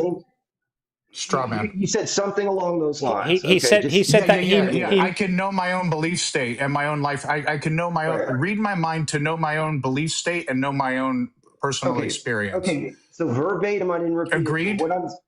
Absolutely. What I'm saying is that, go ahead. You didn't verbatim. You were way off, but go ahead. No, I was saying it was not verbatim. I was saying I did not restate it verbatim, but that's what I meant. At all. Okay, fine. That's what I'm saying is I'm turning that right back around and saying, based on my subjective experience and my logic, when I look out from my mind in the world, I know that God is objectively true based on my faith and based on what I've been through. That's so lovely. We're saying the same thing. So No, we're not. You're missing something. You're missing something. All you're saying is that you looked out the window and saw some trees and went, look at the trees, there must be a God. I'm delighted for you that your level of your threshold for evidence is so low that you could look out in the world and be convinced. This does not universally apply. There are people in the audience right now who need a little bit more than just looking at a cloud to be convinced of God. It doesn't matter what you've been through. Whatever you've been through, it was sufficient to convince you, and I'm delighted for you. But you must also grant that not everyone has been through what you've been through, and not everyone would be convinced by the same things that convince you. So the fact that you can pull a verse out of a book, the fact that you can pull a verse out of Romans 1, which just calls everyone a liar, who says that they look at the world and don't see evidence of God, is actually a really despicable part of this doctrine. I find Romans. No, it's not. I'm granting you sincerity. I'm granting you the one thing that you're not granting everyone else here, including Buzz, by the way, who says here, I was a fucking minister trainee, right? Buzz was a trainee minister. We had Justin in the chat. I'm not sure if Justin is still in. Justin was a pastor for 10 years, right? We've got other people in the community who have PhDs in theology and this stuff, who were ordained ministers who no longer believe. And according to what you're saying, all of these beliefs were actually not really sincerely held because it says so in your book. Whereas I'm granting you the one you did. You quoted Romans 1. No, right. I did quote Romans 1. What I'm saying is, deep down, you guys still believe. Oh, deep down. Yeah, Scripture says. So push deep down. I'm going to claim deep down, you don't actually believe. You don't actually. Hold on. Yeah, I'm going to make that claim. You don't actually believe. You're just pretending to believe so you can fit in with others. Of course, I wouldn't actually have the fucking hubris to tell you the contents of your own mind. So it's not the same thing. When you tell us, I believed this, I experienced that, or what have you, we are showing you the fucking respect to say that, to take you at your word about the contents of your mind, because we can't prove the contents of our mind to each other. But what you did in reverse is that when we shared our experience, what we went through, and for a lot of people here, it was very very traumatic to like have believed these things all this time, and they lost their belief, to just fucking hand wave them and say, all of you are lying. Go get fricked. Like, I'm serious about that. Like, it's so disrespectful, and it takes an enormous amount of hubris. It does. Are you literally telling me that deconstructionists, the way that you guys talk about us to our talking to our sky daddy and cussing at us and calling us coping and moving the goalposts, all these deconstructionists think, are you seriously virtue signaling right now, saying that I'm being mean because I'm telling you that you don't want accountability for your sin? You're being. Do you agree it takes an enormous? Do you agree that it takes an enormous amount of hubris to tell? So to tell somebody else the contents of their own mind? Absolutely, I do. And if the living God of Scripture you're doing it. You're not being mean. You're not being mean. You're not being mean. You're just not being intelligent. You're not making a. You're not presenting an argument which has any credibility, because your argument is just claiming to read people's minds. Your argument is telling all the people who don't have belief, many of whom really, really, really suffered from a lack of belief. For some people, losing their faith is worse than a bereavement. For some people, it makes them consider ending their own lives. But to you, you're just hand-waving it away and saying that such things don't even exist, that the people who don't have a belief don't even have that. And that is just stupid. It's just a stupid argument. So it's up to you if you want to make stupid arguments. Arrogant and stupid, yeah. Well, there's two responses I have to that. First off, you subjectively attacked my experience as if you know my experience. You said that I saw God in some trees or some clouds or something, and that my standard. Hold on, let me finish. My standard of evidence wasn't that everybody else's standard of evidence was just higher. So you presuppose there's a presupposition purely because you'd referenced it to Romans 1. Purely because you'd referenced it to Romans 1. If you hadn't, I wouldn't have said that. If you'd said that you had personal, it isn't. If you said that you'd had personal experiences, I would, and they'd led you to God, I would not have made that claim. I made it because you referenced it to Romans 1, meaning look at the world around you, and everyone who looks at it must see evidence of God's work. It was only because you referenced it to Romans 1. We have people who come in here all the time who claim that they had experiences which convinced them of a God. And I always say to them, I'm never going to disrespect the fact that you had that experience. I would just say that maybe it's a different interpretation that you're drawing. The reason why I accused you called me stupid. No, I didn't call you stupid. I said you had a low bar for evidence, because if you are looking at, but you don't know. You don't even know what my experience was. Well, it was as I say again. It's because you referenced it to Romans 1. Had you not done that, I would have asked you. But because what does that have to do with my bar for experience when you don't know what my bar for experience is? Why did you mention Romans 1 if you weren't going to use it as your argument? We're dealing with the Christian worldview. Why did you mention Romans 1? The Creator exists. Right. So why did you mention Romans 1 if you weren't going to use it as your argument? I am entitled to be Christian worldview. I'm entitled to be responsive to the things you say. Right. So I'm talking about you guys accusing me of hubris, and you're sitting there calling me stupid, saying no one's called you stupid. No one has used the term Sky Daddy so far in this conversation, and nobody's called you stupid, and nobody is going to call you stupid. I mean, it doesn't bother me. He is my Sky Daddy. But what I'm saying is that if you want the Christian worldview, you know it is in Romans 1. Yes. And if you Romans 1 is false. Internal critique. Hold on. Romans 1 is false. That's your worldview. No, it is false. It's demonstrably false. Fact. Okay, the fact. Well, it's not objectively provable. So hold on. Well, something can be a fact, and I can't prove to you the contents of my mind. Granted, but I can know to myself that it's absolutely false. So, would you agree? Since Romans 1 says we all know God exists, that we can read our own minds, which means anyone that's listening right now, that's on this live, who in their mind they know that they don't actually believe God exists, that is proof positive that the Bible is wrong. Would you agree with that? Oh, he's muted. Let's get yourself unmuted. There you go. No, I did, because I was just yapping on too much. Okay. Right. You can unmute yourself. Would you agree? You just need to unmute yourself. Just click on the microphone with a line through it. There's a microphone with a line through it. You got to push that. I see Jim Castleberry's on the YouTube queue. Jim, I'm posting the link for you to join the chat right now. Jim is the one who continually accuses me of dodging him, and every time I invite him onto the show, he runs away. Jim, I'm posting the link to join. We'll see you up here in a minute. Good stuff. Right, welcome back. So there we go. Push, you would agree we know the contents of our own mind, right?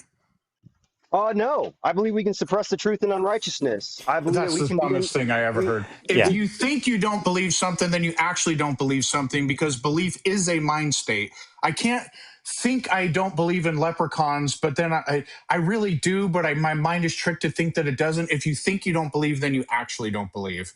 Right. Well, self-deception, you don't believe in self-deception?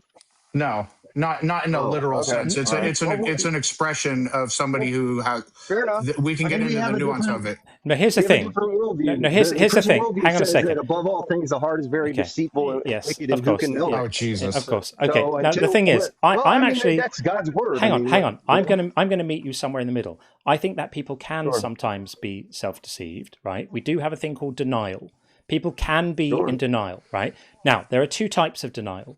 There's behavioral denial and cognitive denial. Behavioral denial is when you actually know something's true, but you say it's not. So when there's a disconnect between what your mind believes and what your mouth says, right? Someone who knows something's true, they won't say it. That's a type of denial. But when you have behavioral denial, you still don't believe, like you still don't think the actual thing, right? So you see what I'm saying, right? Your beliefs are still what they are. Then there's cognitive denial, where you can fail to accept something even though the evidence is really there. So perhaps you're alluding to this, right? An example would be a parent who hears that their child is bullying other children, but it's such a distressing idea to them that they continue to genuinely not be convinced it's true, right? Oh, yeah. Now, are you alluding to that? Yes. Okay, now here's why that destroys your own argument. Because in that case, it's still true that person genuinely is without belief. It's just that the reasons why they are without belief are to do with emotional reasoning. It's not that they know it really. That's the behavioral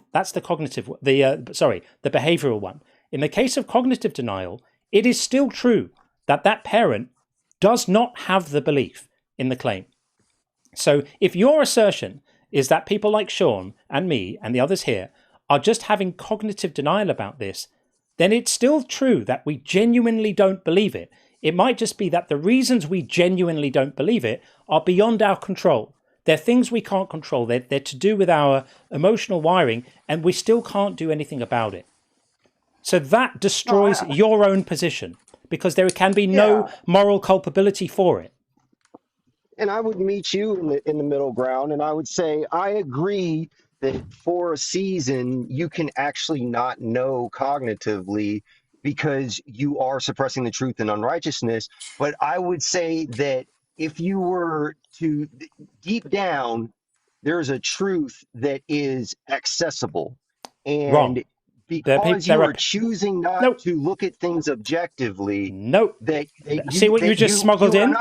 See what you just smuggled in? Because you're choosing to not look at things objectively. What about the people who are choosing to look at things as objectively as they can, and who go for years and years and years trying to find God, suffering because they can't find God, reaching out for God, doing whatever they can to either rescue the remnants of their faith if they had it before and lost it, or find it if they never had it, and all they hear back is silence, and they try and they try and they try, and it's days, weeks, months, years, decades.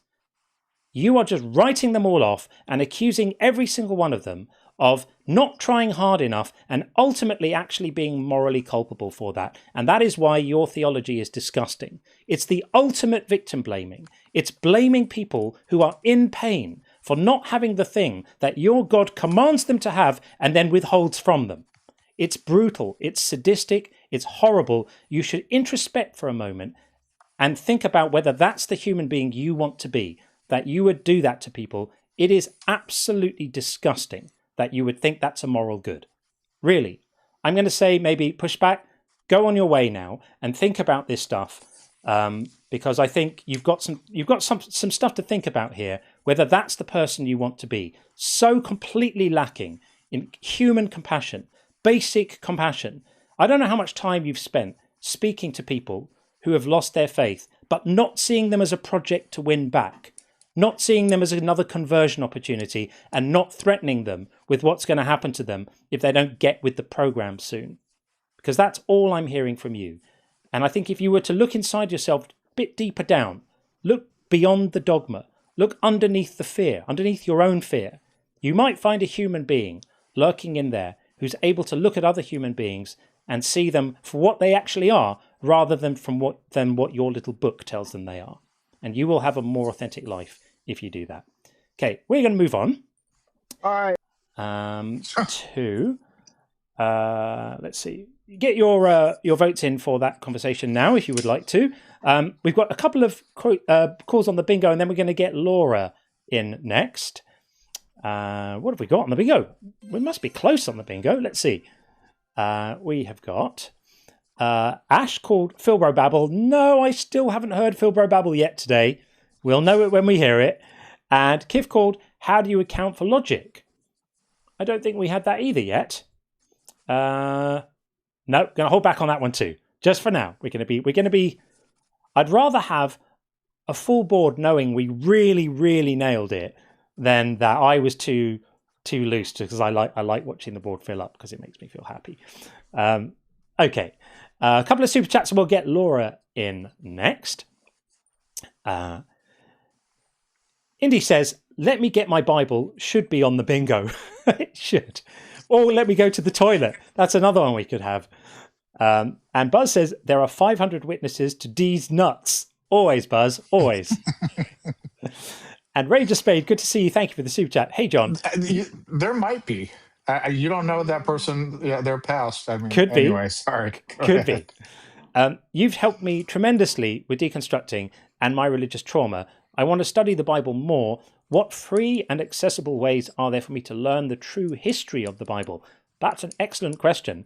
And thank you, by the way. I'm really pleased that this stuff helps.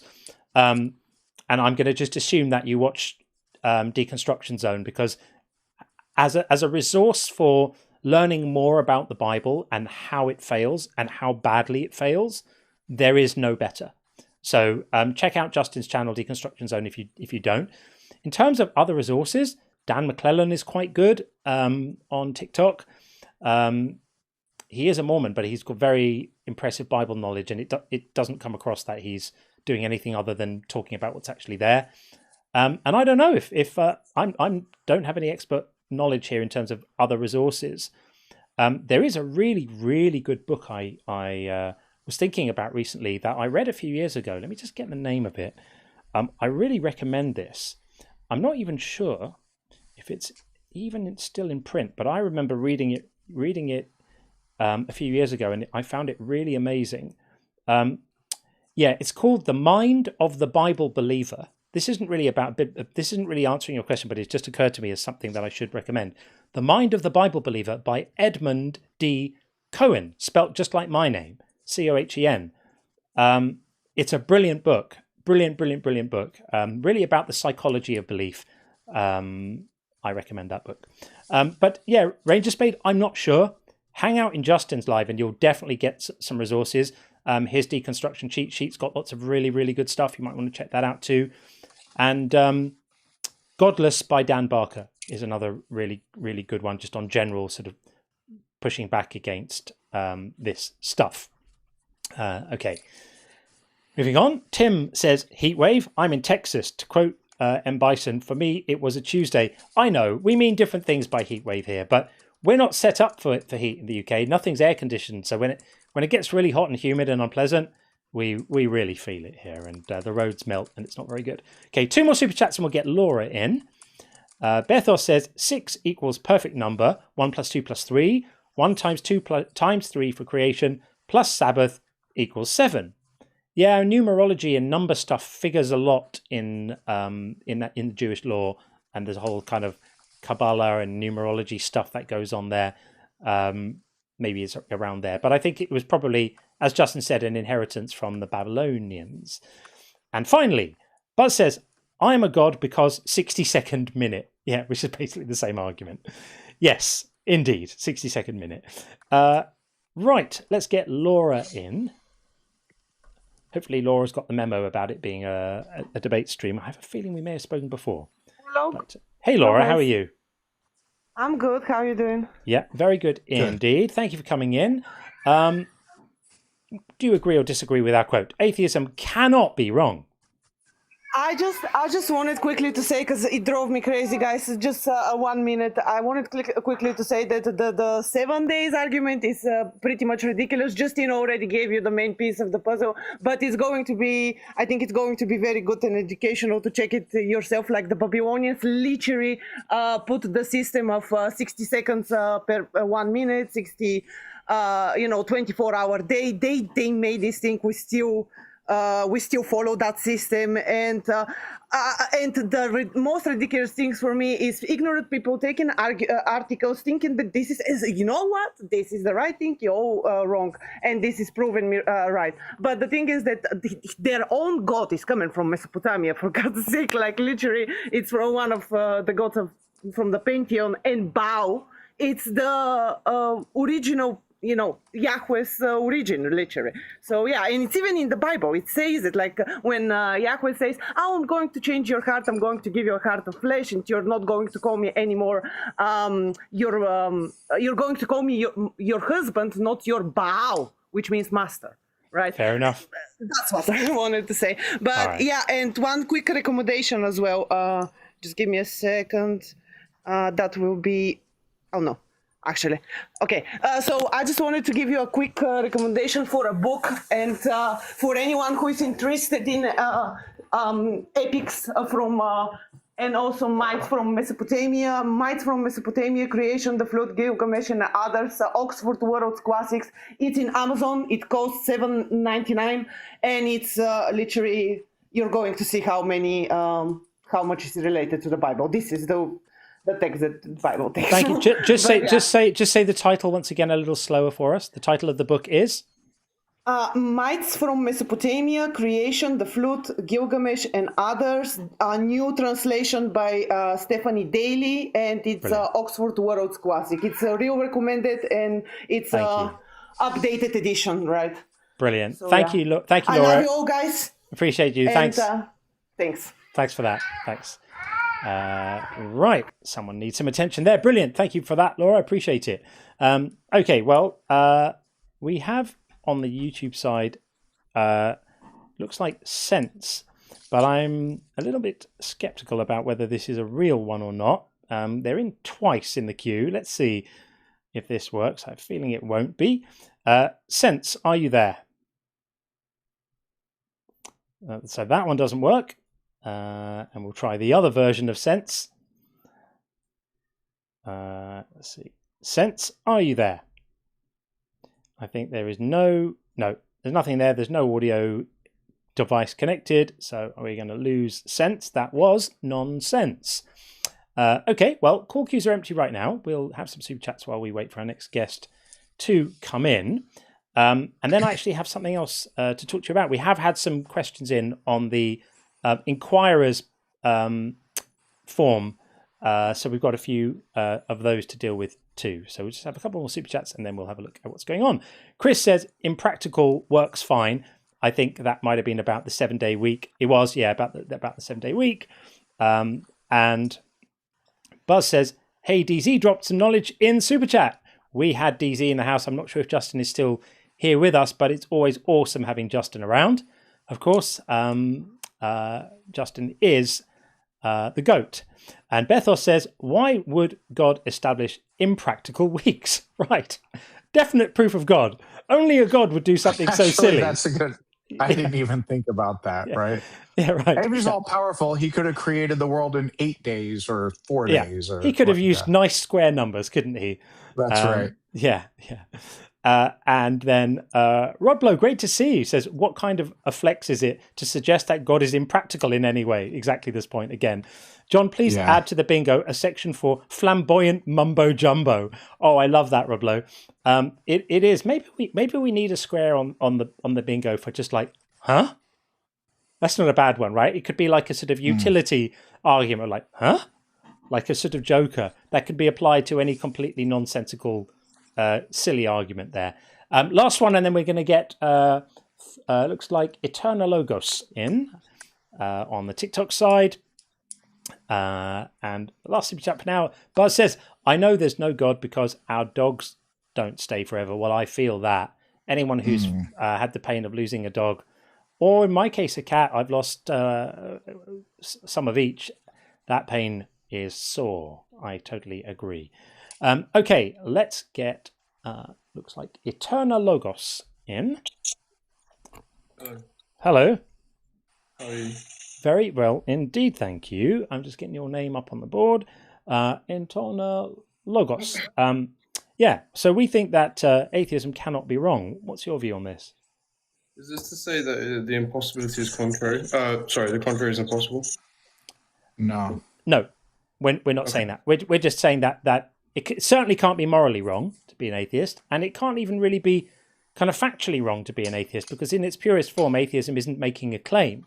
So to assign wrongness to it would need to be making a claim. It isn't making a claim other than I'm not convinced by the thing you said. It's not. We're not asserting that God doesn't exist. Okay, you did mention that it's not morally wrong to be an atheist. How do you account at all for any morals, reasoning, knowledge, intelligible experience? What do you mean account for?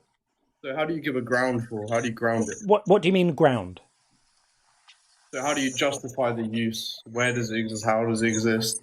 How does the human mind map onto reality, external reality? That's a separate question. You went from the moral argument to tag. They're all linked together. So morality. Well, pick one. We can do morality. Anything really. Okay. Yeah, I just want to pick one because you jumped from like, well, how do we attach our minds to reality, which is tag. God is a necessary for logic and intelligibility. But all right. So anyway, so you want to stick to morality then? Sure. Okay. Yeah. So we all have personal things that we value subjectively, including Christians, by the way. The idea that you should mindlessly obey some deity is a personal value. So we start with a personal preference as a moral compass. For John and I, we care about how actions affect the well-being of others. For you, it might be divine command theory, like you like being told what to do by your deity. But that starts with a subjective preference. Once you establish that, you have objective measures of whether an action harms, in sum and total, harms the well-being of others or hurts others. That's stuff that John and I care about. What you care about is you can ascertain, presumably, that whether an action aligns with God's orders or God's divine command or what have you. Okay. So you said a lot there. I'm trying to track here. So I'm critiquing your position. I asked for a justification or a ground. I didn't really hear. Maybe you could simplify it in a shorter way. It's I really don't think simple. depends on what you mean by. Go ahead, John. Yeah, it's really simple. We don't like suffering. That's the ground.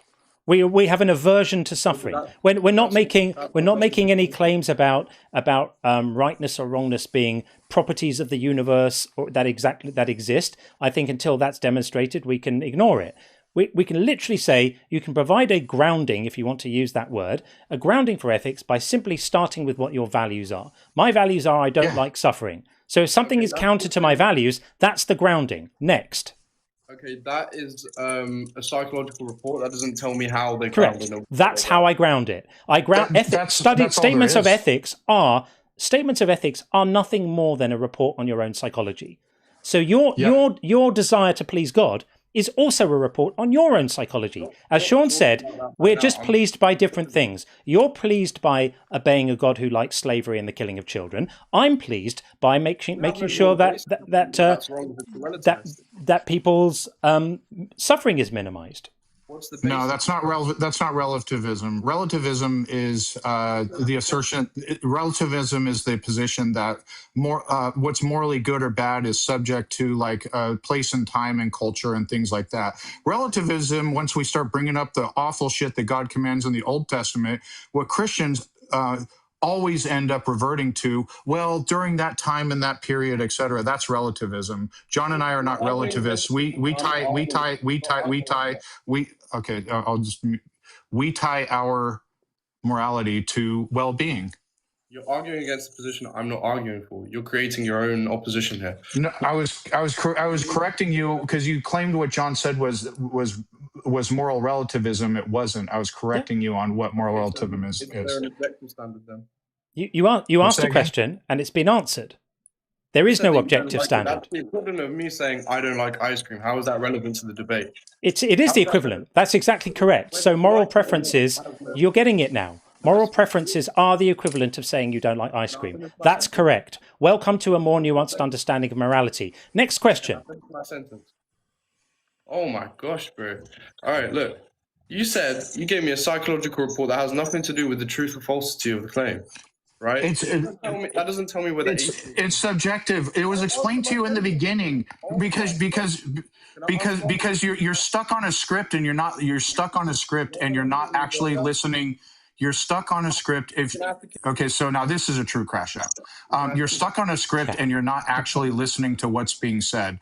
I explained to you in the very beginning that morality starts with a subjective preference, yours too, by the way, and you're already back here still how many minutes later saying, well, how do you get objective morality? We don't think morality is objective. If you think it is, prove it. Okay. Can I say a couple things without being interrupted, please? Go ahead. Okay, so first of all, you haven't let me finish the sentence. Second of all, you're claiming that I'm following a script. You haven't even heard my position yet. You're arguing against your own idea of tags, which I haven't been able to lay out. I told you. So stop crying about the conversation. Just make your case if you have one. All right. So you're saying that morality. I have to prove that morality is objective. Fine. If you claim it's objective, sure. Yeah, I'd say that there is objective morals. So. Okay, demonstrate that. Demonstrate it. So, should I or ought I follow the truth or what you're claiming to be the truth? Should you follow the truth about what? Like, I believe we should all try to ascertain the truth of things that are facts, yes. And I have reasons for that, but it's not objectively so. That's also a preference. Okay, so I prefer not to follow the truth claim you're making. Then we can't have debate if there is no.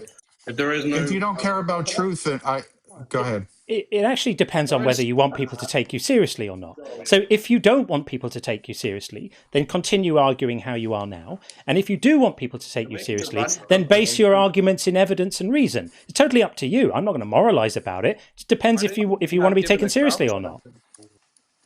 I don't think you've given a ground for reason in the first place. Look, all I said... Because you're arguing the moral argument. Do you want to argue tag? Like, are you jumping ship now? Have we finished with morality now?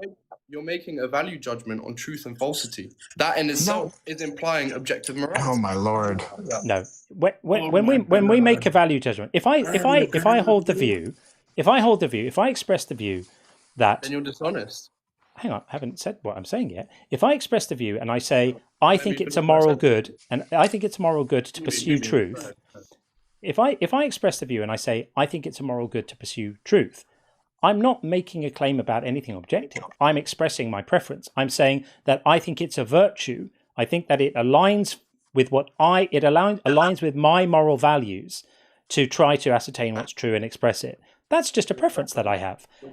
Any expressions of anything ethical is definitionally subjective. Now, if you think that there's some extra sense above and beyond that in which these things are true, then demonstrate it. I just demonstrated your dishonesty by claiming that we don't have to follow your claim of truth, and you're saying that that's a preference. Then okay. What claim of truth? What claim of truth? What claim of truth did he make? Cannot be wrong. Any claim of truth. Okay, so any claim of truth. So are we switching from the moral argument to? Yeah, he's given up. Yeah, we've given up on the moral argument now, have we? Listen to me. You're not going to let me finish. I'm saying they're all interconnected. Truth, epistemology, metaphysics, and ethics are all interconnected. And if you try to claim they're not, then I'd love for you to demonstrate how. Can I finish? I love to see how you can make a truth claim without implying a value judgment in that truth claim. Is truth, how we find truth, interconnected with our preference in ice cream? Yes or no? Sorry? Is our preference in ice cream interconnected with how we ascertain truth? Yes or no? No. Oh, okay. Why? Because it's subjective, right? So John and I are arguing that it's subjective, and you keep arguing. You keep trying to tell us, "Oh, it's all interconnected with how you ascertain truth." It's not. Listen, your preference in ice cream has nothing to do with meta ethics or the conversation that we're having right now. That's the whole point. The thing it has in common is that they're subjective. We're arguing that they're subjective, and you're trying to tie that. You're hold on. Stop talking over me. So you're arguing.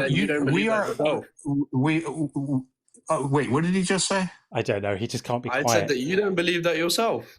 You don't believe that. Another Christian. Here we go. Another Christian who reads, who can read our freaking mind.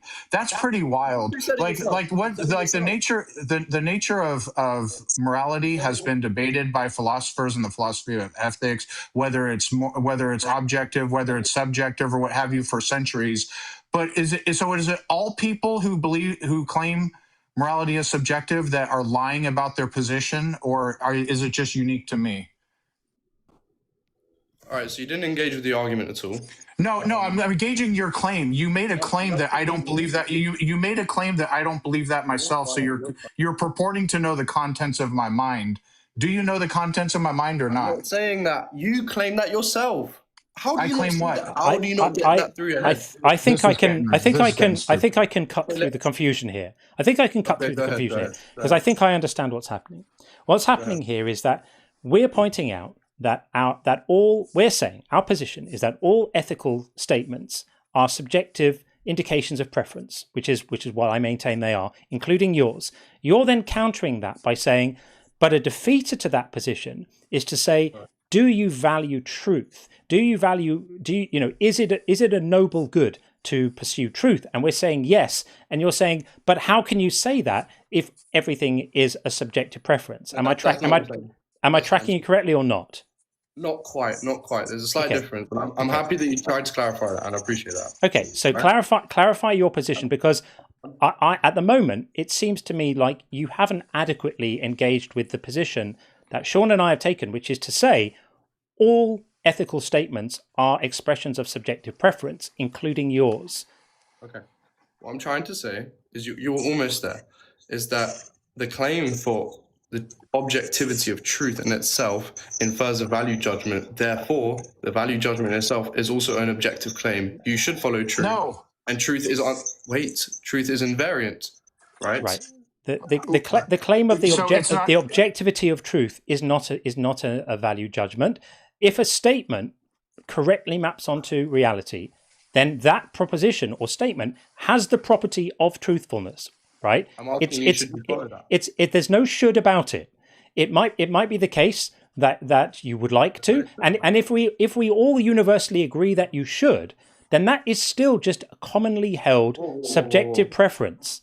That's all it is. That's all it is.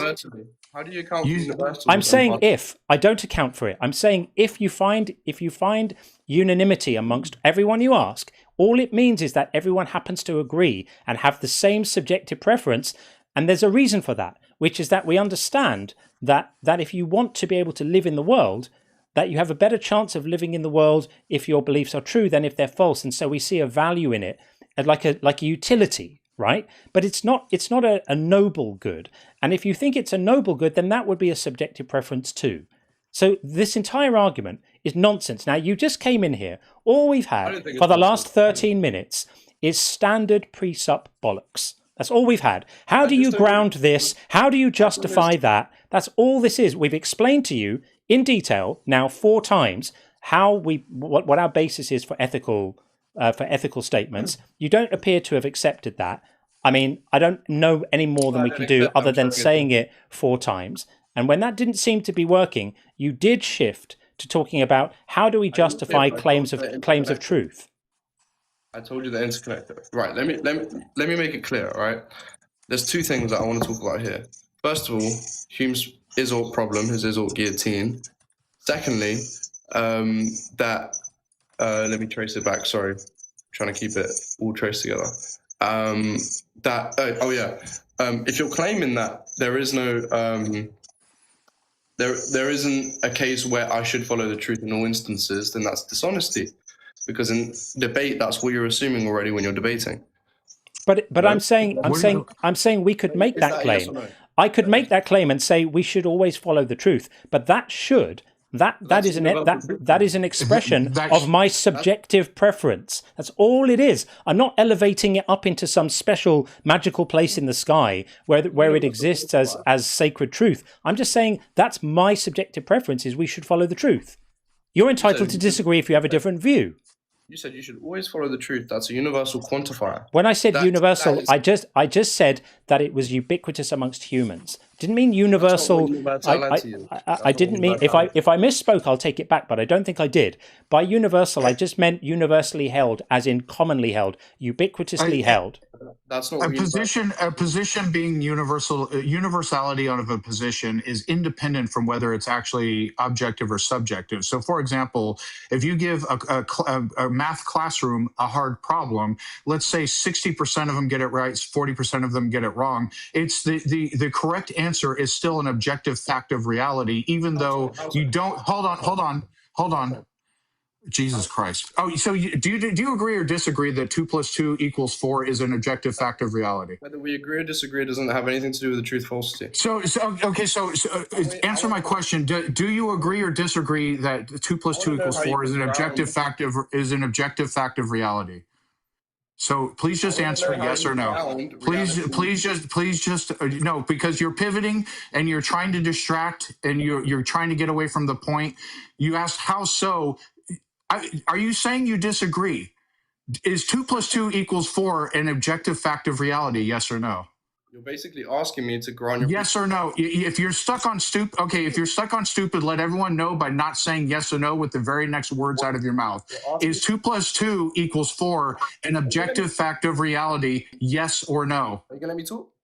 Thank you for your cooperation. Are you gonna let me talk? He's literally asking you to talk. You want me to ground your presupposition and therefore win you the debate. Ground your presupposition. Is 2 + 2 he can't = answer 4? 2 + 2. Hey, he John, can't answer is 2 + 2 equals John? Hold on, John. Hold on. Let me show you. John's going to teach you how to answer questions. John, is 2 + 2 = 4 an objective fact of reality? It is indeed. You're spurging out. Oh wow! John was able to answer. I say it is as well. What say you? Is 2 + 2 = 4 an objective fact of reality? Yes or no? I'm not going to grant your presuppositions. I don't think you're serious. How do you know what reality is? You're not serious. Now we're back. Now we're to how do we know you're not a brain in a vat? How do you know what reality is? This is not serious. I think you need to. I think you need to go away and retool. Why don't you just grant my presupposition of God and then let's move on? Yeah. I don't. Why don't we do that? Why don't we do that? Because you haven't demonstrated, and you will not be able to demonstrate, no matter how elegantly you pirouette around the conversation. You will be unable to demonstrate that any of this stuff needs grounding. This is the one thing that precepts try to do and always fail to do. They come in with the confident claim that all of this stuff needs grounding without being able to ever demonstrate what grounding means or why it's required. So I said to you already that we can ground ethical statements, and I explained why. You just ignored that bit and then moved on to the next bit. I think everyone's a little bit bored of this. You moved on to mathematics. There's the inner circle. Say bye-bye. That's the inner circle. Some people would say that's a mercy call. That was a Philbro in there right now. So I think let's have a look at the bingo and see if anyone's called it. Did someone call the Philbro babble? Yes! Finkelstein was, of course, straight to it with the Philbro babble call. And that was called at 1612, which is quite early in the conversation. Absolutely nailed that. And then we got some others as well. Finkelstein is on fire today. Also called How Do You Account for Logic? He did. See, this is why I didn't want to give these earlier, when people weren't really legit saying it. And then you get a real live one who actually thinks that's not a bullshit argument and uses it seriously. I know, hard to believe that people believe this stuff seriously, take it seriously, and think it's an actual argument. How do you account for logic as well? Was there. And then Maple called Christianity Built Civilization. I think that might have possibly applied more to the call earlier who was asking about 7-day weeks, but not to this one. I didn't hear him say that one. So we'll leave that one out for now. And in fact, that is now the only remaining item on the bingo board. So I'm not sure if we're likely to get that Christianity Built Civilization. But people, this has been an exemplary display so far of the bingo. I'm feeling proud of you all. Absolutely brilliant. Okay, let's get did we get our votes in on that one? That was a brilliant Philbro removal by the inner circle. Okay, I'm sure he's going to go away from that conversation, by the way, congratulating himself on his fantastic performance of our failure to ground all the stuff that he asserted needed grounding, like a fine coffee. But notice that he never was able to explain what grounding means or why you need it. This is the problem they have. They cannot explain what this grounding thing is. Let's get user in. Where are we? Trying to get you in. There we are. User 7383. How are you? Hello. Welcome up. Just get your name on the board. 7383. There we are. Welcome in. Nice to see you. Atheism cannot be wrong. Agree? Disagree? I guess disagree, but I mean, I have my doubts in God, but I've been raised religious Christianity, yeah. I mean, are you here to argue for the truth of it, or are you here as more a sort of exploration? Because in that case, I would invite you back on the Friday show, and we can collaboratively walk through some ideas together. Because really, people are here to see debates.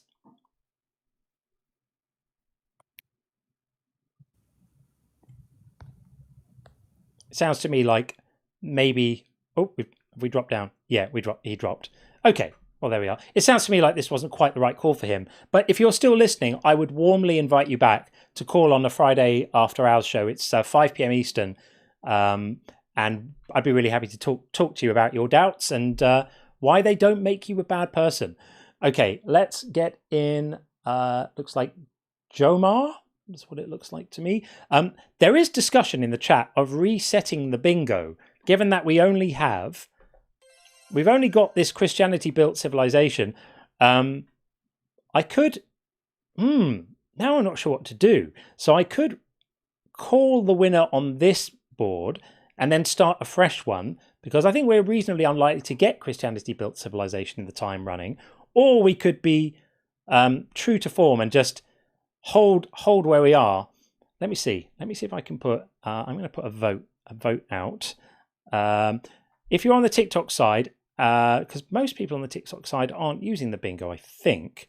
If you're on the TikTok side, put a 0 if you don't want me to reset the bingo, a 1 if you do want me to reset the bingo, and ignore it if you don't care. And on the YouTube side, I'm just going to say reset bingo, and you can get a yes or a no, and we'll pull that out and just see, because we've still got couple of hours left, 2.5 hours left of the stream. So it might be fun to have a new bingo board, which we can start playing with again.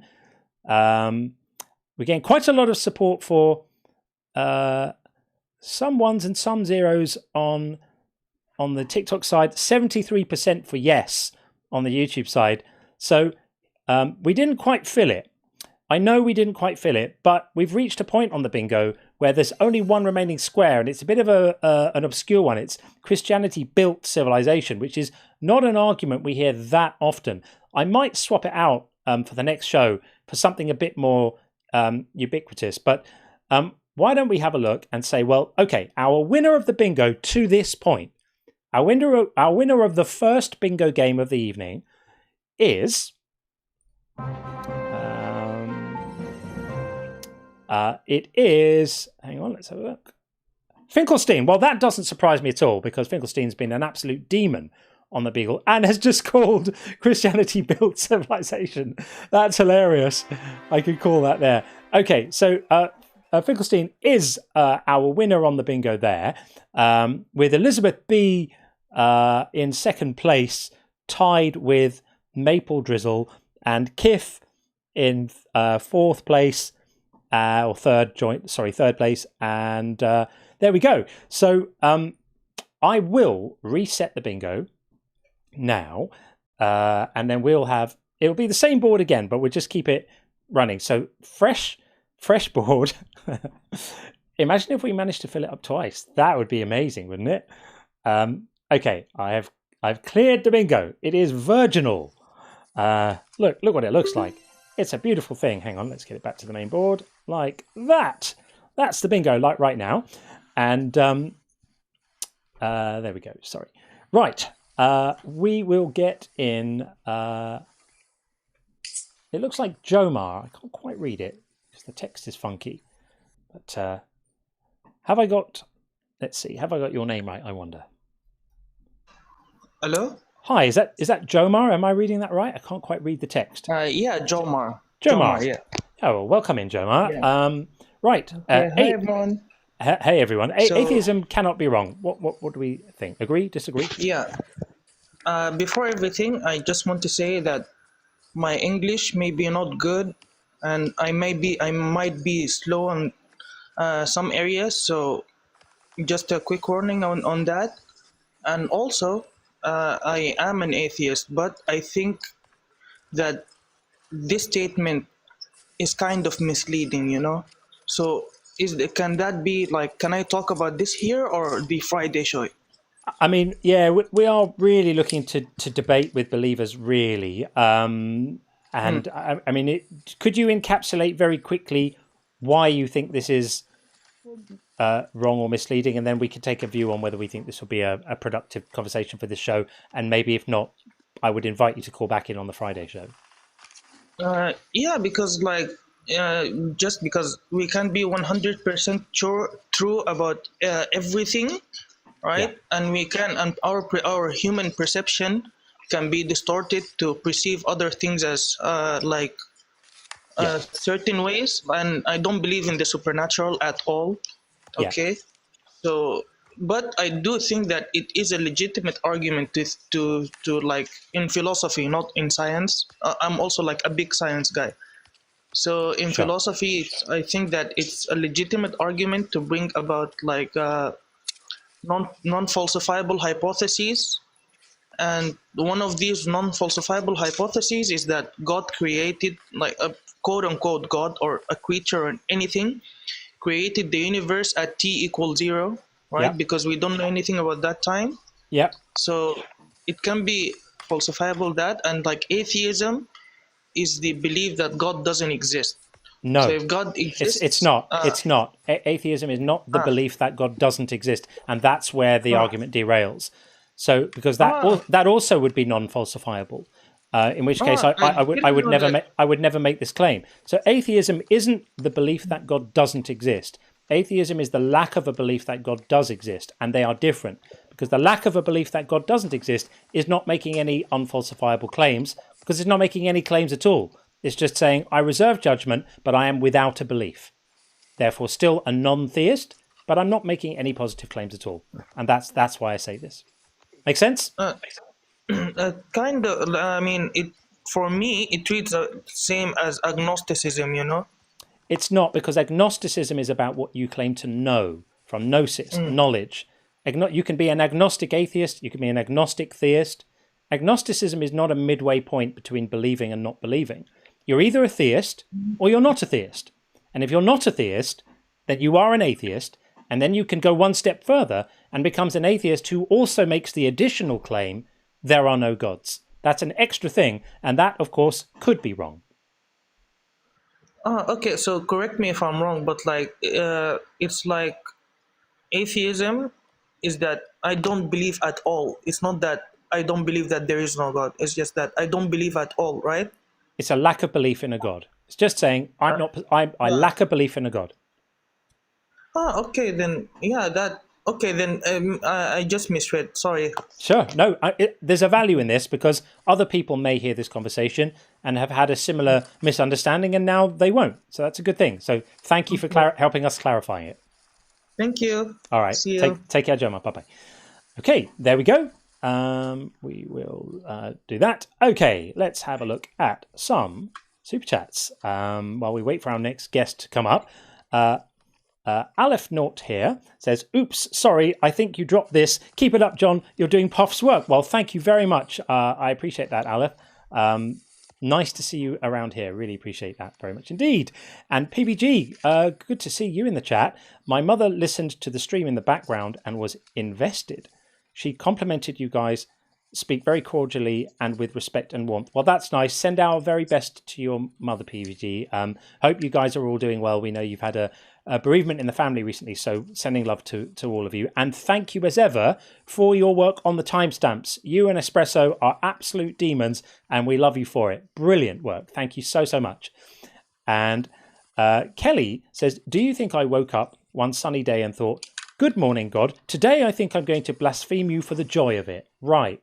I really think it's awful how so many so many believers fail to engage with how painful the process of leaving belief and losing belief can be for believers. I think it shows a singular lack of compassion and kindness. And I really think they would do well to just stop and think about that a little bit more. Because just as a basic, decent human thing to be aware of the suffering of others, it's so wild that they don't. Nobody does what Kelly was suggesting. And Indy says, I was a trainee minister, Bible college killed it. And that is a very common story. Once you start actually reading the book, you realise a load of old nonsense, and we'd all be better off without it. Can't get its story straight. Jesus is quite clearly not the figure prophesied in the Old Testament, and all the claims that he is fall apart the moment you look at them with anything like a critical lens.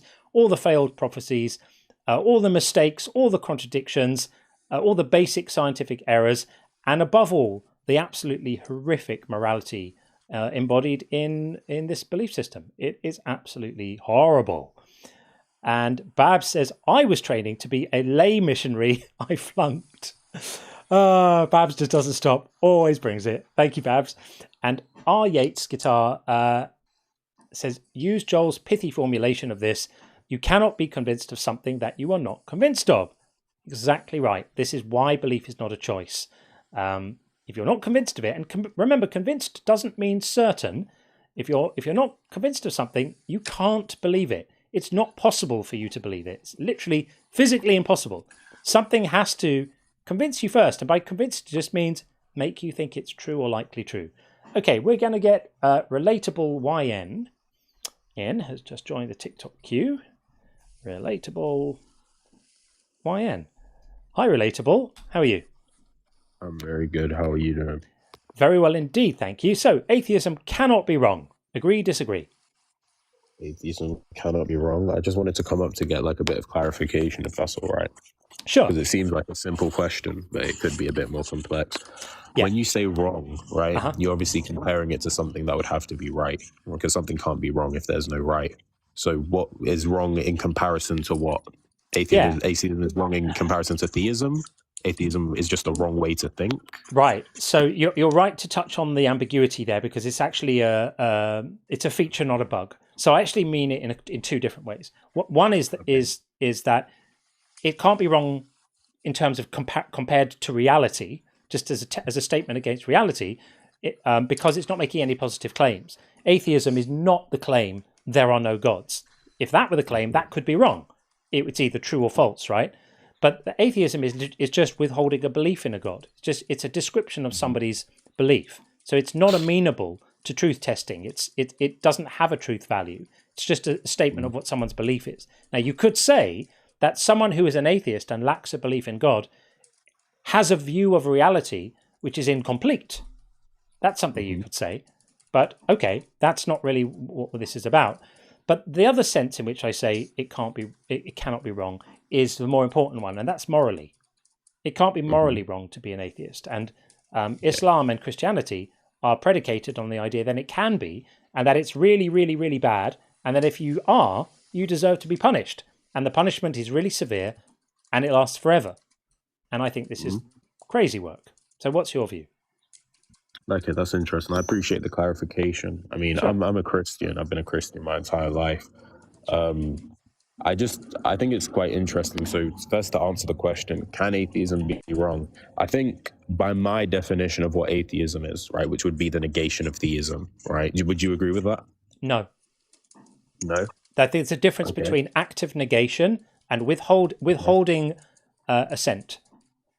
Okay. Atheism is withholding assent without going as far as active negation. Active negation is one step further. That's strong atheism. And I've just seen that Theosophical Wanderings is basically making the claim you just made in the TikTok chat. Does John not believe gods exist? Yes or no? If no, then it's a truth-apt view. It isn't a truth-apt view. I'm just withholding belief. I'm not convinced of that thing. So my lack of conviction is not truth-apt.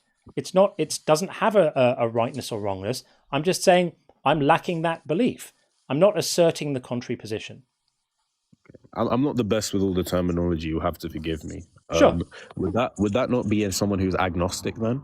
If no, you're withholding your belief in God? Because that would just be... No? This is a common misconception. No, that's fine. You're asking the right questions. So agnosticism is widely misinterpreted as being somewhere between being a theist and being an atheist, but it isn't. You're either a theist or you're not. And you can be a theist and be agnostic, or you can be an atheist and be agnostic. Agnosticism just means you're not making a claim to know any of this. So theism and atheism are about what your beliefs are, and agnosticism or Gnosticism is about what you claim to actually know as knowledge. Okay. So if you were to say, I believe there's a God, but I don't claim to know there's a God, you would be an agnostic theist. Okay, I see. Thank you. That helps a lot then. So sure. I would say in base, so as in just with the word atheist, is atheism wrong? I would have to say, without like fully diving into it, not necessarily, but my opinion could change. I could go fully in or I could go fully out right now, because my knowledge is limited, I can't make like a full cut. But I would say with my current knowledge, not necessarily wrong, no. Do you think that Jesus thinks that atheism is wrong? Do I think that Jesus thinks that atheism is wrong? Yeah. I think that a lot of the properties that are tied to atheism are perceived as wrong within the Bible, yes. Do I think that Jesus himself thinks that atheists themselves as people are wrong people or bad people? Yeah. Not necessarily. But then if you were to ask me about what's a property of atheism? You said there could be properties of atheism that are wrong. Yeah, of course. So, a lot of atheists, it obviously varies, right? No two atheists are exactly the same, right? But a part of atheism, in my opinion, again, of what I believe the word means, would be a rejection in the belief of God, because in their eyes, there is not enough evidence provided. Is that a fair claim for me to make? Yeah. Okay. So a rejection, meaning not necessarily claiming it's false, but just failing to believe. I would say no. I would say non-acceptance might be better than rejection. Yeah, fair enough. And also I need to add a caveat there. Okay. The reason they don't believe isn't necessarily rational. Doesn't have to be tied to a lack of evidence. Just if somebody is unconvinced any gods exist, they are by definition an atheist. Okay. But there's nothing else you can attach to that, though. Mm. But so you just asked me a property of being an atheist. I gave one. I'm saying the reason I think that would be perceived as wrong or less right is just because that would contradict some of the things that Jesus himself says specifically. And then later on, prior to that, what the Father says as well.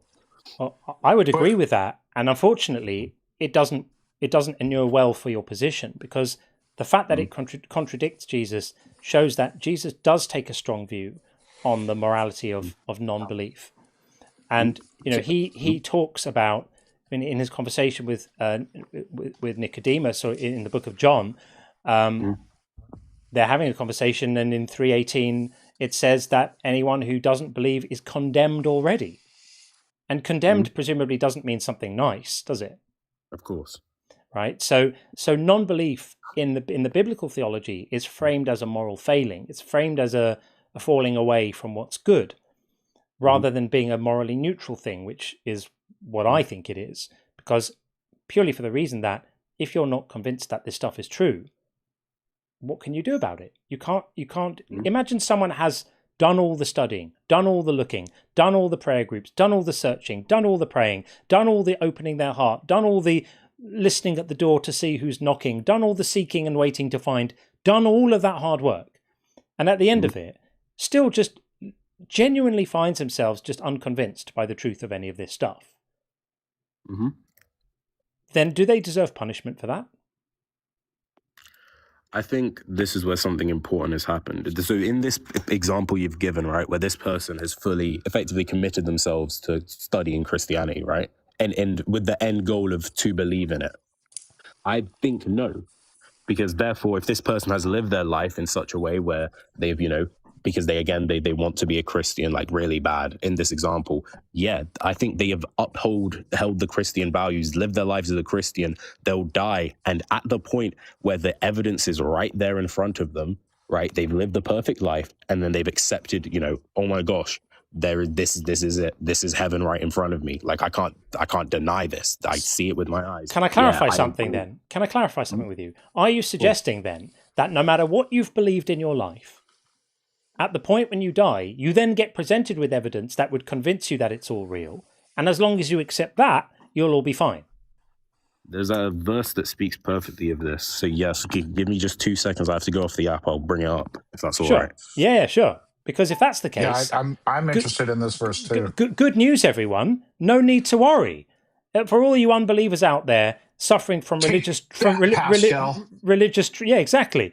Take that, Pascal. But all you religious non-believers out there suffering from religious trauma because you were told if you don't believe the right things before you die, you're going to go to hell, and you better get right with Jesus while you've got time. It was all a lie. Because there's a verse that proves it wrong. I'm on tenterhooks to wait to hear what it is. Let's see. Still searching for the verse at the moment. I'm sure that.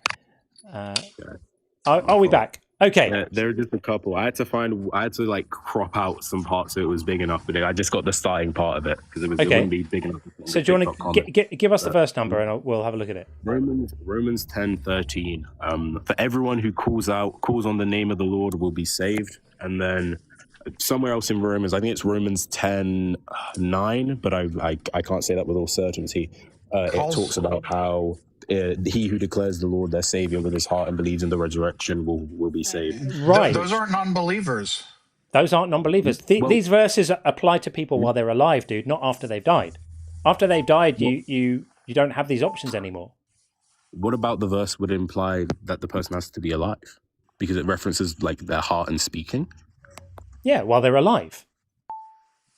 I mean, I know that's I'm misinterpreting. Nowhere in here does it say that the person's alive. For everyone who calls on the name of the Lord will be saved. Yeah, like in John 3:18, it says everyone who believes in Jesus will not be condemned, will be saved, but people who don't will be condemned.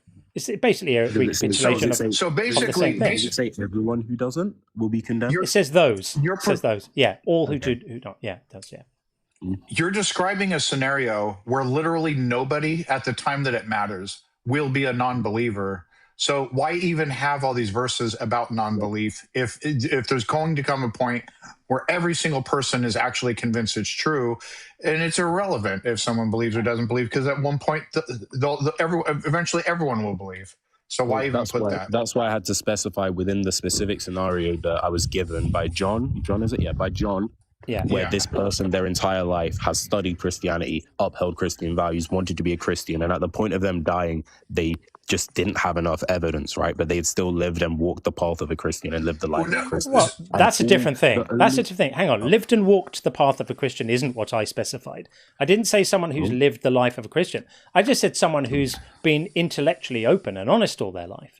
And has been led by evidence. That doesn't involve walking the path of a Christian, because you don't walk the path of a Christian until you have been convinced by the evidence, because part of walking the path of a Christian is holding those views and repenting. And you can't repent. Yeah. Sorry, John. That's right. Go ahead. I advocate for gay rights. So I'm not convinced Christianity is true. So am I screwed? Is it like Helltown for me? I mean, nowhere in the Bible does God or Jesus or any like religious figure say that being gay is bad. It says that man is made for woman and woman is made for man. No, but it says that men who lie with other men are an abomination and must be killed. So if you're going to say that's not saying being gay is bad, what you're basically just saying, it's fine to be gay as long as you spend your entire lifetime without physical intimacy and love. That's disgusting. That's a horrific thing to say to anyone, right? You wouldn't say that, would you?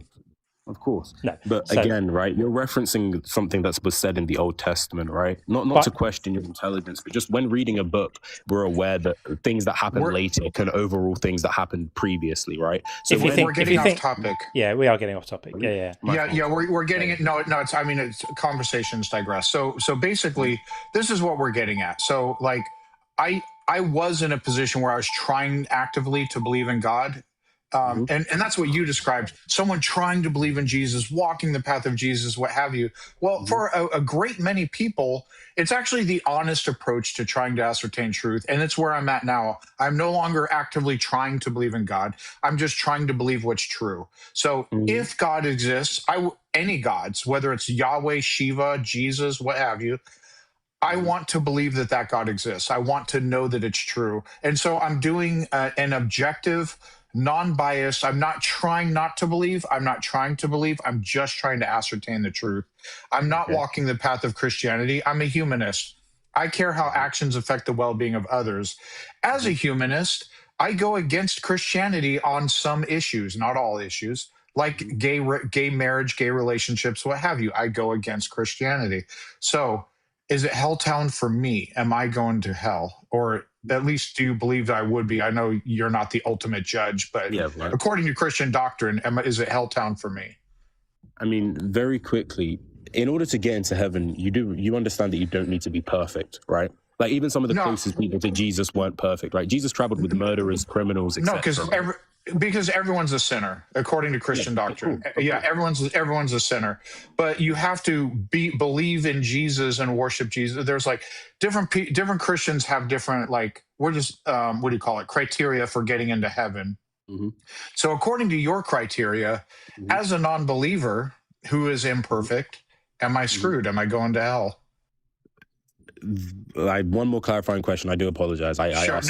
That's fine. That's fine. Go for it. Do you, Sean, honestly think in your heart that if you pass away, you open your eyes, you're at the pearly gates, heaven is in front of you, indisputably, right? You're not dreaming, nothing. You see, gotcha. You will accept that, right? You won't be like, this is an illusion. I would have no choice, but I would have no choice. Okay, and in that moment, no choice. Yeah. In that moment, in your heart, do you believe you will accept? Oh, damn! Wait, God is real. The Bible has been telling the truth. 100% would accept eternal life and try to avoid being burned alive for all eternity. Every human being would. Right. It's just common sense at the end of the day. Right. And do you then think that you have lived a life where, even though you've not been a Christian, do you think you've upheld values which are in Christianity? You said you're a humanist, right? Which a lot of the values can carry over, right? You're not a murderer. You're not. I got you. Et cetera, right? So it sounds like what you're saying is belief in this life isn't really relevant if you lead a generally good life and you are at the pearly gates. You'll be presented with convincing evidence, and then you can decide to convert right there. There's a problem with this. There's a big problem with this position. This is not biblical. This is not biblical. So you were quoting from Romans earlier. I'll show you Romans here. It says this is Romans 1:20, right? It says, ever since the creation of the world, God's eternal power and divine nature, invisible though they are, have been seen and understood through the things God has made. So while you're alive and you're looking at stuff, so they are without excuse. So this is saying basically anyone who looks at reality and looks at the world and doesn't see God and doesn't see divinity is without excuse. And the reason why it says without excuse is this is in the context of being judged for this. Right? Because if it wasn't going to be a problem, if everyone was going to just be given the evidence they need later, then there would be no need for a verse saying that while you're alive, if you don't think the right things, you're without excuse. So whilst I appreciate the slightly kinder theology that you're that you're expressing here is just not biblical. Well, I mean, do you believe that things around you could have been created by God? Do you believe the universe could have been created by God? We'll just start with that. Could have been is doing a lot of heavy lifting for you. If you ask me, do I think they were? No, I don't think they were. Okay. Do you think that there is a chance that the chain of events that led to the universal creation were caused by God? This doesn't mention a chance. Yes, there's a chance. There's a chance that it was done by pixies too. But if you ask me if I hold the belief, which is the measuring stick for salvation, no, I don't. And so the Bible is too full of language that concerns what people believe whilst they're alive, and that after they die, they will be judged for what their beliefs were whilst alive and whether they had enough faith. You know, so much of what we hear from Christians is that God needs you to demonstrate your faith, that he's not going to wait until you have certainty and then once you have certainty, reward you for thinking the right things. You need to believe it without the certainty. You need to believe it whilst there's an absence of evidence, because that demonstrates your faith, right? What you're suggesting is burning that entire idea down and saying everyone's going to get a chance to decide whether they believe it when they see it with their very own eyes after they die. That's a pretty weird position. Is that actually your position? Yeah, I mean, of course it is, right? I mean, the God that I know and the God that I follow, right? He is an all-loving person. And, you know, I said we can all agree that being all-loving means you wouldn't necessarily want your creations to burn forever. Right? But he's not all-loving. He's a monster. How can you say he's all-loving when he commanded the killing of children? Are you talking about the Gentiles? I read the Bible in Swedish. So God commands the killing of children all the time. He explicitly specifies, don't forget to kill the kids too, while he's giving his genocide orders. God commands God creates and threatens the splitting open of women's wombs and the babies being dashed on the rocks. So he's a complete monster. This is not a loving creature. Well, where did you get this idea from? Well, I mean, sorry, I apologize. A lot of people are flaming me in the chat. I didn't read the Bible in English the first time I read it. I'm Swedish. Don't worry about the chat. But it is kind of showing that you haven't read the Bible, because if you had, you wouldn't be calling God all loving. He's an absolute psychopath. He loves nothing more than the smell of burning flesh and dead babies. Absolutely loves them. Can't get enough. Oh, foreskins. Loves foreskins too. Got a thing about them. The parts you're referring to, all these things happen in the Old Testament, right? And later on, God denounces these things, saying he doesn't denounce them. First of all, he never denounces them. He never denounces them. He states that he will never do things like these again after doing them. It's a little bit like saying to someone, you know, when a husband's just beat his wife up, you know, I won't do that to you again unless you make me really angry, in which case I might. You know, this is not. If you make him really angry, this is not good enough. This is not good enough. If do you have any sisters? I do, yeah. If a man beat up your sister really badly to the point of, let's say, hospitalizing her, and then said, "I probably won't do that again," would you be all right with that? I wouldn't, but there's a big difference if I can clarify what said difference is, right? This guy who, you know, would be hitting my younger sister. There's a big difference between him and God, right? God is it's going to sound a bit messed up, which I apologize for that, but I don't know a better way to say it. God is your owner, right? He's the creator of everything. Making it worse. This is making it worse. No. If that's the case, why did he promise not to do it again? No. Right, if I could just finish. No. Please, you don't know exactly where my point is about. You're making that God gives life, he can take it away, he's your owner thing. Which just makes it so much worse. No, that would be immoral. That's not at all the point that I'm going down, right? Okay. God also exists in all three states of time, right? So God is in the past, present, and future, all in the same instance, right? That doesn't mean anything. God is aware of... You can't say he's in the past, present, and future in the same instance. That doesn't mean anything. I think I know where he's going with this. So he's aware of all outcomes. So he's aware of all outcomes. So this is where it gets important, right? God is aware that he has made the claim that he has infinite power, right? Yeah. God has shown in certain instances, like with the world flood, etc., that this infinite power isn't something that he just claims to have. This is something he can do. He has got the ability to destroy the world. However, he doesn't, right? In these instances where he's sending the Legion of Heaven to eradicate nations, where he's saying, go to war, do this, right? All of this is a part of human development, which, it seems like, oh, this is a bad thing, right? But me and you can now look at, people being murdered and say, oh crap, wait, that's a really bad thing to do. Not just that, specifically in the instant of the I don't know what it is in English, but so I'm going to continue to call them genitals, which is what it's called. Specifically in said instance, those people were killed for a specific reason because they were living lives of sin. No, it's not. It's not because they were living. No. It's not because they were living lives of sin. Their ancestors did. So I'll give you. So let's look at. Ancestors did. First of all, that's fucking depraved anyway. But let's just have a look at an example verse here, right? So let's see.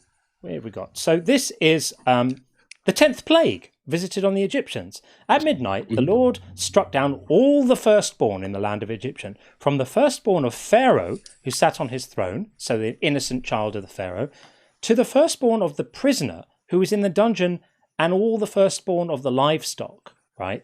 So here's God killing all the firstborns. So this means that there were actually slaves in Egypt at that point, who had been enslaved by the Egyptians, and God killed their firstborns too. So God is just sweeping through the land, killing children left, right, and centre because of the actions of another. And you're going to justify this how exactly? And just to clarify, do you believe that these people were living poor lives? They were the children of slaves. Yeah, of course. So they were born into. They were living the best lives. They were slaves themselves. Right? They'd been born into slavery. Right, so and they were living the best lives they could under the circumstances of unfortunately being slaves. Yeah. Are you going to frame this as an act of a kindness on his part? But do you agree? Right, even if it's the quote best lives they're living as slaves, that is not a good life to live. So right? he should just kill everyone then who has a difficult life. Why not just free them? Are you out of your mind? Are you suggesting that the only options available to God were mass-scale infanticide or just freeing them? Or why couldn't he just free them? Sorry, mass-scale infanticide or what he did? This is ludicrous. That's not a serious argument, surely.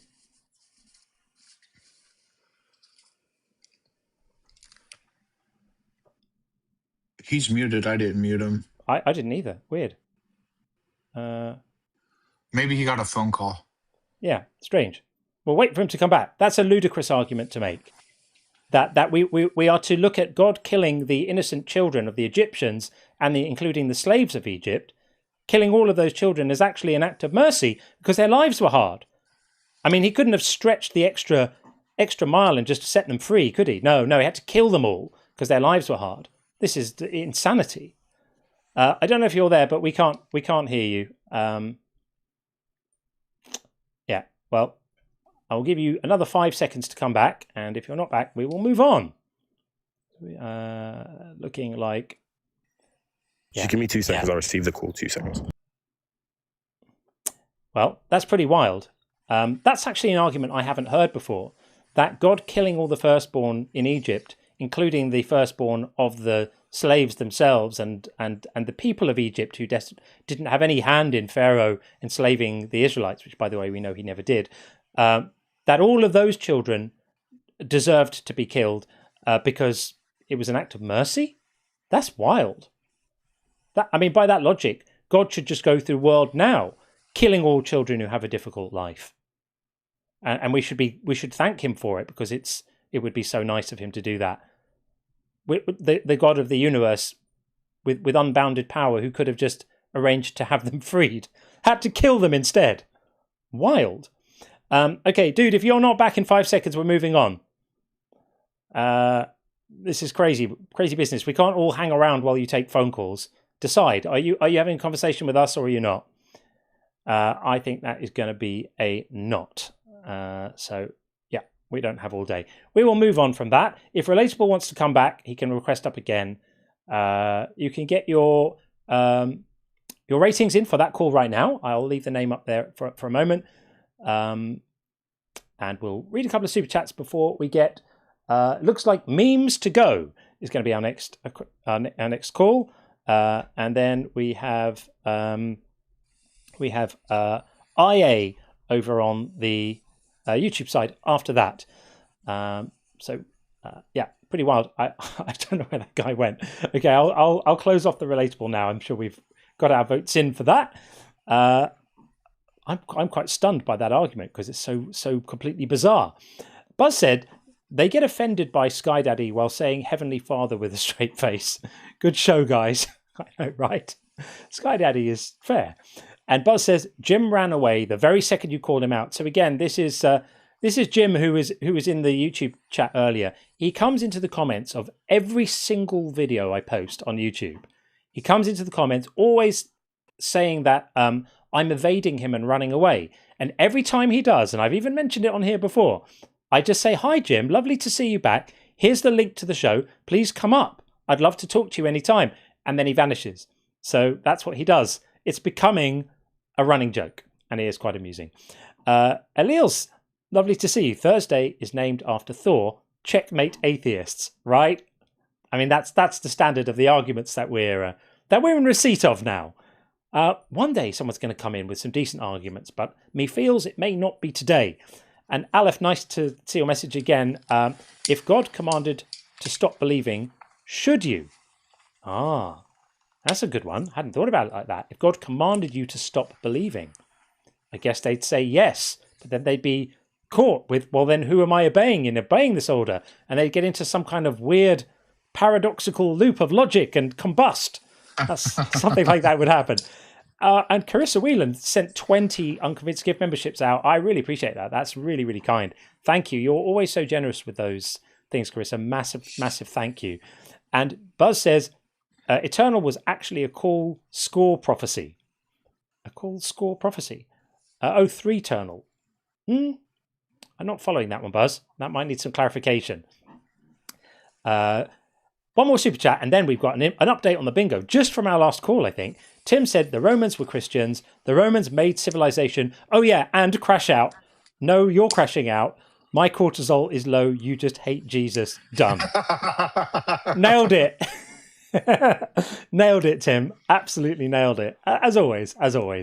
Okay, let's have a look. Okay, we are going to get memes to go in, but we just have to update the bingo because unbelievably, I'm not even kidding, we've got 10 count them, folks, calls on the bingo just from that last call. That is pretty wild. So Maple called You Send Yourself to Hell. Yep. And Maple called Words Don't Mean Words. I think we did have some of that too. And Maple also called You Need Faith. Definitely got that. And Ex-Atheist called Free Will. This is all for relatable. Fair enough. And Maple called You Were Never a Real Christian. Did we actually get that one? We got that from someone. Well, there was something. The Romans one guy. Yeah, although he didn't quite say that, did he? He said you actually still believe. So I'm not sure on this one. Not sure if Relatable called You Were Never a Christian. I don't think we heard that from him on that one, so we'll pass on that. But Ex-Atheist said, read it in context. We definitely had some of that. Like all of that Old Testament horrific stuff suddenly goes away when you add context. If anyone's seen my fake advert, just pour that context powder on. It'll be clean as new. Ash Wild says, that's the Old Testament. Yeah, we definitely had that. And Ash also said, nothing comes from nothing. Did he say that? I don't remember getting into that. I didn't hear that. Yeah, I don't remember that. So we'll pass on that one. No morality without God. Did he say no morality? I'm not sure if he said that either. Oh, and this is a new fresh one too, so I can't base this on prior. These are all just on the previous call. I don't remember him saying no morality without God. I don't know. And I don't remember him saying why something rather than nothing. I don't think we got into that with him. So we'll leave those as they are, but that's a pretty good going for that first call. Okay, let's get memes to go in. Memes to go. Good name. Hi, memes to go. Hello, how are you? Yo, what's up? This is my first live ever. I'm very excited. Well, you're very welcome. So we are saying atheism cannot be wrong. Agree, disagree? Yeah, so, I mean, that's going to be a hard disagree. You know, making an absolute statement about a worldview is always a bit tricky to do. Saying that any worldview is going to be absolutely cannot be wrong is going to be a tough one to I agree. Defend. I would actually agree, but you know where the kicker is? Atheism isn't a worldview. Atheism isn't a worldview. Yeah, I mean, it's definitely a way of looking at the world. So, like if you told me that you had a dragon and I said I don't believe you, is that a worldview? Yeah, it is, because you don't believe that dragons exist. That's it's a. What's the difference between a position on a claim and a worldview? Because basically, you would just call anything and everything belief related a complete worldview. To me, worldview is largely encompassing of lots of things. Like, it would be like saying a leprechaunism, not being convinced leprechauns exist, is a worldview, and to me that's kind of silly. Oh, well, maybe it's not fair to call it a complete worldview, but it's definitely part of a larger one, and it's definitely, especially when we're talking about atheism, it's definitely a very important part of most people's worldviews. Maybe it's not the complete one, but it's definitely a large part of one. Would you agree that only propositions or claims, kind of using the terms synonymously, about facts can be wrong? Propositions about facts or claims can be wrong? Yeah, if propositions or claims about facts, only those can be right or wrong, objectively. I don't want to make the mistake of being totally exclusive to that. So it's possible that you'd have to think about it. That's fair. That's fair. You don't want, So basically, saying this is factually correct or this is factually wrong. Yeah. Those pertain to propositions. Yeah. Sacramento is the capital of California. Pi equals approximately 3.14, etc. Sure. These are claims about facts. They can be right or wrong. Mm-hmm. The thing is, atheism isn't a claim. It's just not being convinced a God exists. So, for example, if someone says this God exists, that's a proposition. Yeah. You can accept that the proposition is true. You can accept that the proposition is false. Yeah. Or you can accept neither. I am neither claiming it's true, nor am I claiming it's false. And those people would also be atheists because they are not convinced that the proposition is true. So they haven't made a claim that could be right or wrong. Right. Okay. So my big problem with this, and first of all, it's very unconstructive to, do this wordplay about how, I'm not actually making any claims, so you actually can't attack my position. It's not a wordplay. Well, you're trying to say that, because I'm not actually saying anything that can be proven right or wrong, you can't attack my own position. I think that's just a little bit deconstructive. I don't think it's very constructive, but a bigger part is, I think that if you say that I don't believe... all it does is say you have the burden. Sorry, I'm interrupting a lot. I'm sorry, go ahead. Yeah. Well, if I were to say I'm not convinced that the world's round, I can just flip that and say, I don't think that the world is round. Just because I'm saying that. You're not convinced. That's fine. And do you know what I would do? Right. I would say, I'm claiming it's round, daggone it. I have the burden of proof, and now I have the burden to present you with my evidence. But you can't, in that case, I couldn't say you were wrong because you didn't make a claim about the shape of the earth. Okay. So this isn't like a shutdown discussion type of thing. Yeah. Because you could still say, hey, you are not convinced of this, but there's evidence that I have that's really strong, and if you reject it, you're being irrational. You could still argue with us, but the position itself cannot be right or wrong.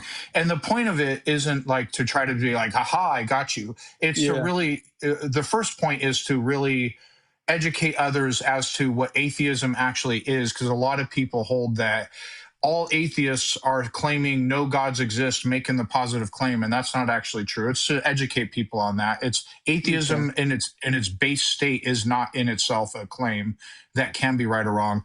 And then there's the other part where it's not. A lot of people cast moral aspersions on people who are atheists for their non-belief. Yeah. It's to educate people that belief isn't a choice. You're either convinced or you're not. Right. And so non-belief cannot be morally wrong. It's nonsensical to think of it in moral terms. That's it. Those are the two areas that it covers. I gotcha. But you wouldn't say, though, that lack of belief is a belief in a negative proposition? No. There's a distinct difference between I do not believe X and I believe X is false. Now, do you understand the distinction? If you don't, I can give you an example. Why don't you give me an example? Sure. Are you convinced? I have a lawn in front of my house. Are you convinced that I have an even number of blades of grass in front of my house? Let's just say I'm not convinced that you have a even number of blades of grass in front of your house. Correct. Does that mean that you believe the number of blades of grass is odd? Not necessarily, I guess. Yeah. Right. Yeah, exactly. So you're not convinced of my claim, but you're also not convinced that my claim is false. You need more information before you actually take a position on that. All right. So is your position that you don't believe in God simply due to lack of information? Lack of evidence. Like for me personally, it's I'm not convinced any gods exist because I have not yet seen sufficient evidence to believe.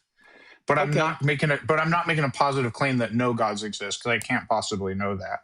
Okay, wouldn't that be more in line with agnostic, or is that just not the same thing? They're not mutually. Agnosticism and theism versus atheism are not mutually exclusive. Okay. Agnosticism deals with like knowledge. Now, if I were an atheist and I claimed I know no gods exist, I would be I would not be an agnostic atheist. I would be a Gnostic atheist. And these are so agnosticism is like, and these terms are used, different people use them in different ways, but but generally speaking, the only thing you can assume about an atheist until you question him further or her is that they're not convinced any gods exist. That's it, full stop. Yeah. And then you can ask further, well, do you believe all gods are false? Which God? And some of them, like both John and I will say, for these specific gods, we actively believe those gods do not exist. That's a positive claim in itself that has to be justified. But atheism at its root is not in itself a claim that can be wrong, either morally or in a vacuum. Isn't a claim? Yeah, correct. But now some atheists may say, hey, I know no gods exist. I've talked to some of them on TikTok. I can name, I'm not going to like name drop people. They won't care. But there's guys that I've spoken to that I'm a hard atheist, and here's my argument against the existence of any gods. And okay, cool, respect to you. They accept that they have the burden of proof in that case. Okay. Real quick, do you think that all, let's say, worldviews require a philosophical axiom? Would you say? Philosophical axiom. Yeah. So I think, for example, the laws of logic are axioms that cannot be proven. So I'm going to tacitly agree to that, but there may be I may think further and think there's exceptions because I'm just being hit with that question now. Yeah. I mean, it's a deep question. I think there are certain things that I think we should accept things on as few things as possible based on axioms. Like I think if we can justify something or it's practical to do so, we should only believe things that are justified. But there's certain things like we have no choice with the laws of logic, the laws of identity, non-contradiction, excluded middle. The only way we can prove logic is using logic itself, which is like using the measuring stick to measure itself. And so we have no choice but to accept those as axioms. Okay. But yeah, I think certain worldviews require like the laws of logic, but I wouldn't accept like there's very, very few worldviews I would just accept axiomatically, other than the laws of logic work. Right. Laws of logic is a classic one. I want to get your take on, do you think it would be okay to express God as an axiom insofar as he is the creator of logic in itself and presupposes logic and rules on the universe? No, because because you're basically we've all mutually agreed the laws of logic work. It could be just a brute fact of reality that, for example, the moon cannot exist and not exist simultaneously. That's the law of non-contradiction. Yeah. Now, if that's just a brute fact, then there's no God or anything required. Now, if someone goes further and say, for that to be the case, that the moon cannot exist and not exist simultaneously, that requires my deity, I would say, cool story, please provide your evidence for that.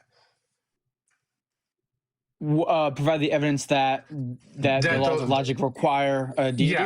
Yeah, and I like to put like things in like a real life case to make it easy to comprehend. So we agree that the moon cannot exist and cannot exist simultaneously. That is an abstract fact of reality.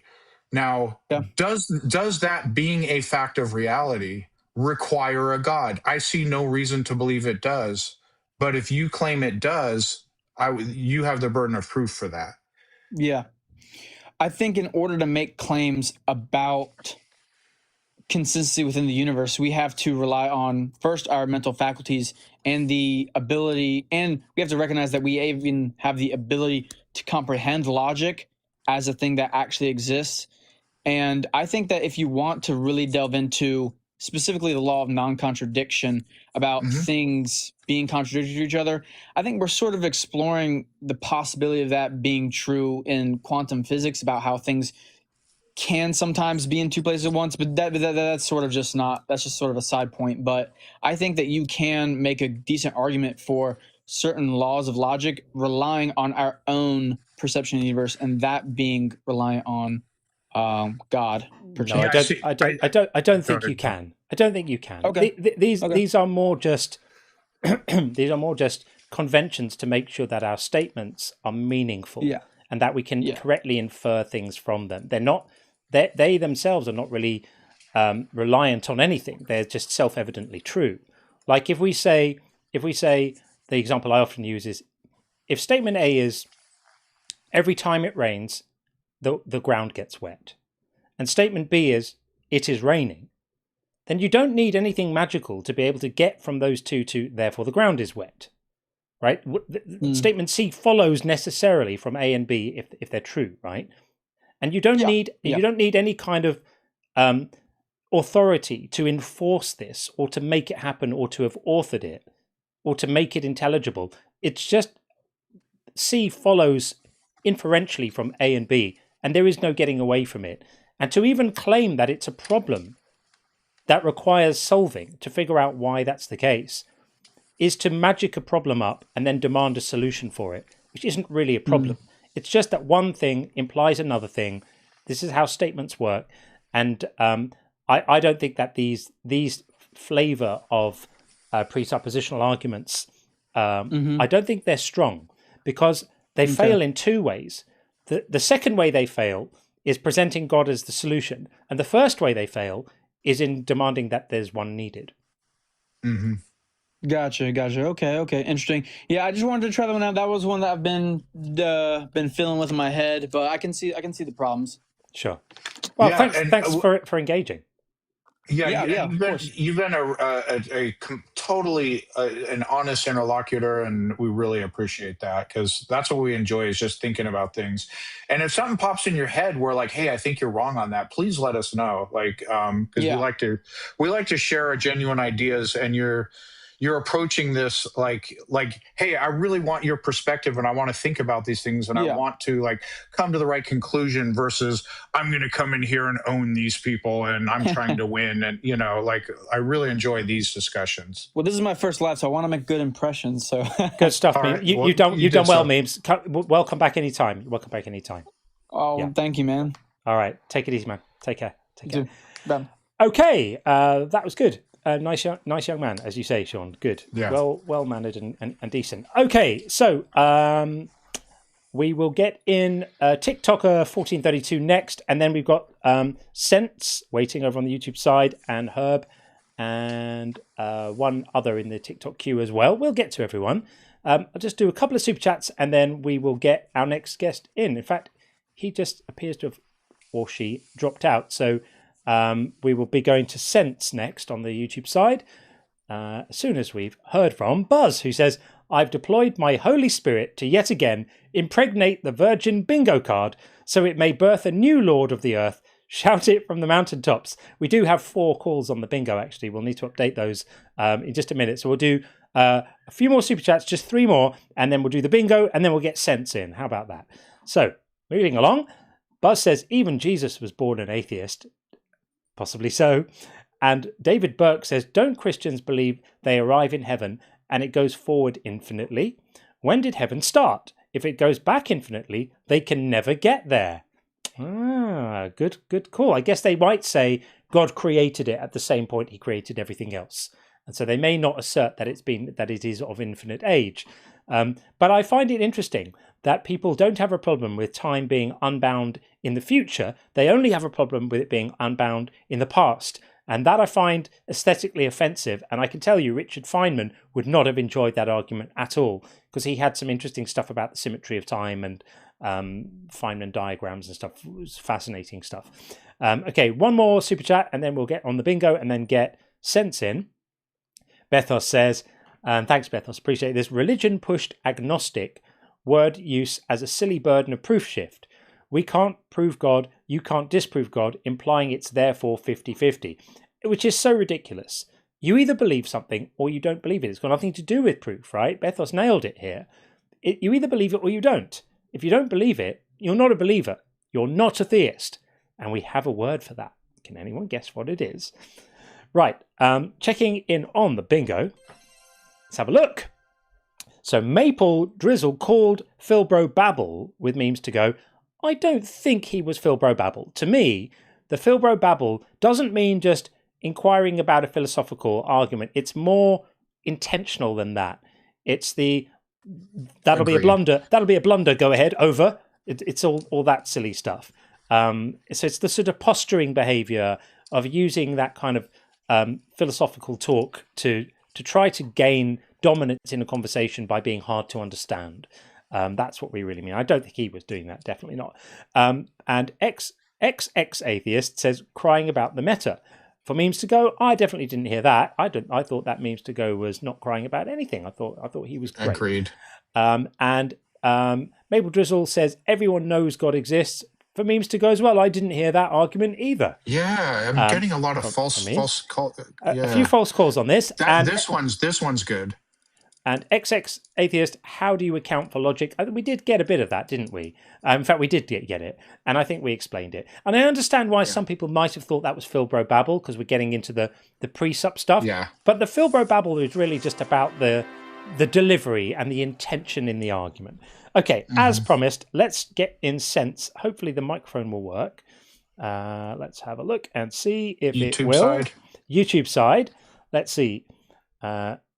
Sense, are you there? I can't see a microphone connected. Oh, there we go. Microphone. No, it says no audio device connected.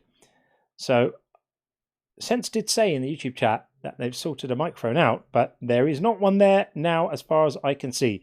So whatever software you're using cannot see that you have a microphone connected, and that's why we can't hear you. So keep on trying and come back when you get that sorted out.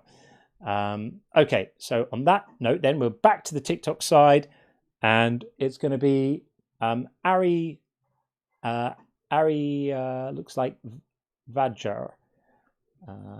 Let's get them in right now. Hey, how are you? I'm good. How do we correctly pronounce your name? Just call me Ari. It's a made-up name. Just call me Ari for short. Ari for short. That'll do, and easier to type into the name system. Well, welcome in. Don't think we've spoken before, but welcome anyway.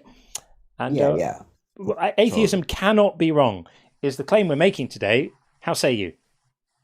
Well, I heard what you were talking about. It was very interesting. It confused me a little bit because it seemed like it was an agnostic type of view. Also, like you don't have proof or evidence to, but you're open if that were to come about, right? We're open. Yeah, one can be agnostic and an atheist. So agnostic just means you don't claim to know, right? You don't claim to know what's what. You don't claim to know that there's a God or know that there isn't a God. And atheism just means you're not a theist. So I can be completely open to the possibility of theism while still being an atheist, which is in fact my position. Got you. So it's almost like where you're leaning towards more, something like that, right? No, it's where I firmly am. I am complete in every sense of the word. I am an atheist in that I am a person who is entirely without a belief in any gods. But I'm open I'm open to the possibility of there being one. It's a little bit like I'm entirely without the belief that I will find money on the street in front of me next week. I'm without that belief, but I might do. I'm open to it as a possibility. I'm just not convinced Got you. that I will until there's some evidence, right? Yes. Okay. Thank you for that clarification. Sure. So me, I'm mostly an idealist from the Eastern schools of non-dualism. So you can say we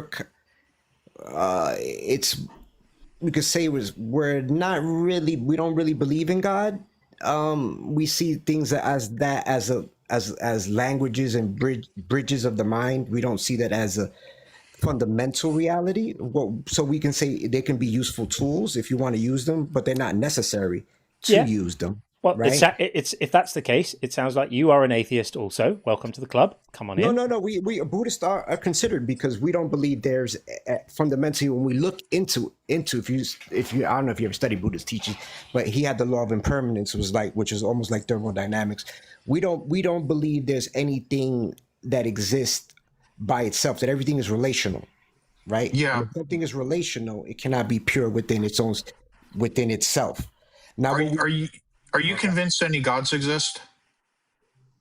I do believe that almost like a software program, I believe, but they're not fundamental in the way.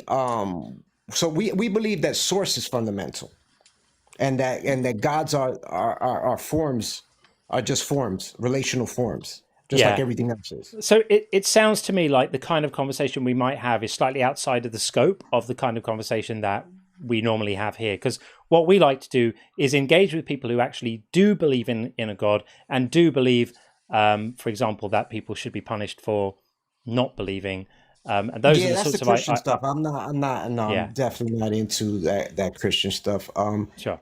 I think Buddha was very nuanced in his epistemology, and also he had a methodology, so you can prove it to yourself. So it's not like you don't really need to infer anything. The method is to inquire within and see if these things are true. So we will go through an inquiry of different things to see what sustains itself. Like, for example, I'll give you a great example based on identity, right? So if I go, I'm my name. Well, we know our names come from somewhere, so we know that can't be fundamental, right? And we know all the relations of the body itself. Like if you were to say, well, am I my heart? Am I my brain? Right? We know all those things are contingent too. So we go through a whole inquiry of that. And but basically the only substrate to even call it something, we believe that consciousness is if we're going to call it fundamental, because it's very dynamic in nature, it's like the performative necessity of what we come to know, right? It's like the prior of all priors, right? We know as humans. Outside of that, we can't know what other things are directly. We can infer them, but for ourselves, we are directly living inside consciousness, and we use it to know all things. So that's why we concentrate on it so much. Well, I think it feels to me like the thing you're describing is probably a little outside the bounds of the sorts of conversations we normally have here, but I really appreciate you coming up to offer your perspective. Okay, thank you, brother. Appreciate you. Thanks, man. All the best. Take care. Thanks. Okay. A little above my pay grade, perhaps. Right. We will check the bingo because there are a couple of calls on that, and then see where we're at. What have we got? So Maple Drizzle called Nothing Comes from Nothing. Don't think Ari said that. And Meta XX Atheist called DNA codes need to design. These are nonsense claims. I didn't hear any of that. There? I didn't hear any of that there. Come on, Maple. He didn't say that. Right. Moving on. Right, we will try Sense again. Sense is saying that they have a mic, but Sense, are you there? It's not going to be one because I can't see an audio device connected. So let's try this. There might be another way of doing it. This might work. Hang on a second. This might work. How about if we do this and then that? Sense, are you there? Still not. No, I thought it might not be. Sense, are you there? I think not. Okay, I don't know why it's not working. It's just not. The entire Video Ninja system just cannot see that you have anything attached to your microphone, and so I can't request it, so I can't activate it, so we can't hear you, which is very annoying. So I'm very sorry. Keep on seeing if you can figure it out, but I don't know what to say. At this point, it ain't working. Okay, let's... where are we at? We've got Adam over here. We'll get Adam in quickly. We are basically just looking for debates, not friendlies, but we'll just get Adam in very quickly. Adam, how you doing? I'm doing all right, thanks. Cool. Yeah, I wanted to comment just something actually Sean brought up. Basically trying to explain how atheism isn't, the claim that God, doesn't exist. Real. Yeah, like a value, like the value of X is either true or it's false. So they claim God exists. That's either true or false. So not believing something is true isn't the same as believing that it's false. Correct. Yeah. So atheism is I haven't seen evidence to show that X is true. So I remain unconvinced. Yeah. And then agnosticism is I don't think it's possible to know if X is true. So I'm never going to be convinced one way or another. Yeah. Totally agree. Thank you for clarifying that. Yeah, I just figured because that seems to be the main confusion a lot of the callers seem to have. And it's widespread. It's the exact conversation I've been having for 20-something years. It's just clarifying this stuff over and over. In 20 years' time, I'll still be having it. That's just what it is. It's the main misunderstanding here. But yeah, thanks, Adam. I appreciate you, man. Yep. No Take problem. it easy. Take Keep care. well. Bye-bye. Bye. Okay. Right. Call queues are currently empty. Let's get a couple of super chats in. And then, in fact, before we do that, I'm going to read you the first of our Inquirer questions that have come in. This is from just some random dude on YouTube, a good friend, who's also an Inquirer member. I have seen some messages in the TikTok chat saying, how do we play bingo and stuff? So if you're watching on TikTok, if you want to get more involved in a more interactive way, just follow my link on my TikTok page has a link to a Patreon where you can gain exactly the same membership perks that the YouTube members have. I've just recreated exactly the same structure over on Patreon. It's exactly the same. It's not hugely expensive. So the first tier gets you access to the bingo, which means that you can interact. You get a link to the page where the bingo is, and when you hear one of the arguments, you just hit the square, and then your name goes in it if you were the first to call it. And then the second membership tier gets you that, and also access to this, which is the Inquirer level members form, which means you can just send questions in or topics that you want us to talk about, and we will bring them up and address them on the show when time allows. And then the top tier is the Inner Circle, which gives you those plus access to the kill switch, which means that you can vote on which guests to remove when the conversation just becomes too much and you've had enough and you think I'm keeping them on for too long. You can vote to have them removed. So just some random dude on YouTube says, hello John, hope your day's going well. Before I discovered your channel, your argument about nobody chooses what they believe wasn't something I had heard before, and I think it's a great argument against religion, but it doesn't seem to be talked about that much. So I was just wondering why you think that is, or is it actually a popular argument and I've just missed it? Well, here's the thing. I don't think it gets talked about as much as it should. And I think the reason for that is that when it's occasionally touched on, and I remember seeing people touch on it on the Atheist Experience, and it would come up in a discussion, it would sort of just be mentioned, or we just can't choose to believe and then move on. It was always framed as a sort of a part of a bigger discussion rather than being the actual discussion. And I just think I don't know, I noticed a gap there. I had the same thought as you, that people are not talking about this enough. It needs to be made the actual argument rather than just a qualifying point in another argument. Yeah. And that was what motivated me to spend a year writing a book about it.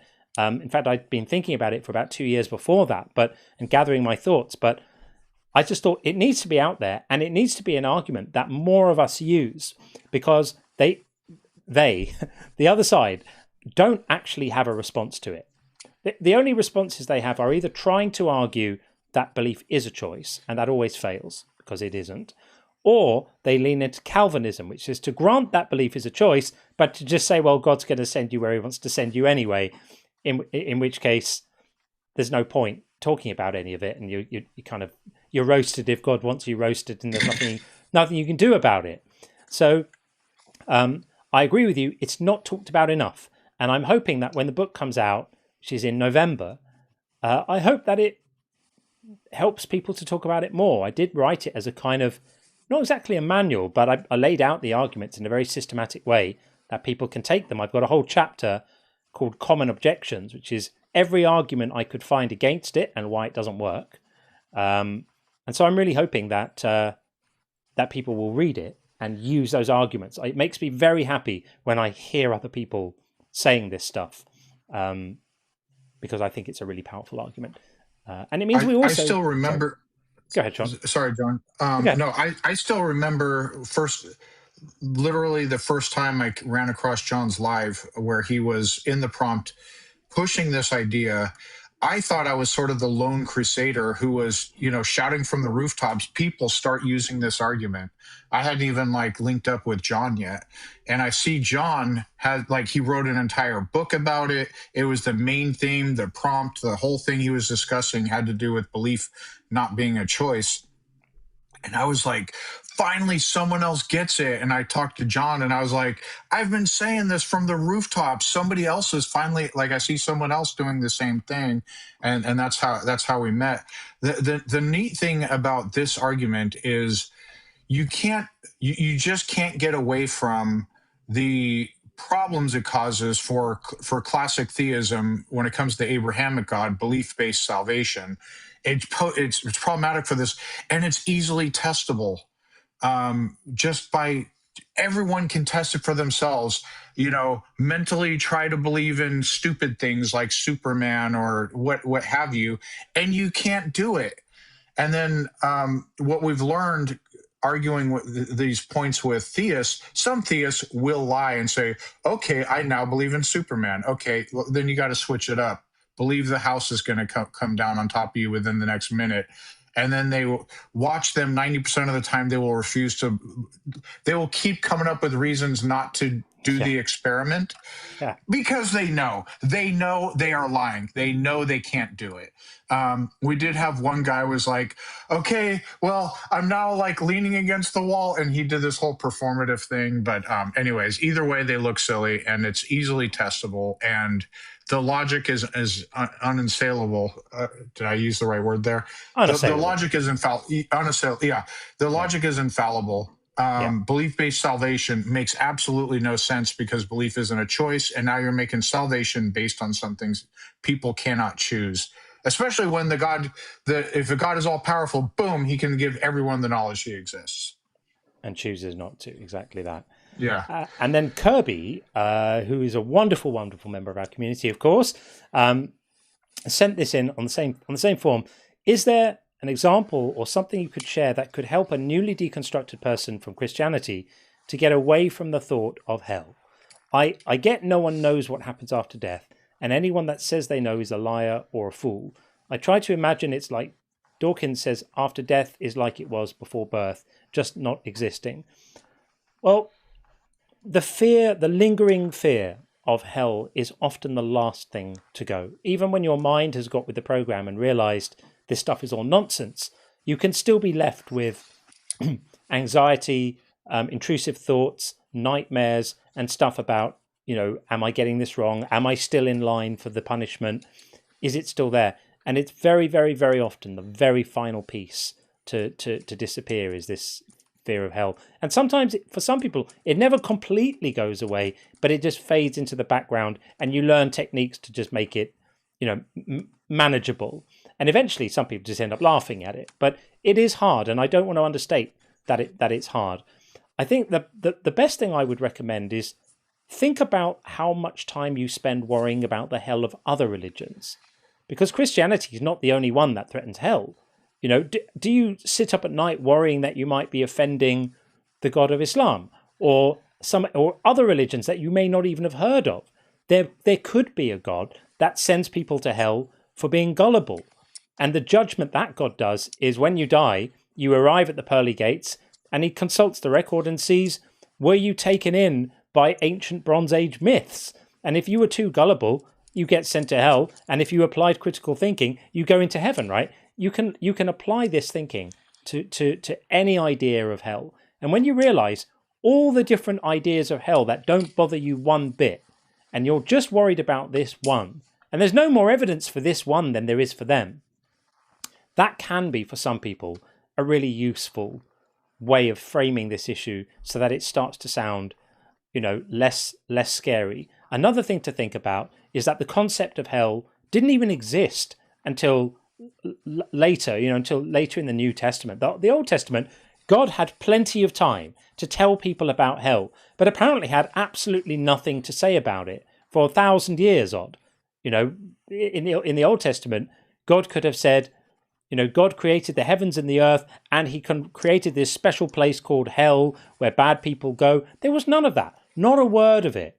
It only came in later as a way to try and terrify people into what's going to happen to them if they're bad and naughty and they don't believe the right things.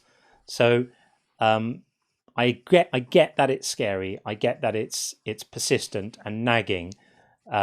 But keep on going and keep on spending time in communities like this one and Justin's and Ian's and Joel's and all the good people. Sarah, who does Losing Faith, is brilliant spaces to be in around other people who have all been on that journey and can reflect on it too. And hopefully that will help you to realize that this is just the grown-ups version of telling kids that there are scary monsters under the bed who might come out if they're not well behaved. Okay, let's have a look and see if we've got anyone in the YouTube queue. No one in the YouTube queue yet. Okay, I'll read a couple of super chats, and Sense is still trying to get back in on the YouTube side, but I'm looking again and I'm still seeing no audio device. So I don't know what to tell you, my friend. Other people are getting in, and I can hear Sean on there, and we've had a few other callers. So I don't know what type of issue it is which is stopping you connecting. But it's a shame because we'd love to talk to you, and a shame that we can't. So keep on working at it, and hopefully you find a solution and we can get you in. Sensiord says, atheism can't not be unwrong. Disprove me unright. I love that. Maybe my claim here is a little twisted and wonky to say atheism cannot be wrong, but I'm standing by it anyway. And Tim says the first use of atheists was for Christians refusing Roman gods. This is true, but they still believed. So the very first time it was ever said, it didn't mean no God. Interesting. Yeah, it just meant not the gods that other people liked. And it's inspired by the sea. Great to see you again. Said, read the Bible and come back, caller. I'm not sure who that was directed at, but that applies to, I'd say, a good chunk of the callers we have. Read the Bible and then come back. And Babs says, on the day of judgment, the unfaithful shall cry unto the Lord, but Lord, we did not know. And he shall say unto them, well, ye know now. Right? That's it. I can't decide what's a worse theology. One where you're judged for what you, the conclusions you came to while you were alive, or one where actually that doesn't matter. It's only the conclusion you come to after you're alive, but you spend all the years you were alive worrying about being judged about the conclusions you come to when you were alive. Because that's the vision that we were being presented with earlier, which is very, very silly indeed. Unamato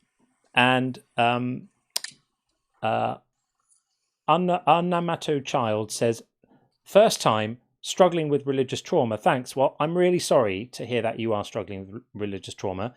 My advice would be, please contact Recovering From Religion. It's recoveringfromreligion.org. They are brilliant. They offer free counseling and help and support with this, specifically for people struggling with religious trauma. So please give them a shout, and they will be able to help you, or at least point you in direction of resources that can help you. But we understand it's hard. We really do understand it's hard, and you're on the road to not struggling with this anymore. So many people struggle with it and then process it and move on from it and are even able to laugh at it later. But I understand you're in the eye of the storm right now. So be kind to yourself. Contact recoveringfromreligion.org and get them to give you some help and some support. There's no shame in needing it at all. That is what I would do. And Bethel says, relatable YN from mild Christian to sociopath. Yeah, it's weird how those conversations can go. Pretty strange. And then disappeared, of course, as well. And Babs says, there is no God. He revealed that to me. The old ones never get old, right? Brilliant. Thank you, Babs. Right, what have we got? Still no callers in the queue. So if you are on TikTok and you want to speak to us, now is your chance. Just hit request and I will see you in the queue and we'll bring you straight in. And if you're on YouTube, then you know what to do. You just come in with the join link, which I'm going to put right there. And we've got the Nate coming in on the TikTok right now.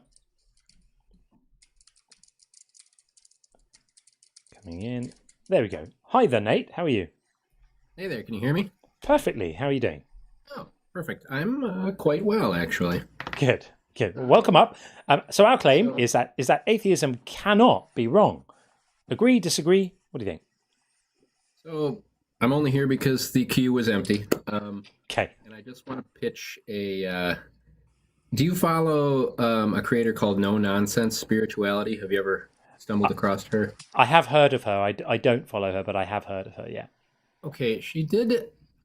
I'm a rampant atheist. I would say that I used to be maybe anti-theist until I get perspective, you know.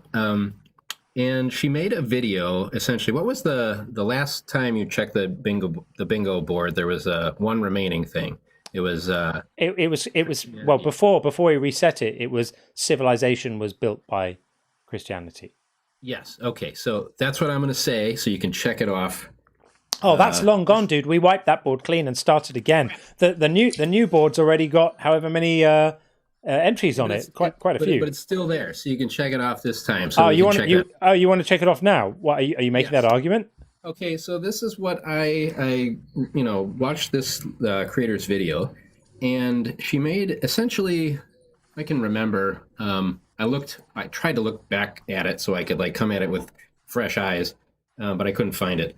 And essentially, she made the case that let me step back. When I say as an atheist that it would be better off if society was all atheist and we had no religion, we kind of reference Sweden and Norway where they have lower atheist or lower religiosity. Yeah, and as subject matter evidence that it works better. And she made the case essentially that the reason that it works better in those areas is because it's things like it's more homogenous as far as race. It's more, they're wanting of less. So they have more resources, they have more infrastructure, they have more support. And when you get to places like, sub-Saharan Africa or somewhere that doesn't have the resource base and the support networks for society, that's where you find more instances of religiosity. And so you could draw kind of the conclusion that society and civilization needs the religiosity to form cohesive, situations that can generate the infrastructure, the support, the whatever, and then at that point, and only at that point, can you diverge from needing the religion? Can you? Yeah, but we've had functional societies and groups without religion before, so we cannot make the claim that without religion we would have no civilization and no society. I just think it's a demonstrably false claim. Where, like, to the point where we've gotten like what societies existed without the mythhood, essentially, of different things, whether it's like an organized religion or whether it's like, gods of the weather and gods of the blah blah blah. Like, I mean, we have indigenous tribes and groups that they might have their own customs, but the idea that you can't organize without religion is unfounded. I mean, I guess I'm using religion as a broad brush there, because they didn't have like an organized religion as far as like an entity that dictated it, but they did have, like the indigenous populations, they certainly did have myths that weren't rooted in reality. It was the thing is the necessity of a thing itself needs to be demonstrated if it's claimed. So I will freely admit that mythology of some sort or another, whether it's the sun is a god or a volcano eruption is like the gods are angry, or what have you, people having sort of mythological supernatural beliefs that are irrational certainly has permeated through many, many societies throughout the world. But that's a separate matter from whether it's the case that those beliefs are necessary in order to have a functioning good or society in general. If someone claims that that's a necessity, that there's a burden of proof there that needs to be met. I frankly, I would agree with you. I'm just being the devil's advocate. Sure. No, I understand. And that's what the answer would be. I don't know if you believe that yourself, or if you're just like, hey, what do you think of this thought? I would say that that's a positive claim, that those things are necessary for a functioning society, and I don't think anyone has demonstrated that.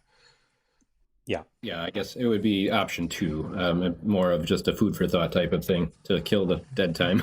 Yeah. Well, thanks for calling in, Nate. Appreciate it.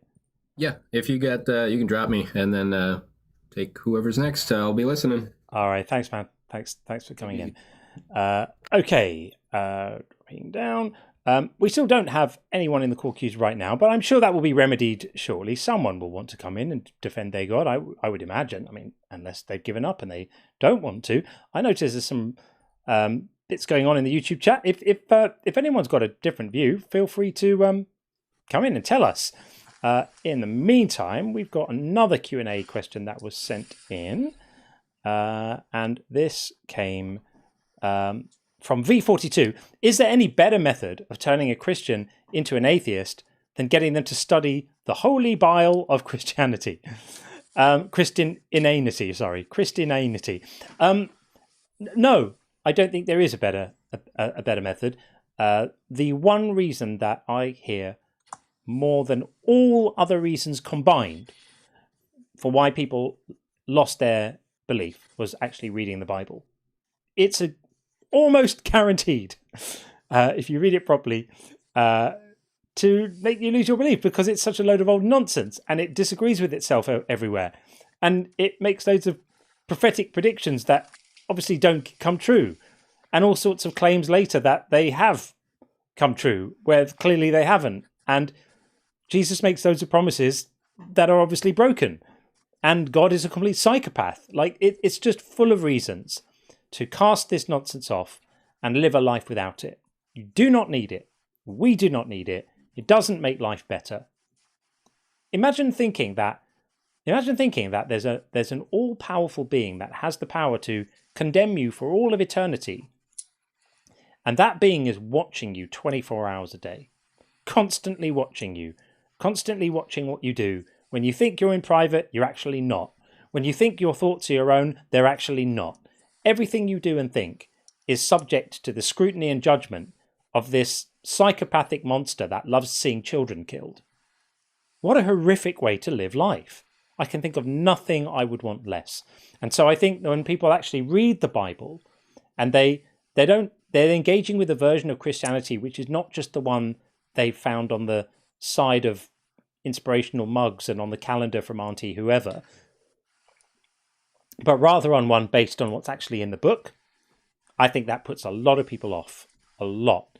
And this is evidenced by the number of people that come in here to argue strongly for Christianity without having any clue what's actually in the book.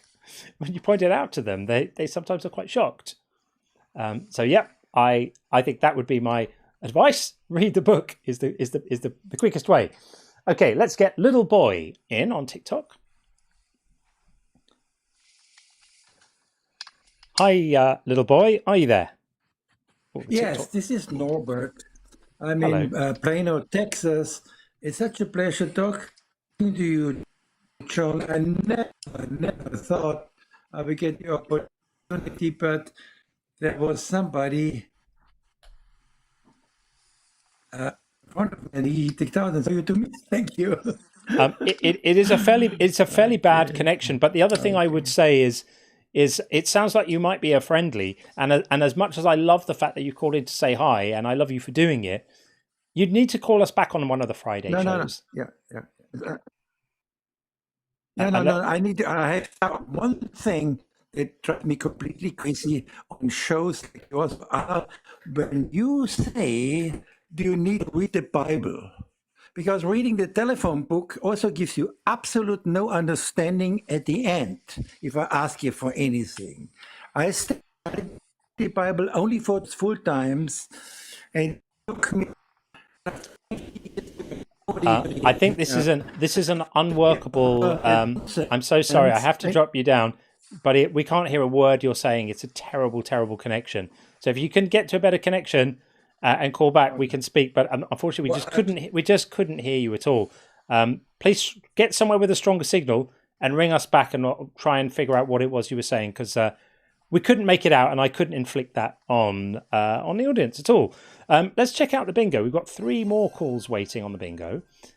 What have we got here? Let's have a look. So Finkelstein called Christianity built civilization because it was in that previous conversation. So fair, we have to call it. And Maple called nothing comes from nothing and no morality without God, even though they were not said at all. So I'm wondering about how discerning you're being about your calls here, Maple. Are you really thinking that these things were said? Because they quite clearly weren't. Not sure what's going on there.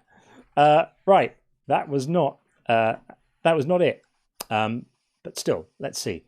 Right, what else do I have? I think we might actually have had one more question on the Q&A form. Maybe just see if I read them all, or was there one more?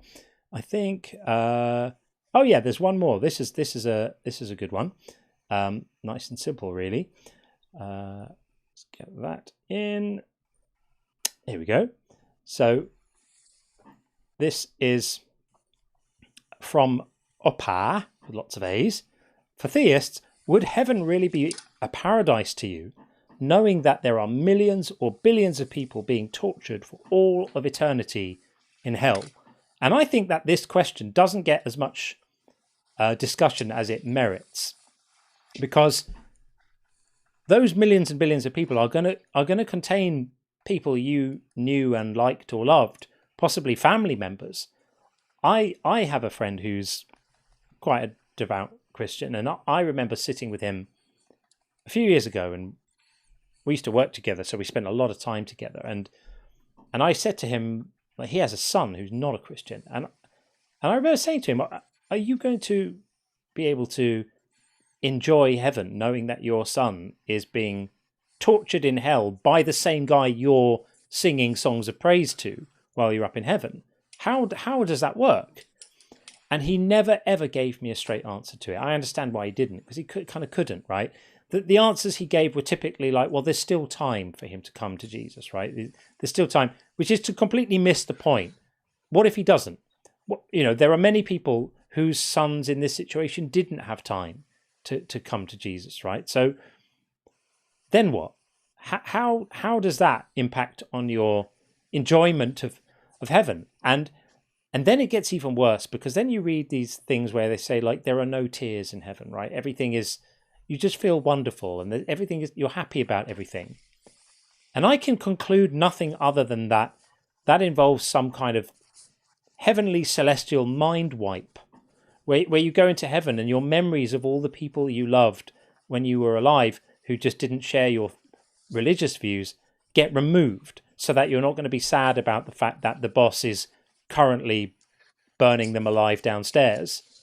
Isn't it horrific? It's so like Orwellian and kind of Stepford. I've got this vision of all these happy people walking around with kind of smiles on their faces but dead behind their eyes in heaven, all completely convinced that they're happy because their brain wipe has made them be that way, all blissfully forgetting about their brothers or wives or sons or daughters or friends who are currently being tortured by Jesus.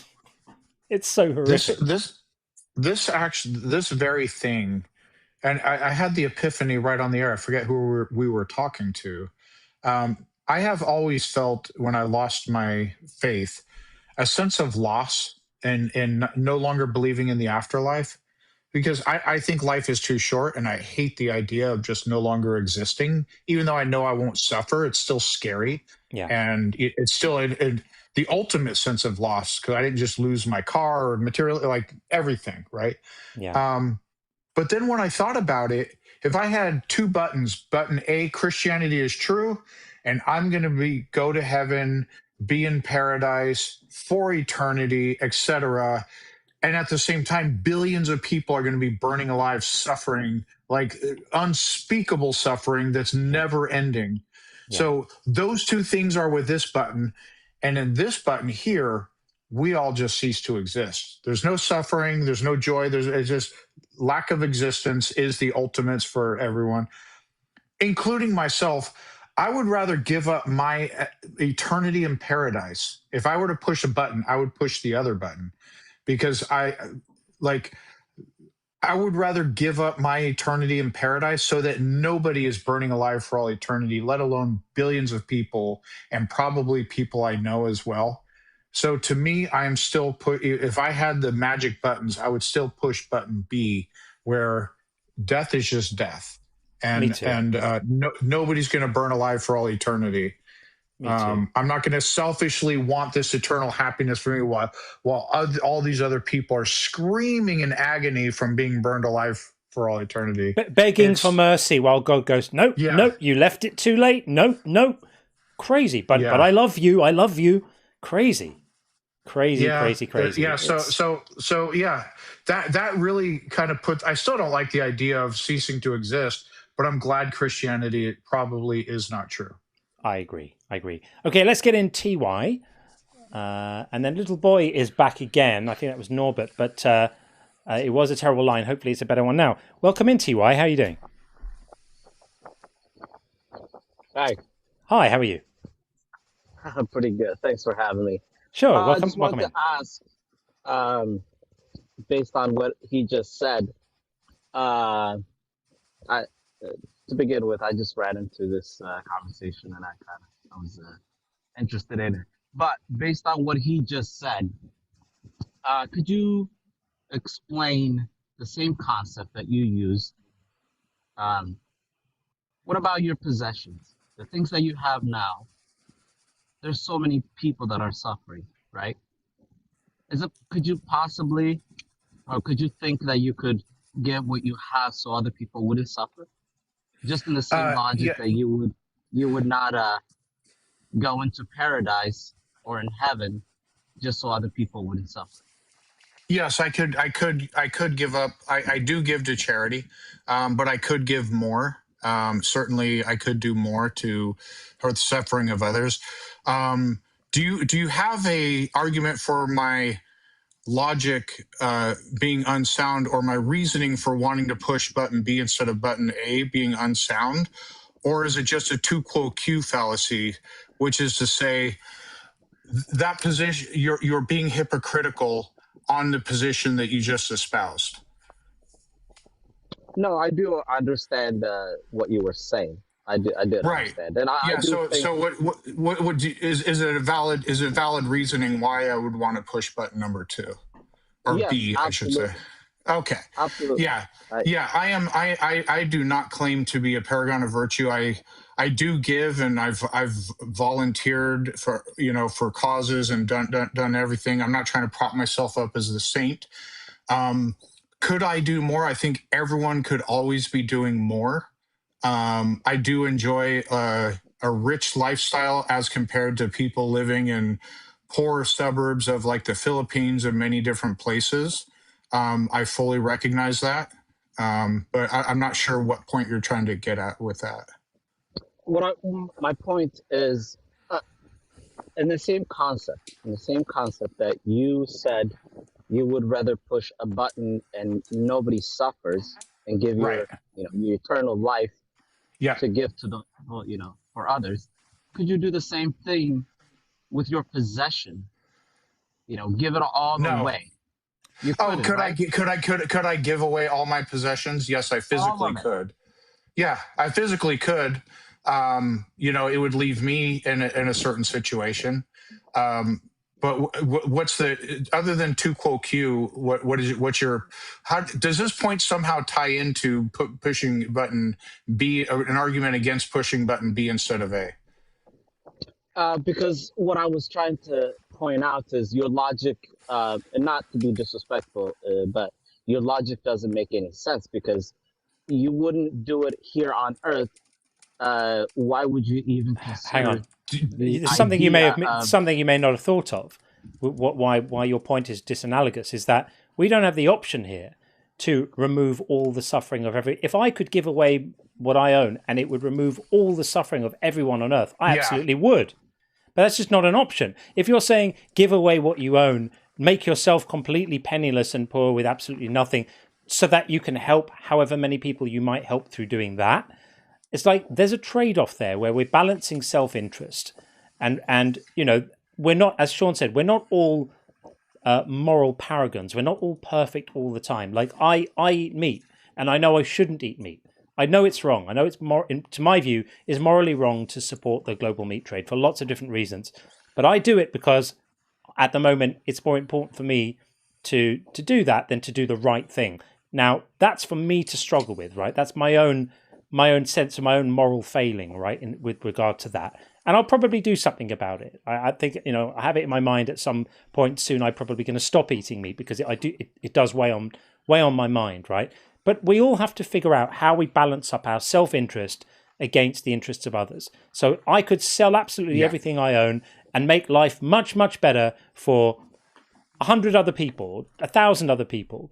But this is not what Sean's talking about here is giving up his own experience of paradise to stop billions of people being eternally punished. You cannot begin to compare those two scenarios.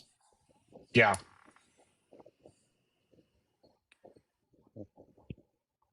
So you're saying based on your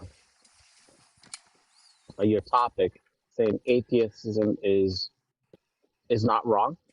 Atheism cannot be wrong. Cannot be wrong. That's a different. Yeah, that's completely different. Topic. Yeah, it's completely different than the direction you just took this because you were critiquing. You were critiquing my assessment of heaven of the heaven paradigm versus we all just pass away, and which I would choose for the better outcome of like thinking agents. But to be fair, I think I know why.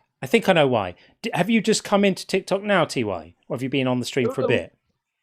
No, I opened it up and this is what showed up. And okay, right. So what you won't know is some context. What you won't know is some context. So we've been having debates with people for 6 hours about the prompt here, which is atheism cannot be wrong.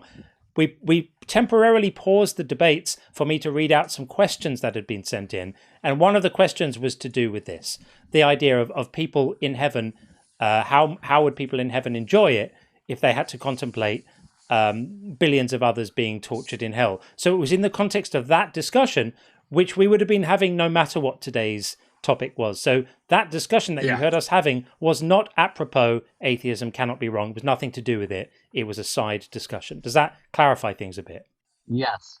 Good catch, John. My apologies if I disrupt your conversation. No, it's fine. It's fine. Caught me off guard. Yeah. And, no, I felt it's fine. like I needed to say something. So if you want to, you can now engage with our actual prompt, which is atheism cannot be wrong. Do you agree with that? It can be wrong. And it is wrong. Wrong in what sense do you mean? in a way that life has to make sense, right? Yeah. There's a purpose why we are here. There has to be a purpose. Why does there have to be a purpose? Otherwise, if life doesn't have a purpose, there's really no meaning of living. Because why continue to the end of your life? Because it feels nice. I enjoy being alive. I enjoy making a positive impact on others. Also, you could say that, right? Not having an externally imposed meaning or purpose does not mean you are void without meaning and purpose. We make our own meaning and purpose. I've never felt more of a sense of meaning or purpose in my life than I do right now. Never. The only examples of externally imposed purposes that I'm aware of aren't very nice. Slave owners bred slaves literally being born with a specific purpose, externally imposed purpose in mind. In autocratic socialist societies like the DPRK, the North Korea, people are born into certain castes based on loyalty that they're assigned a purpose, like you will serve this purpose for the state later on in life. I'm not aware of, I don't like the idea of a purpose being imposed upon you instead of you having freedom and autonomy to have your own purpose in life. Okay, well, let me just simply ask you guys, both individually, if you can answer. What is your purpose? For me?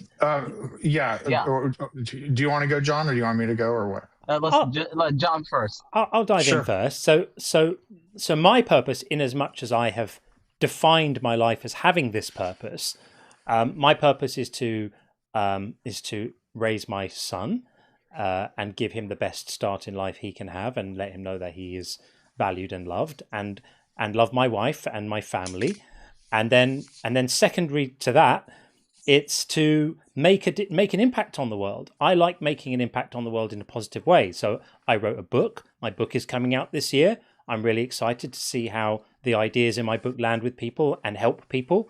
I run this channel. This is a full-time job, and I get a huge amount of purpose from knowing that the work I do here makes a difference to people. And I know it does, because not a day goes by without someone telling me that it does. And that gives me a real sense of the fact that the things I do and the way I choose to spend my energy actually helps people on a day-to-day level. So I feel very purposeful, but I don't imagine for a moment that these are purposes that have been bestowed down onto me from above, given to me, and I'm told, like, this is what you must do. These are the things that have given my own life a sense of meaning and direction and purpose that are meaningful for me. John? Okay, so for me, the purpose that I've kind of carved out for my life is, one, to find my own happiness. Some of it is in the joy and happiness of others and wanting to see that come into fruition. But also, I decided a while back, after I stopped believing, like, I thought about this, like, what's the point of everything? And what kind of gave me meaning in my life is like, is the desire to try to leave the world a better place than when I left it, even if it's only in small ways, to the extent that I'm able. I'm going to be retiring over the next several months, and then after that, I plan on going back to school, finishing my degree, and teaching elementary age school children. That's a desire of mine that will give me purpose and meaning to help mentor and teach and develop minds at a very impressionable age, both physically and psychologically, in a positive way. And so that will, if I'm able to do that and leave when it's time for me to go, I'm old, I'm 90 something years old, hopefully, or 100. I would like to look back on my life and be able to say, like, hey, I left the world a better place than before without my presence. Things are better. Like my impression helped the world rather than harm it. And I'll be content with that. TY, can I ask you a question? Yeah. can you understand why one might not like the idea of purpose and meaning being something handed down from above? Because that to me feels a bit like a job.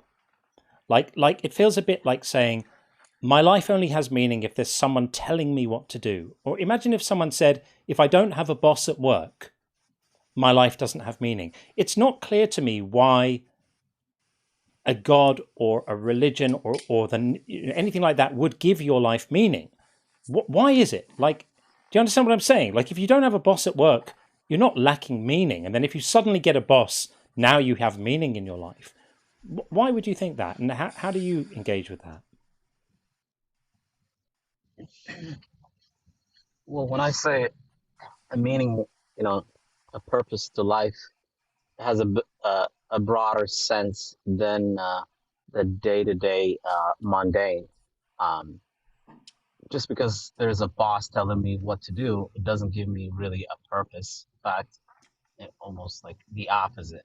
But that's what religion does. Religion tells you that your purpose is to be devotional to God.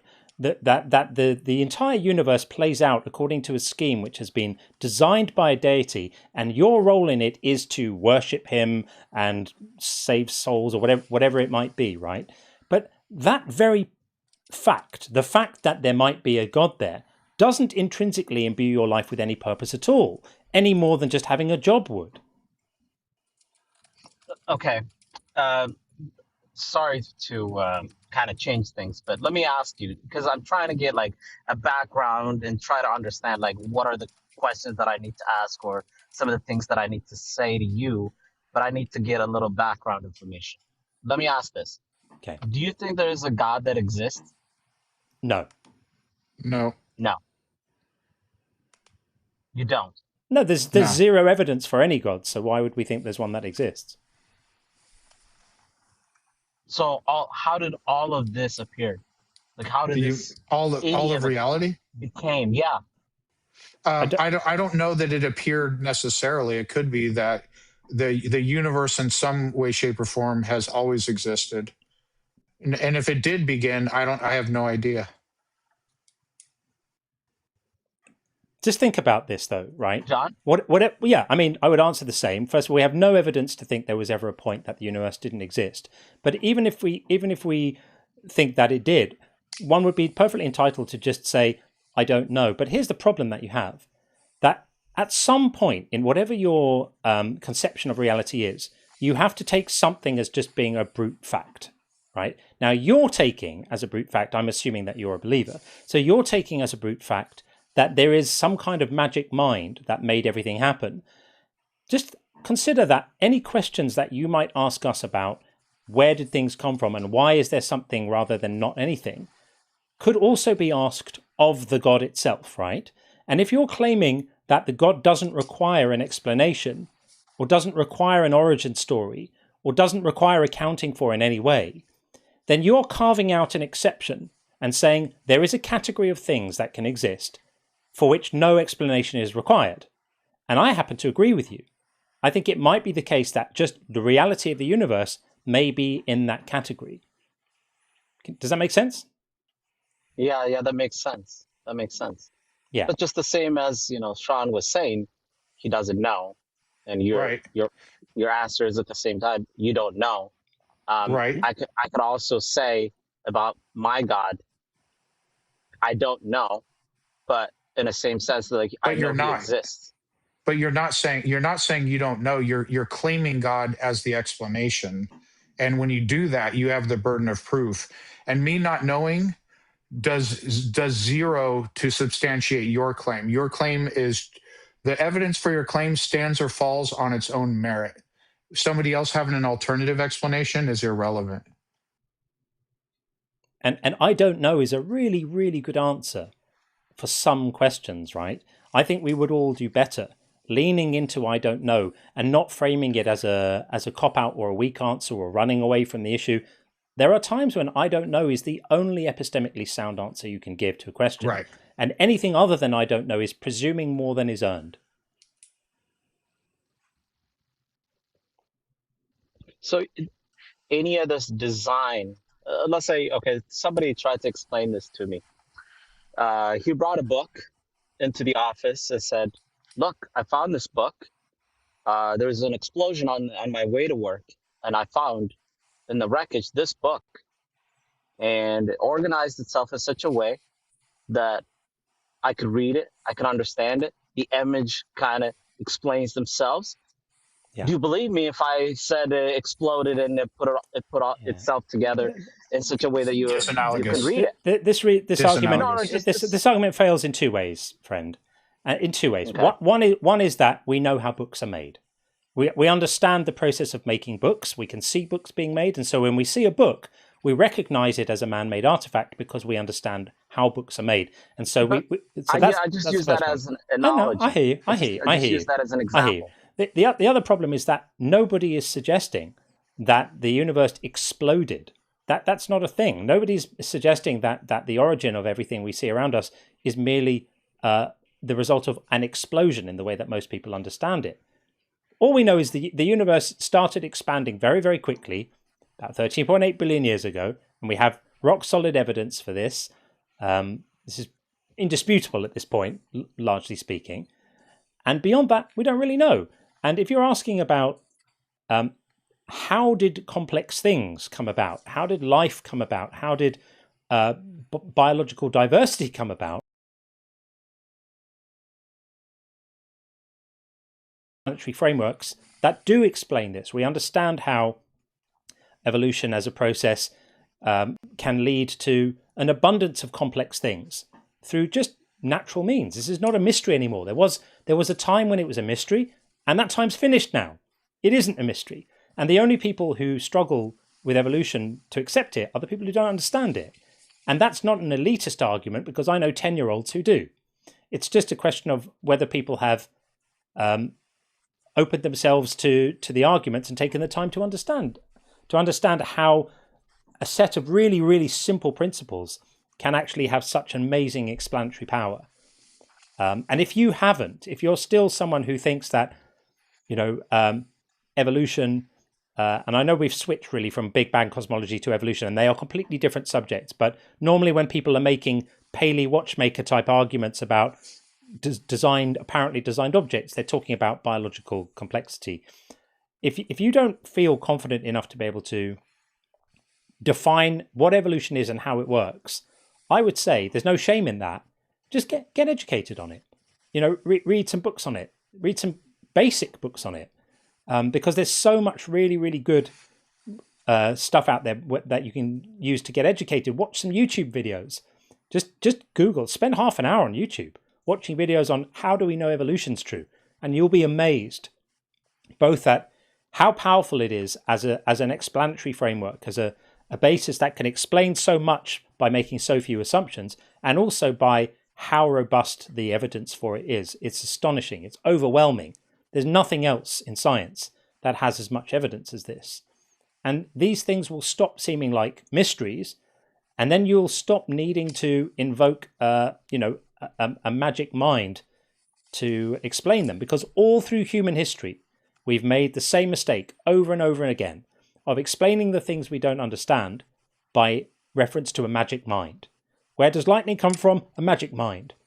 Where does illness come from? A magic mind. What are those lights moving across the sky at night? Oh, that's a magic mind. Earthquakes, volcanoes, tsunamis, hurricanes, magic mind. All of these things were explained by supernatural means.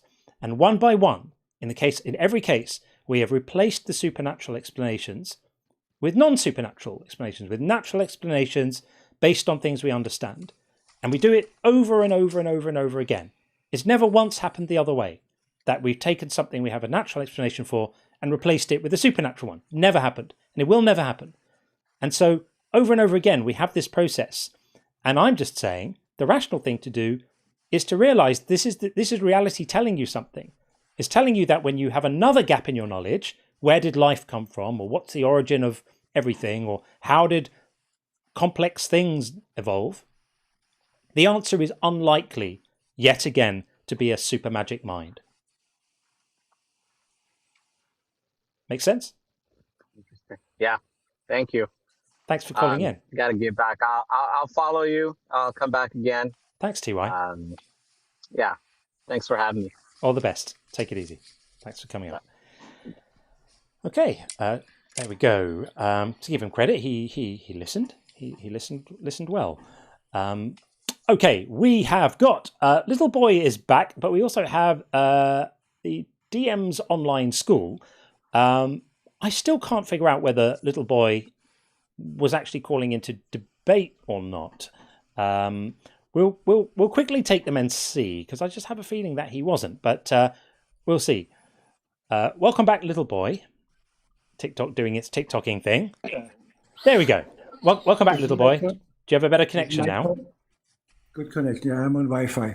Okay. I don't know either, but I asked you and also other shows to find the better phrase when you are in a debate with your callers to say you have not read the Bible. And here I'm making my case. You can read any book and know absolute nothing. It requires some understanding to be worthy then to go on a show and have a meaningful discussion. Where am I wrong? I'm sorry, I don't quite understand your point. Are you saying that we don't have sufficient understanding of the Bible, or that the callers don't? No. You are using when you talk to a caller, you have not read the Bible, or you say you need to read the Bible. But you can read the Bible in the telephone book forever, and you will have no understanding, because to be on a show like yours, it requires the context or the understanding or whatever. The burden is literally on you to help me to find a better phrase, or keep on saying you have not read the Bible, because it's just 66 books and nobody can read it if you really think about it serious. The thing is, if somebody calls in and they call themselves a Christian, and then they're taking positions which are counter to what the Bible actually says, then it is reasonable to point out the discrepancy there and say, you're calling in taking a position, but here's a verse that takes a completely different position in your book. And I think we're entitled to say, if you're going to call in defending the Bible, do the work first of understanding what it is you're defending. I think that's a reasonable pushback, don't you? Yeah, I agree. But this is not what I'm saying. I'm saying don't tell them you need to read the Bible, because reading the Bible, 90% of all the Christians in America only know the New Testament. Sure, but I think we're still entitled to say it and point out the fact that they're appealing to a book that they don't understand and haven't read in many instances, and I think they should be held to account for not having read it. I agree with you that the majority of them haven't, and they're calling in because of what their pastor told them or something. But I think that I'm still going to hold them to account. If you're going to come in arguing a biblical perspective and you don't know what the biblical perspective is, you're gonna get crapped on. I don't think there's a way around it. Yeah. Also, if somebody, in order to read the Bible, if you need specialized knowledge and have been to seminary school or learned the ancient languages, within the original text, etc. If all of that's required, if a normal person can't just pick up a Bible and read it, and I'm not saying understand everything perfectly, but like generally have a good understanding of what they're reading, that is a strong argument against the book being divinely inspired, is it not? Yeah, I agree with everything, but again, my criticism lingers not to use the words. You need to go and read the Bible, because better would be go study the Bible and come back in 3 years from now when you're really good. Sure. No, in other countries, no imbeciles, people who have no understanding would not be allowed on a show like yours. And you have people there, they don't even know that. I understand the point. The point you're making. You can only work with what you can work with, but we understand what you're saying. I'm on your side. I love your show. We got you, man. Thanks, man. You are one of the best. Bye-bye. Thank you, Norbert. All the best. Take it easy. Thanks for coming up. Thanks. Okay, bye-bye. Thank you. Okay, let us get the DM's online school in, and then we have King in the queue after that, and see what's going on. The DM's online school. That sounds interesting. Hi, the DMs. How are you? Hello, I'm fine, and how are you to both of you? Very well indeed. Doing well, thank you. So, atheism cannot be wrong. Agree, disagree, where you at? I think I disagree. Okay. For some reason that for someone to be a theist, they have to believe. And I think maybe atheism is confusing belief with knowledge. And therefore, an atheist is believing, and to some extent, believing is accepting something without evidence. You And said what is atheism, believing? Sorry, I'm trying to understand. You said what is believing? To some extent, believing is accepting something as being true without concrete evidence. No, that's not true. That's not true. But believing just means the condition of being persuaded that something is true or likely true. There could be concrete evidence. There could be very little evidence. You can believe something for poor reasons. It says nothing about whether the thing is actually true, and it says nothing about the confidence with which you believe it. So I would push back on that. Yeah, so one of the definition you have said is someone can believe without evidence, right? Yep. Yes. Yes. So then if someone believes without evidence, then it is not possible that there could be an atheist, because if it's possible for someone to believe without evidence, then someone can hold a belief without evidence. Yet atheist is saying, I need to have an evidence. They're asking a theist to provide evidence. That doesn't follow. If person A can believe something without evidence, that does not mean person B can believe something without evidence. It's not. It doesn't make it necessarily the case.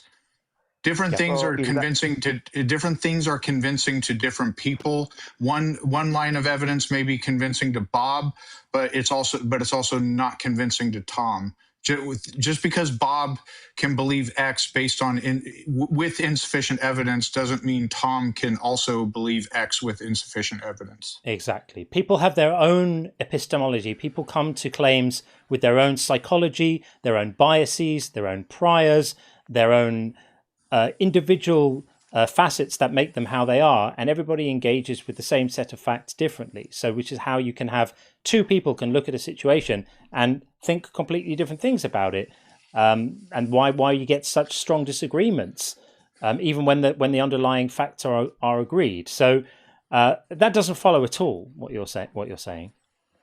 Because I'm beginning to believe like belief and knowing or knowledge almost the same. That's what atheism puts them to be. Like so knowledge is a subset. Belief, like they're the same. Knowledge is a subset. They're not the same. So if you know something, then you believe it also. But if you believe something, you don't necessarily know it. So to think about it like this, imagine a big bag and everything you believe is in that bag. And then inside that big bag, there's a smaller bag, which just contains the things you know. That is the relationship between belief and knowledge. They're not the same thing. Yeah, so then if you believe that in a bag, there is another bag which you know what is there, it's actually not possible, because when you are believing yet you don't know, how do you jump to that? So knowledge, you actually don't know what is in the bag, yet inside the bag you know there's a bag where you know actually the things which are there. Let me give you a concrete example. Let me give you a concrete example. If I say I believe it's raining outside, and I don't know at the moment if it is raining outside, I just say I believe it is. Maybe I read the weather report. The weather report says it's due to rain. Maybe I'm in a house and I can't get to a window and I can't hear if it's raining. But I just say I believe it's raining outside. Then at that point, I believe it, but I don't know it. Correct? Yes, correct. Okay. Then I go to the front door and I open it and I walk outside and I see it is actually raining. Now I still believe it, and in addition to that, I also know it. You don't stop believing it just because you know it. What it means is that my belief in it raining has kind of been upgraded, right? It's still a belief. I still believe it's raining, But because my belief that it's raining is supported with so much evidence now, I can feel the rain against my skin, I can hear it, I can smell it. At this point, my belief that it's raining has been upgraded to knowledge. So now I know that it's raining. Make sense? So in that case, it means that you can have about a situation both belief and knowledge, right? What situation? Sorry, I didn't hear you. You are saying in the first place you believe that it could be raining outside, and then when you go there, you actually find that it is raining. At that point, now you know that it is raining. Yeah. So you are saying that belief, initial belief which you had that it is raining, does not disappear. Or yes, correct. You still believe it's raining. You just know it now as well. Yeah. So that's difficult. How can you now remain believing when you have already seen? Very, very easily. So first, to define terms, Merriam-Webster for believe says to consider to be true or honest. So John believed it was raining outside. He considered it to be true or honest that it's raining outside. Do you accept that definition? Yeah. Okay, good. Now that he knows that it's raining outside when he looked, and now he knows it's raining outside, so he has justified true belief that it's raining outside, does he cease to consider it to be true or honest, or does he continue to consider it to be true or honest that it's raining outside? He still considers it to be true that it is raining. Okay, and that is the definition that we agreed upon of believe. So him knowing it is true. So even though he knows it, he still considers it to be true or honest that it's raining outside. So him knowing, learning as a fact that it's raining outside and now it's knowledge, does not mean he stopped believing that it's raining outside, right? Yeah. Okay. So knowledge is a subset of belief. So let's bring this back to theism and atheism if we can, because otherwise it just gets a little bit dull, dry kind of philosophy speak, and people aren't really interested in that. So let's bring this back. So atheism cannot be wrong. Do you have a sense of why I say this? It's because yes. We're using the word wrong here in two ways, aren't we? One is to say it's just a lack of a belief, and you're not making any positive claims by having a lack of a belief. And the other is that it can't be wrong morally. What do you think about both of those, if I may ask?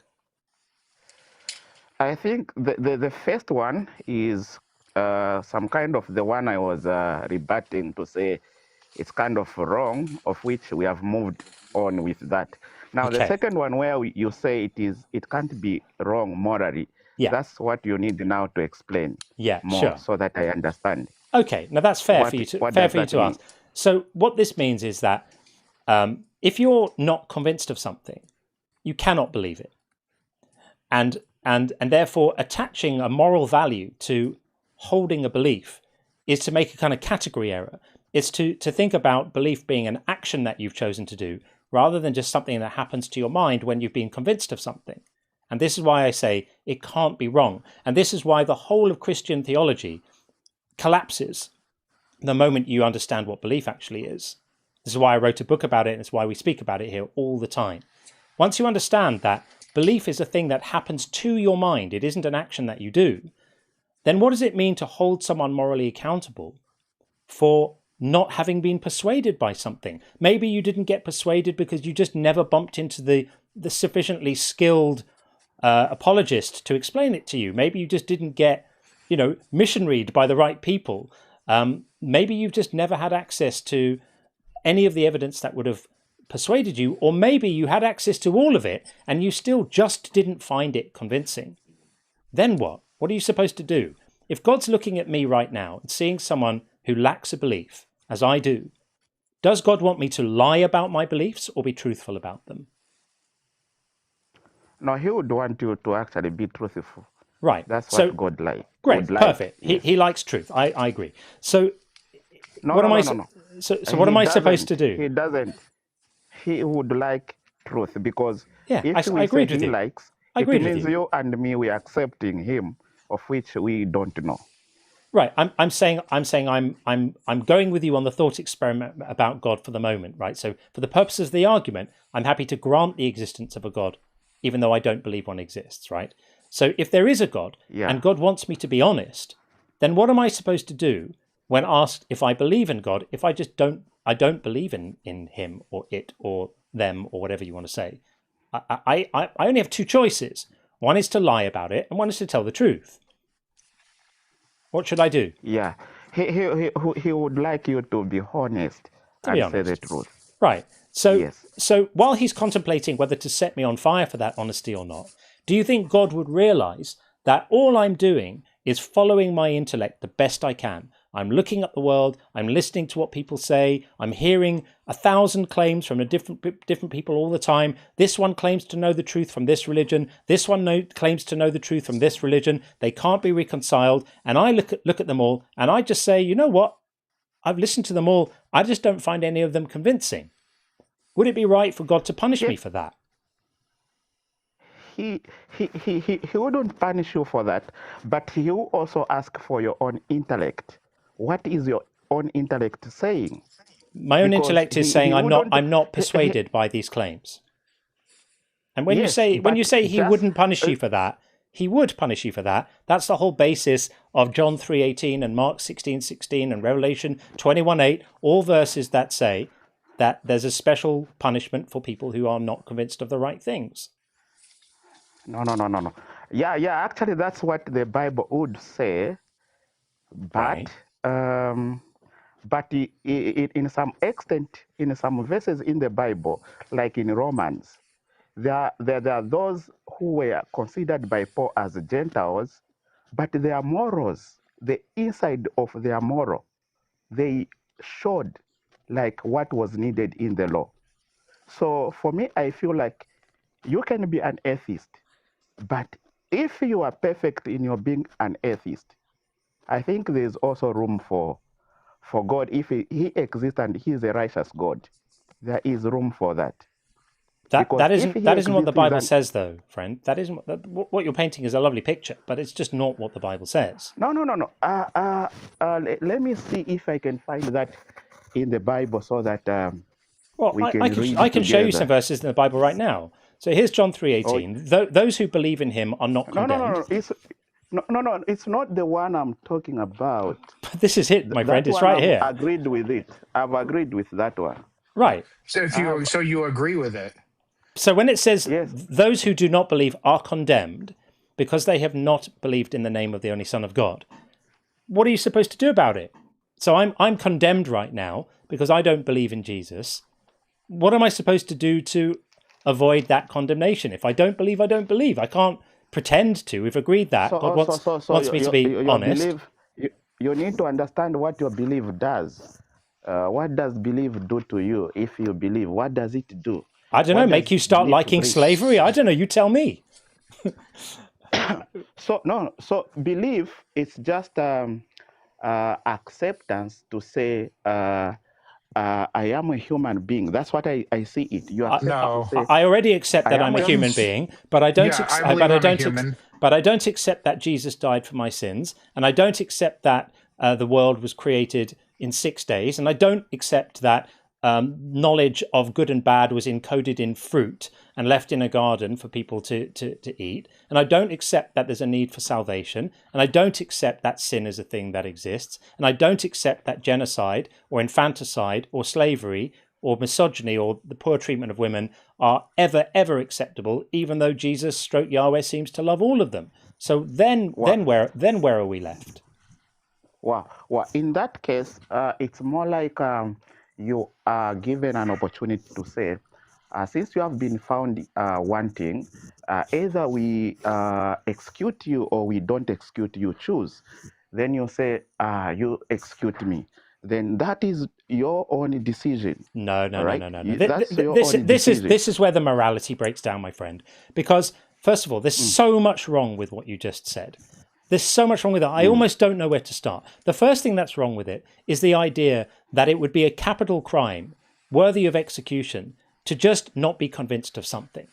That is the essence of that, what we were talking about before. You haven't demonstrated how that makes any kind of moral sense at all.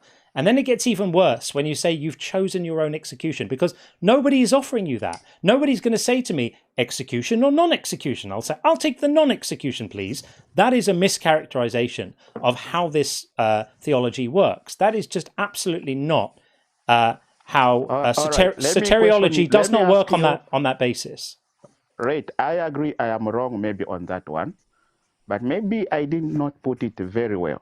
Okay. Let's put it this way. Try again. In this world, way, are people executed or not when they are wrong? Before they are executed, they are told they are committing such and such a crime deserves an execution, and they go ahead and commit that crime. Right. All right. This is a non sequitur. This argument is a non sequitur because people in this world. No. I'm not actually connecting it to God. I'm just looking at it. But the reason people are sometimes executed for their actions. People can choose actions. People can't choose what they believe. Belief is not an action; it's a perception. Done. So this is completely disanalogous. Okay. Yeah, I agree. So belief and action are different. So we cannot connect the two. Correct. All right. Yeah. I think I'll come back to what John said to say that's why atheism cannot be wrong on a moral basis, because it's a belief which is not an action. Yeah, and it's involuntary. It's involuntary. You can't help it. If you're not convinced, you're not convinced. And by the way, you can't help it if you are convinced either. If you are a believer, you had no choice in that also. It just means that the evidence presented to you, whether it was as a child or arguments or an experience or indoctrination, persuaded you. And the moment you were persuaded, you had no choice but to believe. So it's incoherent to reward belief also. So like in my case, I believed because of I was born in a Christian home, so I became a Christian. But then there is a point in my life when I almost lost my belief. But I think one question that retained it back was to ask myself to say, I am trying to reject the possibility, because I put it as a possibility. Belief in God for me, I make it as a possibility. It could be or it could not. That's how I've put it. So I asked myself, if I exist, I asked myself, what did I do to exist? So my answer was nothing, yet I exist. I did nothing with nothing, but there's nothing that I did. Then how could I have that audacity to reject an existence of another being? So I looked at me as not having audacity to reject. So I put it as a possibility. If I may, that's how I believe now. I hear you. The reason why I think that argument doesn't work is that you are conflating rejecting a being with simply not being convinced that there's anyone there to reject. You're mushing them together into one thing. So you're framing in your head, if I don't accept the reality of this being, I'm rejecting him, like spurning a lover. It isn't like that. I just don't think there's anyone there to reject. You know, are you rejecting Voldemort? Are you rejecting Darth Vader or Gargamel? No, you just don't believe that those characters actually exist. You're not rejecting them. You just don't think they're there to be rejected, and that's how I feel about this. Now, those characters that you are giving, what are they? I do not know. You may forgive me. In Zambia, there are some characters which you people in America are exposed to, while you are growing in your stories. They're characters. They're characters from popular culture. They're characters from books or films or TV or stuff like that. But the point is, I'm using them slightly jokingly, but it's really just, I don't feel like think about a made up character from a story you read once, and then you say, if I say, are you rejecting that character by not believing they're real? No, you're not rejecting them. You just don't accept that there's anyone there to reject. And again, that brings us back to, why do you not accept it? Because you're not convinced of it. and you have no ability to reject them if you're not convinced they exist. It's not even an available action you can take, let alone something you could justly be punished for. Does that make sense to you? Yeah.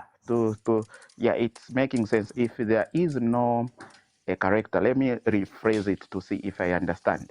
If there is no character that I'm convinced of exists, then it's not possible that I can even reject that a character.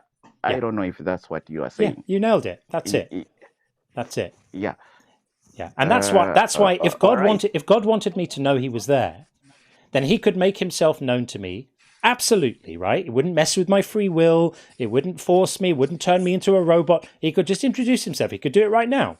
Come and say hello. Then I would know he's there. And then I could use my free will to determine whether I want to love him or not, whether I want to follow him or not, whether I want to rebel against him or reject him, or that would all still be on the table for me to do.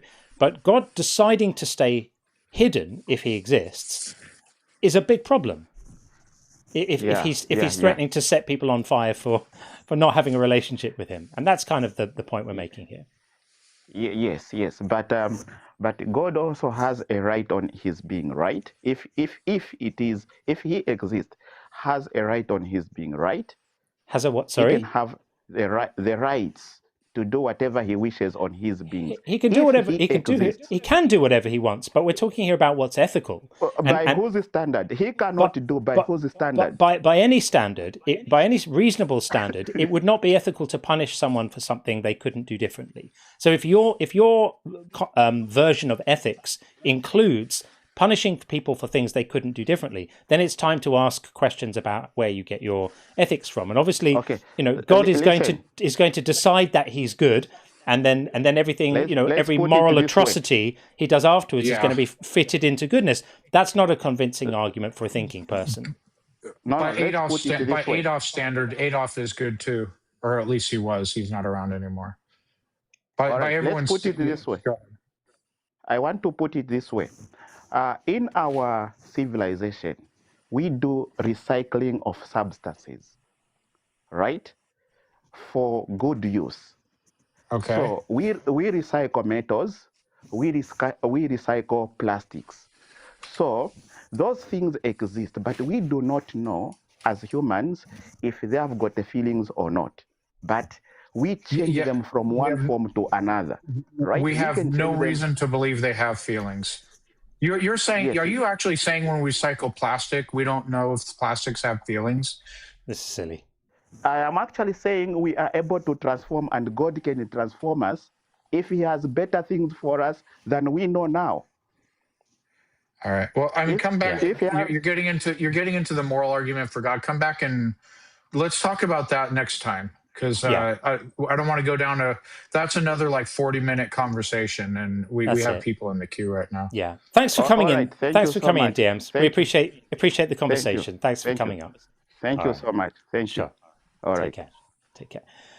Okay, we were going to get King in next. I'll just read a couple of super chats so we don't get too behind on them. I don't want anyone to think that their kind super chats are not much appreciated, which of course they genuinely are.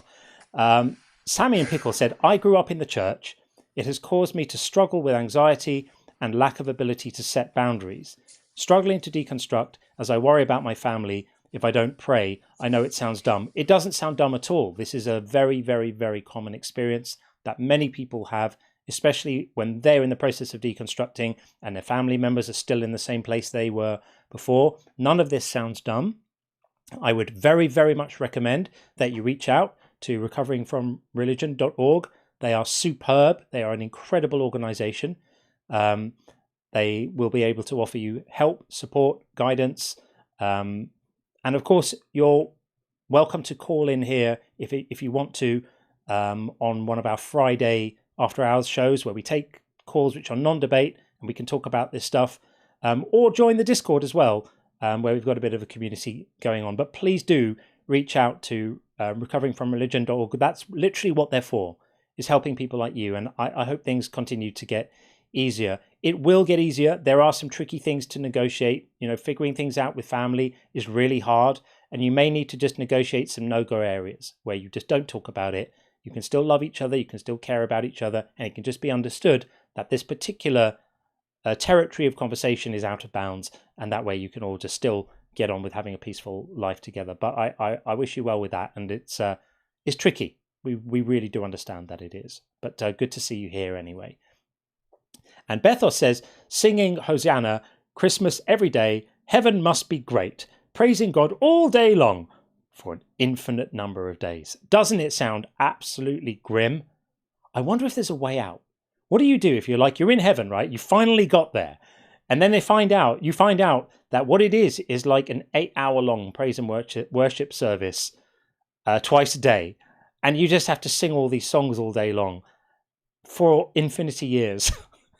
Do you think there's a way of like getting your money back and getting out? Can you start at that point, cursing the Holy Spirit and committing the unforgivable sin to try and get out and get a pass to hell where things are much more relaxed? You can wear whatever you want. The dress code is more relaxed. You don't have to sing any silly songs. All the cool people again. Look, it's where Carl Sagan's going to be, people. Why would you want to be where Carl Sagan isn't? Follow me there. It's going to be great. See you there. And Bethos also says, strange that most men of faith in power make decisions as they know, well, this is the only life, but tell others about heaven. I think that is definitely true. I think there's a lot of snake oil stuff going on there where people are selling the dream and not actually buying it.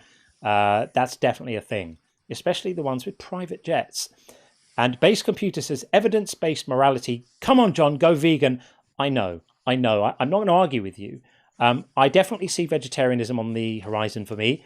Vegan might be a stretch too far for me just because I just worry about my ability to make sure that my diet is still responsible.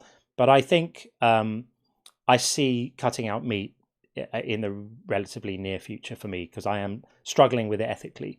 So I hear you. I do hear you. And lastly, before we move on to our next call, Bethos says, since I saw on video pigs getting CO2 gas before unalived, I reduced meat consumption. This is moral failure. I should become vegan. No, yeah, but. Yeah, I know. I hear it. I hear what you're saying.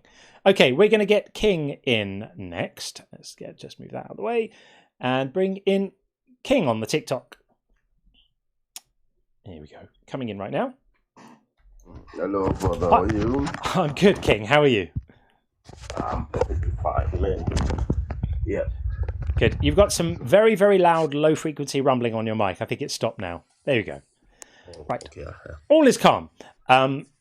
Welcome in. So we are saying that atheism cannot be wrong. What's your view on this? I think atheism is wrong. I think it is wrong. Okay. Yes. And in what way? Because if I just say, you tell me about a God, and I just say, I'm not convinced by the claim that you're making, how is that? What does it mean to say that's wrong? I'm just saying I'm not convinced. You are not convinced. I know, I understand. No one is definitely convinced that there is a God. That much I know. But to tell you the truth, there is a God who lives. There's a God in heaven. And like for me, I grew up from Africa, My experience at first, we were forced to go to church, everything we did, it was all based on the church. Whether you go to school, everything is church. Sundays, church, you get it. So I grew up like that. But then later on, I then started to doubt. Then when I was about to doubt, then I started to sing a lot. God started revealing himself to me. But forgive me for interjecting, because what we're not really interested in here is like preaching and personal testimonies, right? Because everyone's got one of those. They're a bit like backsides. Everyone's got one. So what I'm more interested in is why is it wrong for me to just say I'm not convinced by your claims of a God? Because there are lots of other people's claims of gods that you're not convinced by. So if it's a moral failure or if it's a bad thing to not believe somebody else's religious claims, then you do it too, right? Yeah, one thing I noticed is I think what God really is doing is he's revealing himself to other people. Well, he's not me. He's not revealing himself to other people, because if he was, we'd all be theists. So he's explicitly not doing that right now. He's not showing himself to everyone. So he wants us. He wants us to be atheists then. Exactly. Like there are certain people, bro, who have been blinded not to see him. He's doing that purposefully, intentionally. Like if you come to a point whereby you can't come to an understanding that there is a God, it's him who is doing that to you. Right. So then, would you grant me then, if God is making me an atheist, he would be wrong to then punish me for being one? He might do that to reserve you for punishment. Yeah. So that doesn't that make him the asshole? Like he's just creating people in order to send them to hell. Then. Yeah, there are certain like there are instruments which are meant for the kitchen. There are instruments which are meant for the dining room. Yeah, human beings are not instruments. This is horrific. Come on, is this the best you've got? That there are instruments meant for the kitchen, and that's the way it is, brother. Is we have got certain information that we have about God, of which is so real. He is real. You get it? Let me remember this part when you talked about like this issue to do with the disciples always said to him, like Jesus said, you are not gonna die, and then you ask the question like, are these people really alive? And I can tell you that these people are alive. John is alive. Peter is alive. All of this is BS. You're just making claims that require you to have already believed the thing that is under question. But not really not interested. You can tell us as much as you want. You can tell us as much as you want. We're not interested in what you're telling us. We're interested in the reasons for holding these views. And so far you've provided none, other than continued assertions about what the Bible says, which we don't doubt. What the Bible says here is, take for example, Hebrews 11, verse 6. Let's go on verse 6 here. It says, but without faith it is impossible to please him. For he that comes to God must believe that he is, and that he is a rewarder of them that diligently seek But him. if God is hiding from me, whose fault is it that I don't believe? The thing is, he rewards those who diligently seek him. So if God is hiding from me, whose fault is it that I don't believe? Okay, brother, take for example, should I expose myself to my enemy? It would be great if you could answer Sean's question for starters, and then we'll address the demonstrably false thing you just said about people diligently seeking him. So please answer Sean's question. Okay. Take for example, if I may ask you, John, like, take for example, you are God. No, I really want you to answer Sean's question. The question's not going away. So the more you tap dance, we're just going to keep circling. Hold on. We're just going to keep circling back to the question until it is answered. Yes. If God is hiding from me, deciding not to reveal himself, whose fault is it that I don't believe? Is it my fault? Is it God's fault? Whose fault is it? If God is not revealing himself to you, according to my own understanding, I think God revealed himself to everyone through the Bible. He did. Can God try and reveal himself? Can God try and reveal himself and fail? Bruh, I come to you, I give you a Bible, you read it, you don't believe. I've read it. I've read it. Hold on. Bruh, I asked you a yes or no question. Can God try to reveal himself to people and fail to do so? You know what? As far as God is concerned, is that a yes or no? Bruh, I need to answer a question. Don't tell me how to answer the question. I'm worried about if you answer, not how you answer. If somebody asks I want to answer. If somebody you want to preach, that's the problem. Not answer the. If somebody asks a yes or no question, John, did you go to the store today? Nope. Okay, see, I asked him a yes or no question. He answered the question, yes, no, or potentially I don't know. If somebody asks you a yes or no question, if you don't say yes or no, or I don't know, you have not answered it. Can God try to reveal himself to someone and fail to do so? Right now, I'm not in the position of saying yes, no, or I don't know. Because answer like that. Those are the only three options. Those are the only three options. There aren't any more. I don't have any answer. That just means a refusal to. Let's be clear about this. No one is saying you have to know the answer. In which case, you would say, "I don't know." It's okay to say I don't know. I know, but you don't want me to answer it in my own way. You want me we just want a straight answer. We just want an answer which isn't another sermon. So I want to link back to something you said five. If you refuse to give an answer, then you're going to lose your right to answer it. So I'm going to link back to something you said 5 minutes ago. You said everybody who seeks him diligently finds him. Do you have any idea how asinine and ridiculous that is to say?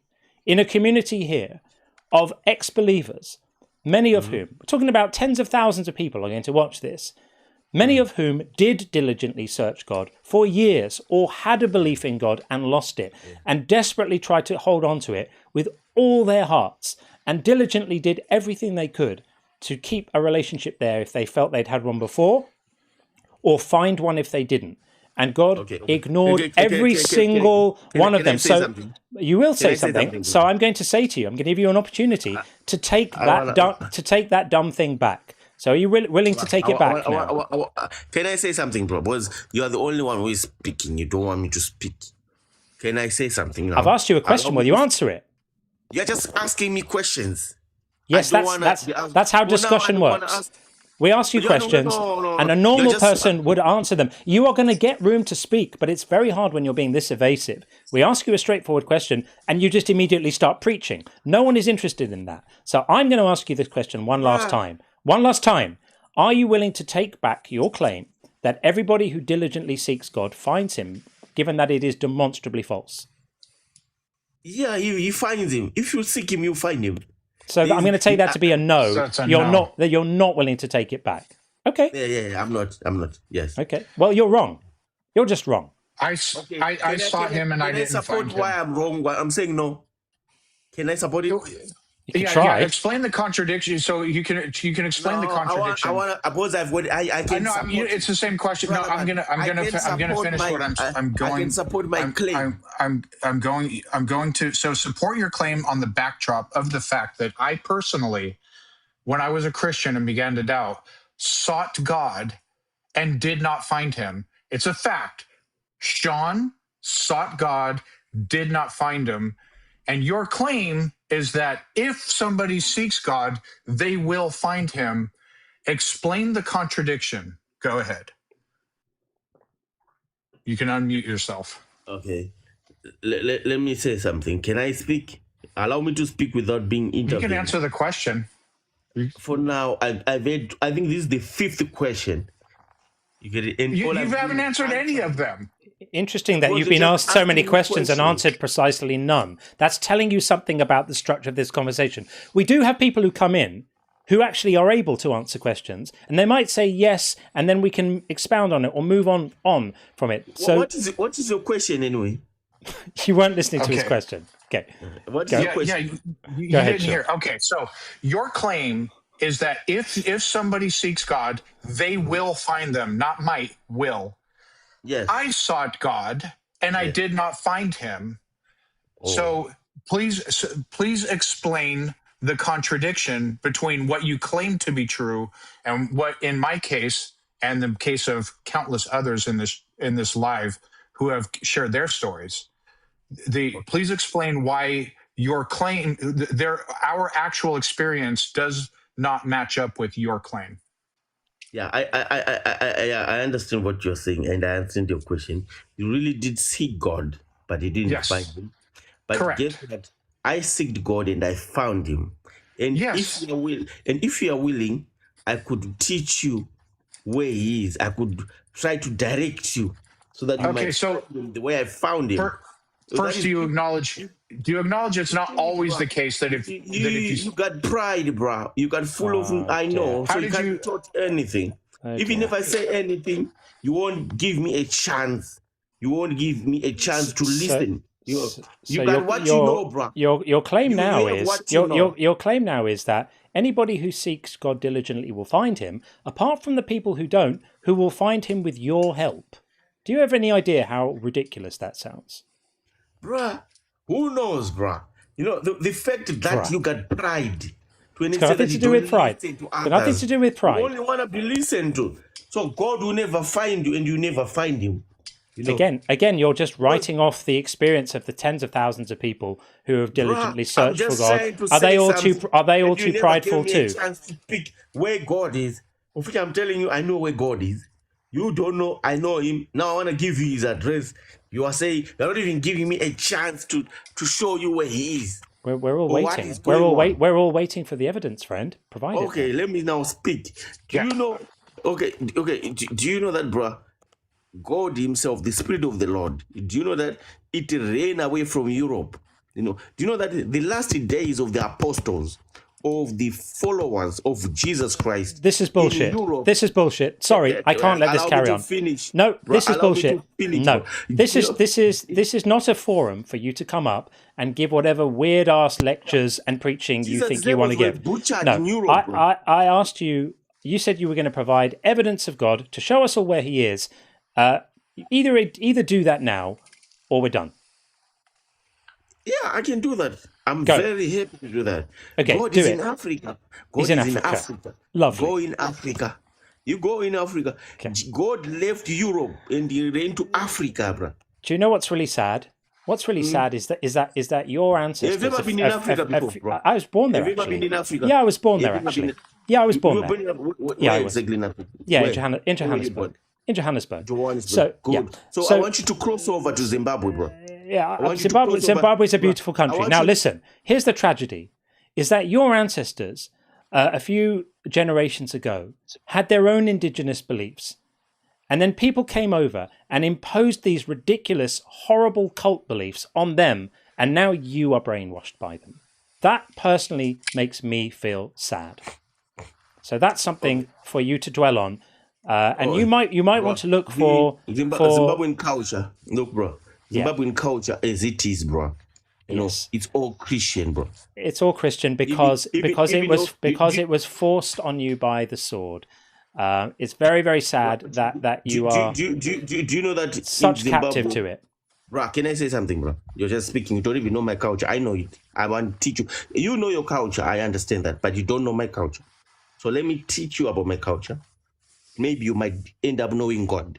If you want, you might be lucky.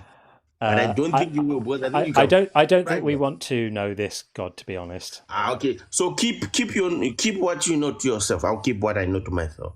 Anyway, I believe there is God. I guess keeping what you know to yourself means ending the call. Fair enough. See ya. Yeah. Wild. Absolutely wild. Okay, guess what? We've got 11 calls waiting on the bingo, people. And then we'll get Nana in Virginia in, and then I'll probably have to start wrapping this up. We're at 7 hours, 20 minutes. It's been a bit of a marathon, and it is way hot in this room. Did he just tell us to shut the F up about our beliefs? I mean, that's what I interpreted.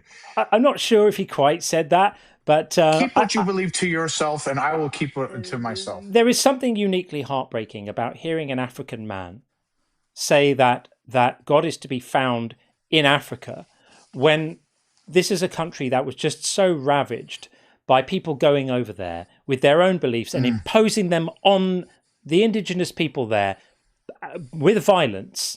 I find it so offensive for them. I just find it so offensive for them. You know, I just hate it. God is not to be found in Africa. Okay. There is a subgroup of TikTok in theology debate spaces on TikTok. There's a subgroup specifically of Africans engaging, African atheists engaging with African Christians and African Muslims, etc., and sort of bringing up the same points that you brought up, John. But yeah, that's just something to be aware of. That is a debate space that is taking place rigorously right now on TikTok. I'm sure, and by people better qualified than me to do it, I'm sure as well. Adam says, King doesn't know his culture. One of his calls to atheist experience had a guest host who was from Zimbabwe, and they proved everything he was claiming to be absolutely wrong. That was why I didn't have the patience to let him start expounding on his views of Zimbabwean culture, filtered through the lens of his religious brainwashing. Nobody here needs to hear that. It would not have been instructive or interesting at all for anyone in fact. Okay, let's just check out where we are with the bingo. And let's not forget, people, this is the second round of bingo we've done today. We almost completely filled the board earlier. It was only one left that we didn't do, and we thought it might be fun, given that we still had so much time to run, to empty the board. So we might just end up filling the board twice. This is crazy work. Let's have a look quickly. So, okay, well, Maple Drizzle called Nothing Comes From Nothing with TY. I don't think TY said that. And Ash Wild called Personal Experience of God with TY. Yeah. We'll have that. And Finkelstein called Why Something Rather Than Nothing with TY. Fair. And Maple called No Morality Without God with TY. Did we get there? Maybe we did. We'll allow that because I've been a bit strict today. I'm feeling a bit softer. And Finkelstein called or Steen. I don't know if it's Stein or Steen. The mystery pervades. Look at the trees with TY. I think we did kind of have that. And Fine-Tuned Universe. Oh, we got a line as well. Let's have a look. Fine-Tuned Universe with TY as well. I don't remember that. I don't. If you do, then I don't have the best memory. I'm now being a bit trigger happy because there's a voice in my head saying the stream is kind of coming to an end soon. What the hell? Let's all have a party. So Finkelstein also said crying about the meta with Little Boy. I don't think Little Boy was crying about the meta with us, so we'll disallow that one. And Maple called You Were Never a Real Christian with Little Boy. Also, Little Boy didn't say that. The next caller did, but not Little Boy. And Maple called Philbro Babble with the DM's online school. I don't think we had Philbro Babble there. No, I'm going to not call that one, not allow that one. And Finkelstein called Everyone Knows God Exists. We had that. And Ash Wild is calling Crash Out with King. No, King didn't crash out. Oh, I just removed him because he was getting boring. And also because he said something about not wanting to share his views or something like that. And I thought, well, okay, end of the conversation then. So we didn't have the crash out then. So I think we still have not had the crash out this time round. Okay, let's see what we've got. We will read a few super chats and then we'll get Nana in Virginia in. And then we're going to have to think about putting a lid on this one, I think. It's been a really good stream, though. Really, really enjoyed it today, even though I'm sitting here roasting. It is so hot and unpleasant and muggy and humid and horrible. Right, let's go. We've got... here it is. So is that Nesayakan? I'm not pronouncing that right at all. How am I saying that so badly? Let me try and say this right. Nesachian. Found you through one of Justin's lives. I'm thoroughly enjoying you and excited to continue my deconstruction journey with you both. Keep it up. Well, thank you so much. Forgive me for massacring your username there. And big shout out to Justin, of course. We always have fun on those lives. And I appreciate him sending people over and glad to have you with us as well. That's awesome. Thank you so much. And Bethos says, thirst to know is insatiable. Could get the ultimate explanation, but have to die before telling anyone. Still sounds tempting. Thing is, even in systems like math, we can't know proof everything. Yeah, I think that is true. That is true. I would agree with all of that. And David Burke, good to see you, David. Thank you for the super chat. Says, let's assume it's spiritual death. Why would that mean anything? Isn't the point he's coming back contrary to dying spiritually? That is ridiculous. Yeah, it's all ridiculous. To me, anytime I hear the word spiritual put on the beginning of something to explain why it otherwise doesn't make sense, it makes even less sense. It's like you can't just say spiritual table or spiritual tennis or spiritual death and then hope that that's going to get you out of trouble because the theology makes absolutely no sense. Here's something. It just popped in my head now because this will come up again. The whole spiritual death thing. These are Jesus's disciples, right? So really, are they all going to experience some type of spiritual death later on, or are they Jesus's direct disciples going to be in heaven where their spirits live forever? It's more likely the latter, right? So if they're never going to experience a spiritual death, then telling them, surely before you die this spiritual death, I will come back. He's told them zero about when he's coming back. Absolutely. So he would be portraying, so sometime between now and eternity, surely I say to you, sometime between now and eternity, that, you know, whatever rapture will come or whatever, you know. So it also makes no sense even if you grant it, because he's told them nothing at that point. It's wild, completely wild. Absolutely, great point, Sean. Great point. And Tinspired by the Sea, thank you for the super chat. Says one of the primary themes in religion is miraculous healing. Correct me if I'm wrong. It absolutely is. No miraculous healing in my life led to deconstruction. Now I'm hard atheist. My body is my evidence. Gods don't exist. Yeah, and I know that this is a friend who's struggled a lot, major health issues. No miraculous healing for him. God hates amputees, right? Apparently, not suggesting you're one, but remember the website? Crazy stuff. No miraculous healing at all. Okay, let's get Nana in Virginia in, and then that may be our last call for today. Let's see what happens. Bringing Nana in right now. Hi, Nana. Hello. How are you? I am fine. Well, actually, I'm not. I'm dying. Oh, I'm very sorry to hear that. But that's okay. I've made peace with it. I'm good. And also proof that there are atheists in foxholes. But would you mind if I preach about religion for just a moment? Oh, and how I think it came to be.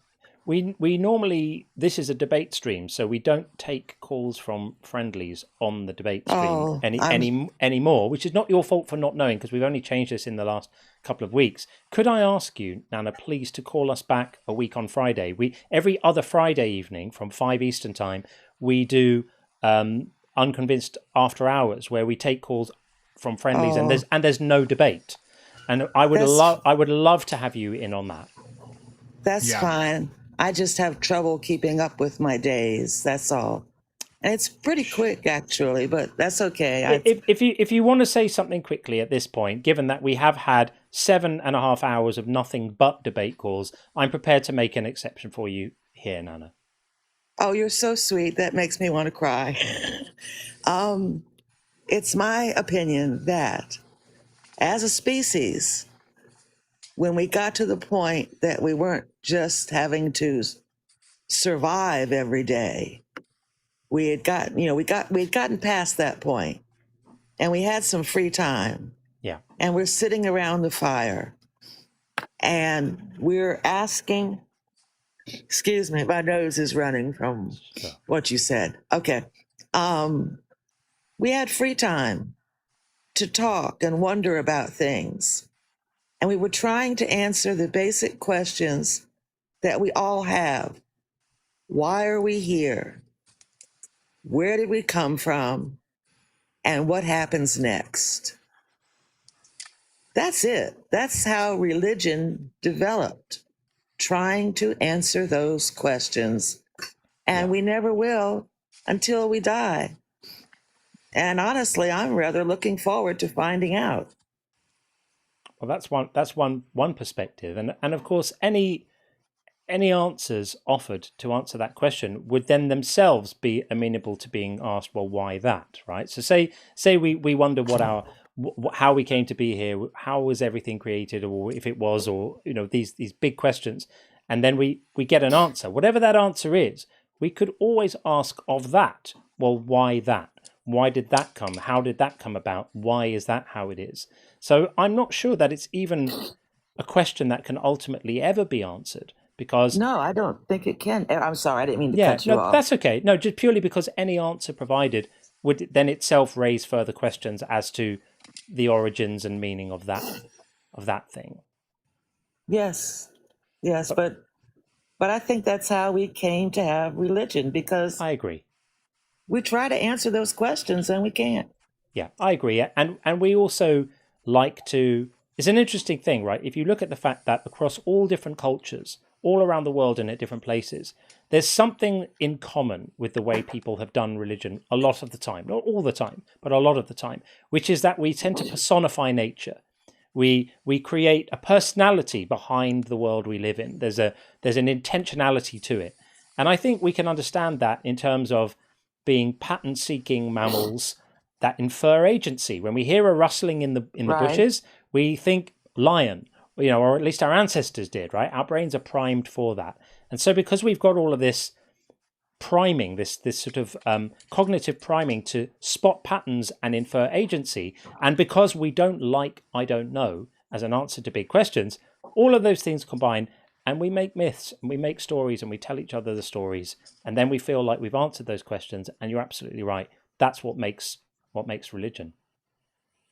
And really quickly, I'm on board with you about veganism. Right. I think it's morally correct, but I'm 70 years old, and at this point, I just cannot give up meat in my diet. I can't do it. Yeah. Everyone has to make those choices themselves. I know I'm on the wrong side of it ethically, which is why I'm feeling a tug in that direction. And my strong suspicion is that I will get to vegetarianism, but possibly not make it to veganism, and I'm probably okay with that. Well, you probably have time. I don't. Well, I've got a couple of months left, maybe. I'm heartbroken to hear that, Nana. Really, really heartbroken to hear that. Please let us know if there's anything we can do to support you in any way. I don't know if you're in our Discord, but you're very welcome to join the Discord. Otherwise, you can always DM me on TikTok if there's anything you need, if there's anything I can do for you, if anything our community can do to help you in this time. It would be a pleasure. There really isn't. My family, my daughter are taking wonderful care of me. Okay. And we're very sarcastic and have a lot of dark humor. So it's an interesting ride. Good. Okay. Well, I'm pleased you have people around you that love you. That makes a difference to everything, doesn't it? Doesn't it? Yeah. Well, Nana, I admire your bravery, really, and I actually hope to be as brave as you someday. And to answer a question that someone asked in the comment about what is the benefit of atheism, is that I'm not afraid to die. I'm curious about what comes next, and I'm going to get my answer or not. Good for you, Nana.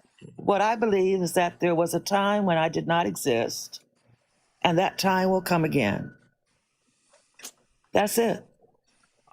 I can't think of a better note to end this show on than your bravery and intellectual clarity, Nana. This is my favorite call of the day. Thank you. I'm really glad that you gave me a little push on keeping you in now rather than saving it for the non-debate stream. I can't think of a better way to end our show for today. I think you've made us all stop and take a breath, and I hope that I'm certainly finding myself hoping that I can be the person you are. And I think a lot of us are probably feeling a bit of that right now. Well, Nana. it sounds like you're that kind of person. Well, thank you. Thank you. So good luck, Nana, everybody. Nana, would you be okay if John clips this on YouTube, your call, and puts it out on YouTube? Oh, that's fine. I have no problem with that. Great. Yay, I'll be famous. You'll be famous. Yeah. All right. Well, thank you, Nana, and feel free to call back anytime, of course. Oh, I hope to catch you many times before, Good. So, God.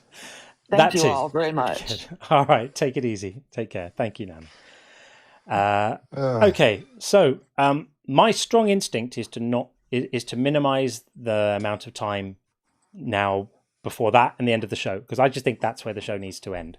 With that said, I do have a couple of super chats that I have to read out. Because they have been sent by kind friends. So let me just do that now. It's not many. I think it's five. So Bethos said, "Why do believers think they know the mind of a god?" Right? It's wild. His ways are higher, but I personally understand them. Is crazy to me. Total double standard. And Rod Blow says, "Before realizing that believing was an experience and not a decision, I came to the undeniable understanding that artificial and natural had the same origin. After that, many things changed. Interesting. That's an interesting way of putting that. I might have to chew on that a little bit, Rodlow. But I'm very glad that you did realize that belief is an experience, not a decision. That's a very good way of putting it. Something that happens to you, not something you do. I'm going to have to just have a little bit of think about artificial and natural having the same origin. I think I understand, because everything originally, all artificial things originate somewhere. They're just a recombination of natural things, aren't they? At some point. Things that are made of things that are also made that are made of things that aren't made. So eventually you get to the level of not made, and that's how that happens. That's what I'm taking away from that anyway. And Coombs6002, thank you for the super chat. I have a feeling God likes to play hide and seek. Oh, he loves it. We actually run Why is God Hiding as a regular topic on the show. He loves it. Absolutely loves it. And Bethel says, bruh, sound effect number 2. That was about our previous call, who was liberally sprinkling the dialogue with the word bruh because it makes you cool with the kids. I can't bring myself to say such things, but there we are. And Bethel says, did you notice Sans Deity was in chat? I did not notice that. We've had Matt D in the house. Well, I have had a couple of messages with Arden, who's Matt's producer, and very much looking forward to doing something with Matt at some point. Hopefully we manage to pull that together soon. I think that she is recovering at the moment from some procedures, and so we will wish her speedy recovery. But that's lovely to hear. I love it when Matt's around. That's awesome. I don't know how I missed that. And Flibberty Giblet says, the Gargamel reference got me. Yeah, I mean, it dates us, doesn't it? It dates us. If you don't know who Gargamel is, look it up. And then final super chat of the day is also from Bethos saying, all the best for Nana, and I can't think of a better super chat to end on there. What an amazing caller. I had to just take a breathe for a moment there. We could all model ourselves on that. So we have one more caller in the queue, but I'm inclined to leave it there. I think that Nana's call deserves to be the last one of the day. So Jet Set, please call us back on our next stream, which will be Thursday night. We will be streaming on Thursday from 5 p.m. Eastern. And if I see you there, I'll jump you up the queue. Jet Set, how about that as a deal? If you come back on Thursday night, we would love to talk to you. So, members of all, got to show this before we leave. These are the members of the Inner Circle. Oh, also, I have to read this one because it nearly got missed. Bethel said, Sean being addicted to questions getting answered. Indeed. I love that. Yeah, Sean's a big fan of straight answers to questions, and I love you for it, Sean. Absolutely right to demand that. Okay, the Inner Circle are Jeremy Busby, otherwise known as Buzz, K.R. Young, Kirby, Acadian, Nectu, Oceanus, PVG, Pasta Fairy, Jiffy Cones, Kif, Christy, Moustache Boy, No One Left Behind, Orjan, Pamela, Rich, Riven, Ash, Shadow, The Leakest Wink, Bacon and Bush, Upshot, Zeitgeist Omega, Edvard, Huckleberry, Roger, Teff, Tim Cooney, T, Wacky Slush, Bartek, Amon Ra, Andrew Winters, Cat B, Devil's Public Defender, Elizabeth B, Gordon Loves Science, Hunter Girl, Issa, Anaster, Annabella, Cognitive Dissonance, Drew Smith, Liberty Giblets, Harold, and Indentured Cervix. So there we are. That is it, folks. Thank you to all the mods. You guys are absolutely amazing. Again, thank you. Can never possibly thank you enough. I massively appreciate you, and thank you to everyone who liked the stream on YouTube. That does really, really help. If you would be kind enough to leave comments in the comments section of the live once it's posted on YouTube, that also just helps things along. If you feel that way inclined, I would really appreciate it. And Sean, thank you to you. I know you're temporarily off teacup for a moment. There we are. Huge thanks to you, Sean. Thank you. I appreciate it, everybody. Enjoyed the live. Thanks, everyone. We will see you on Thursday. Take care, everyone.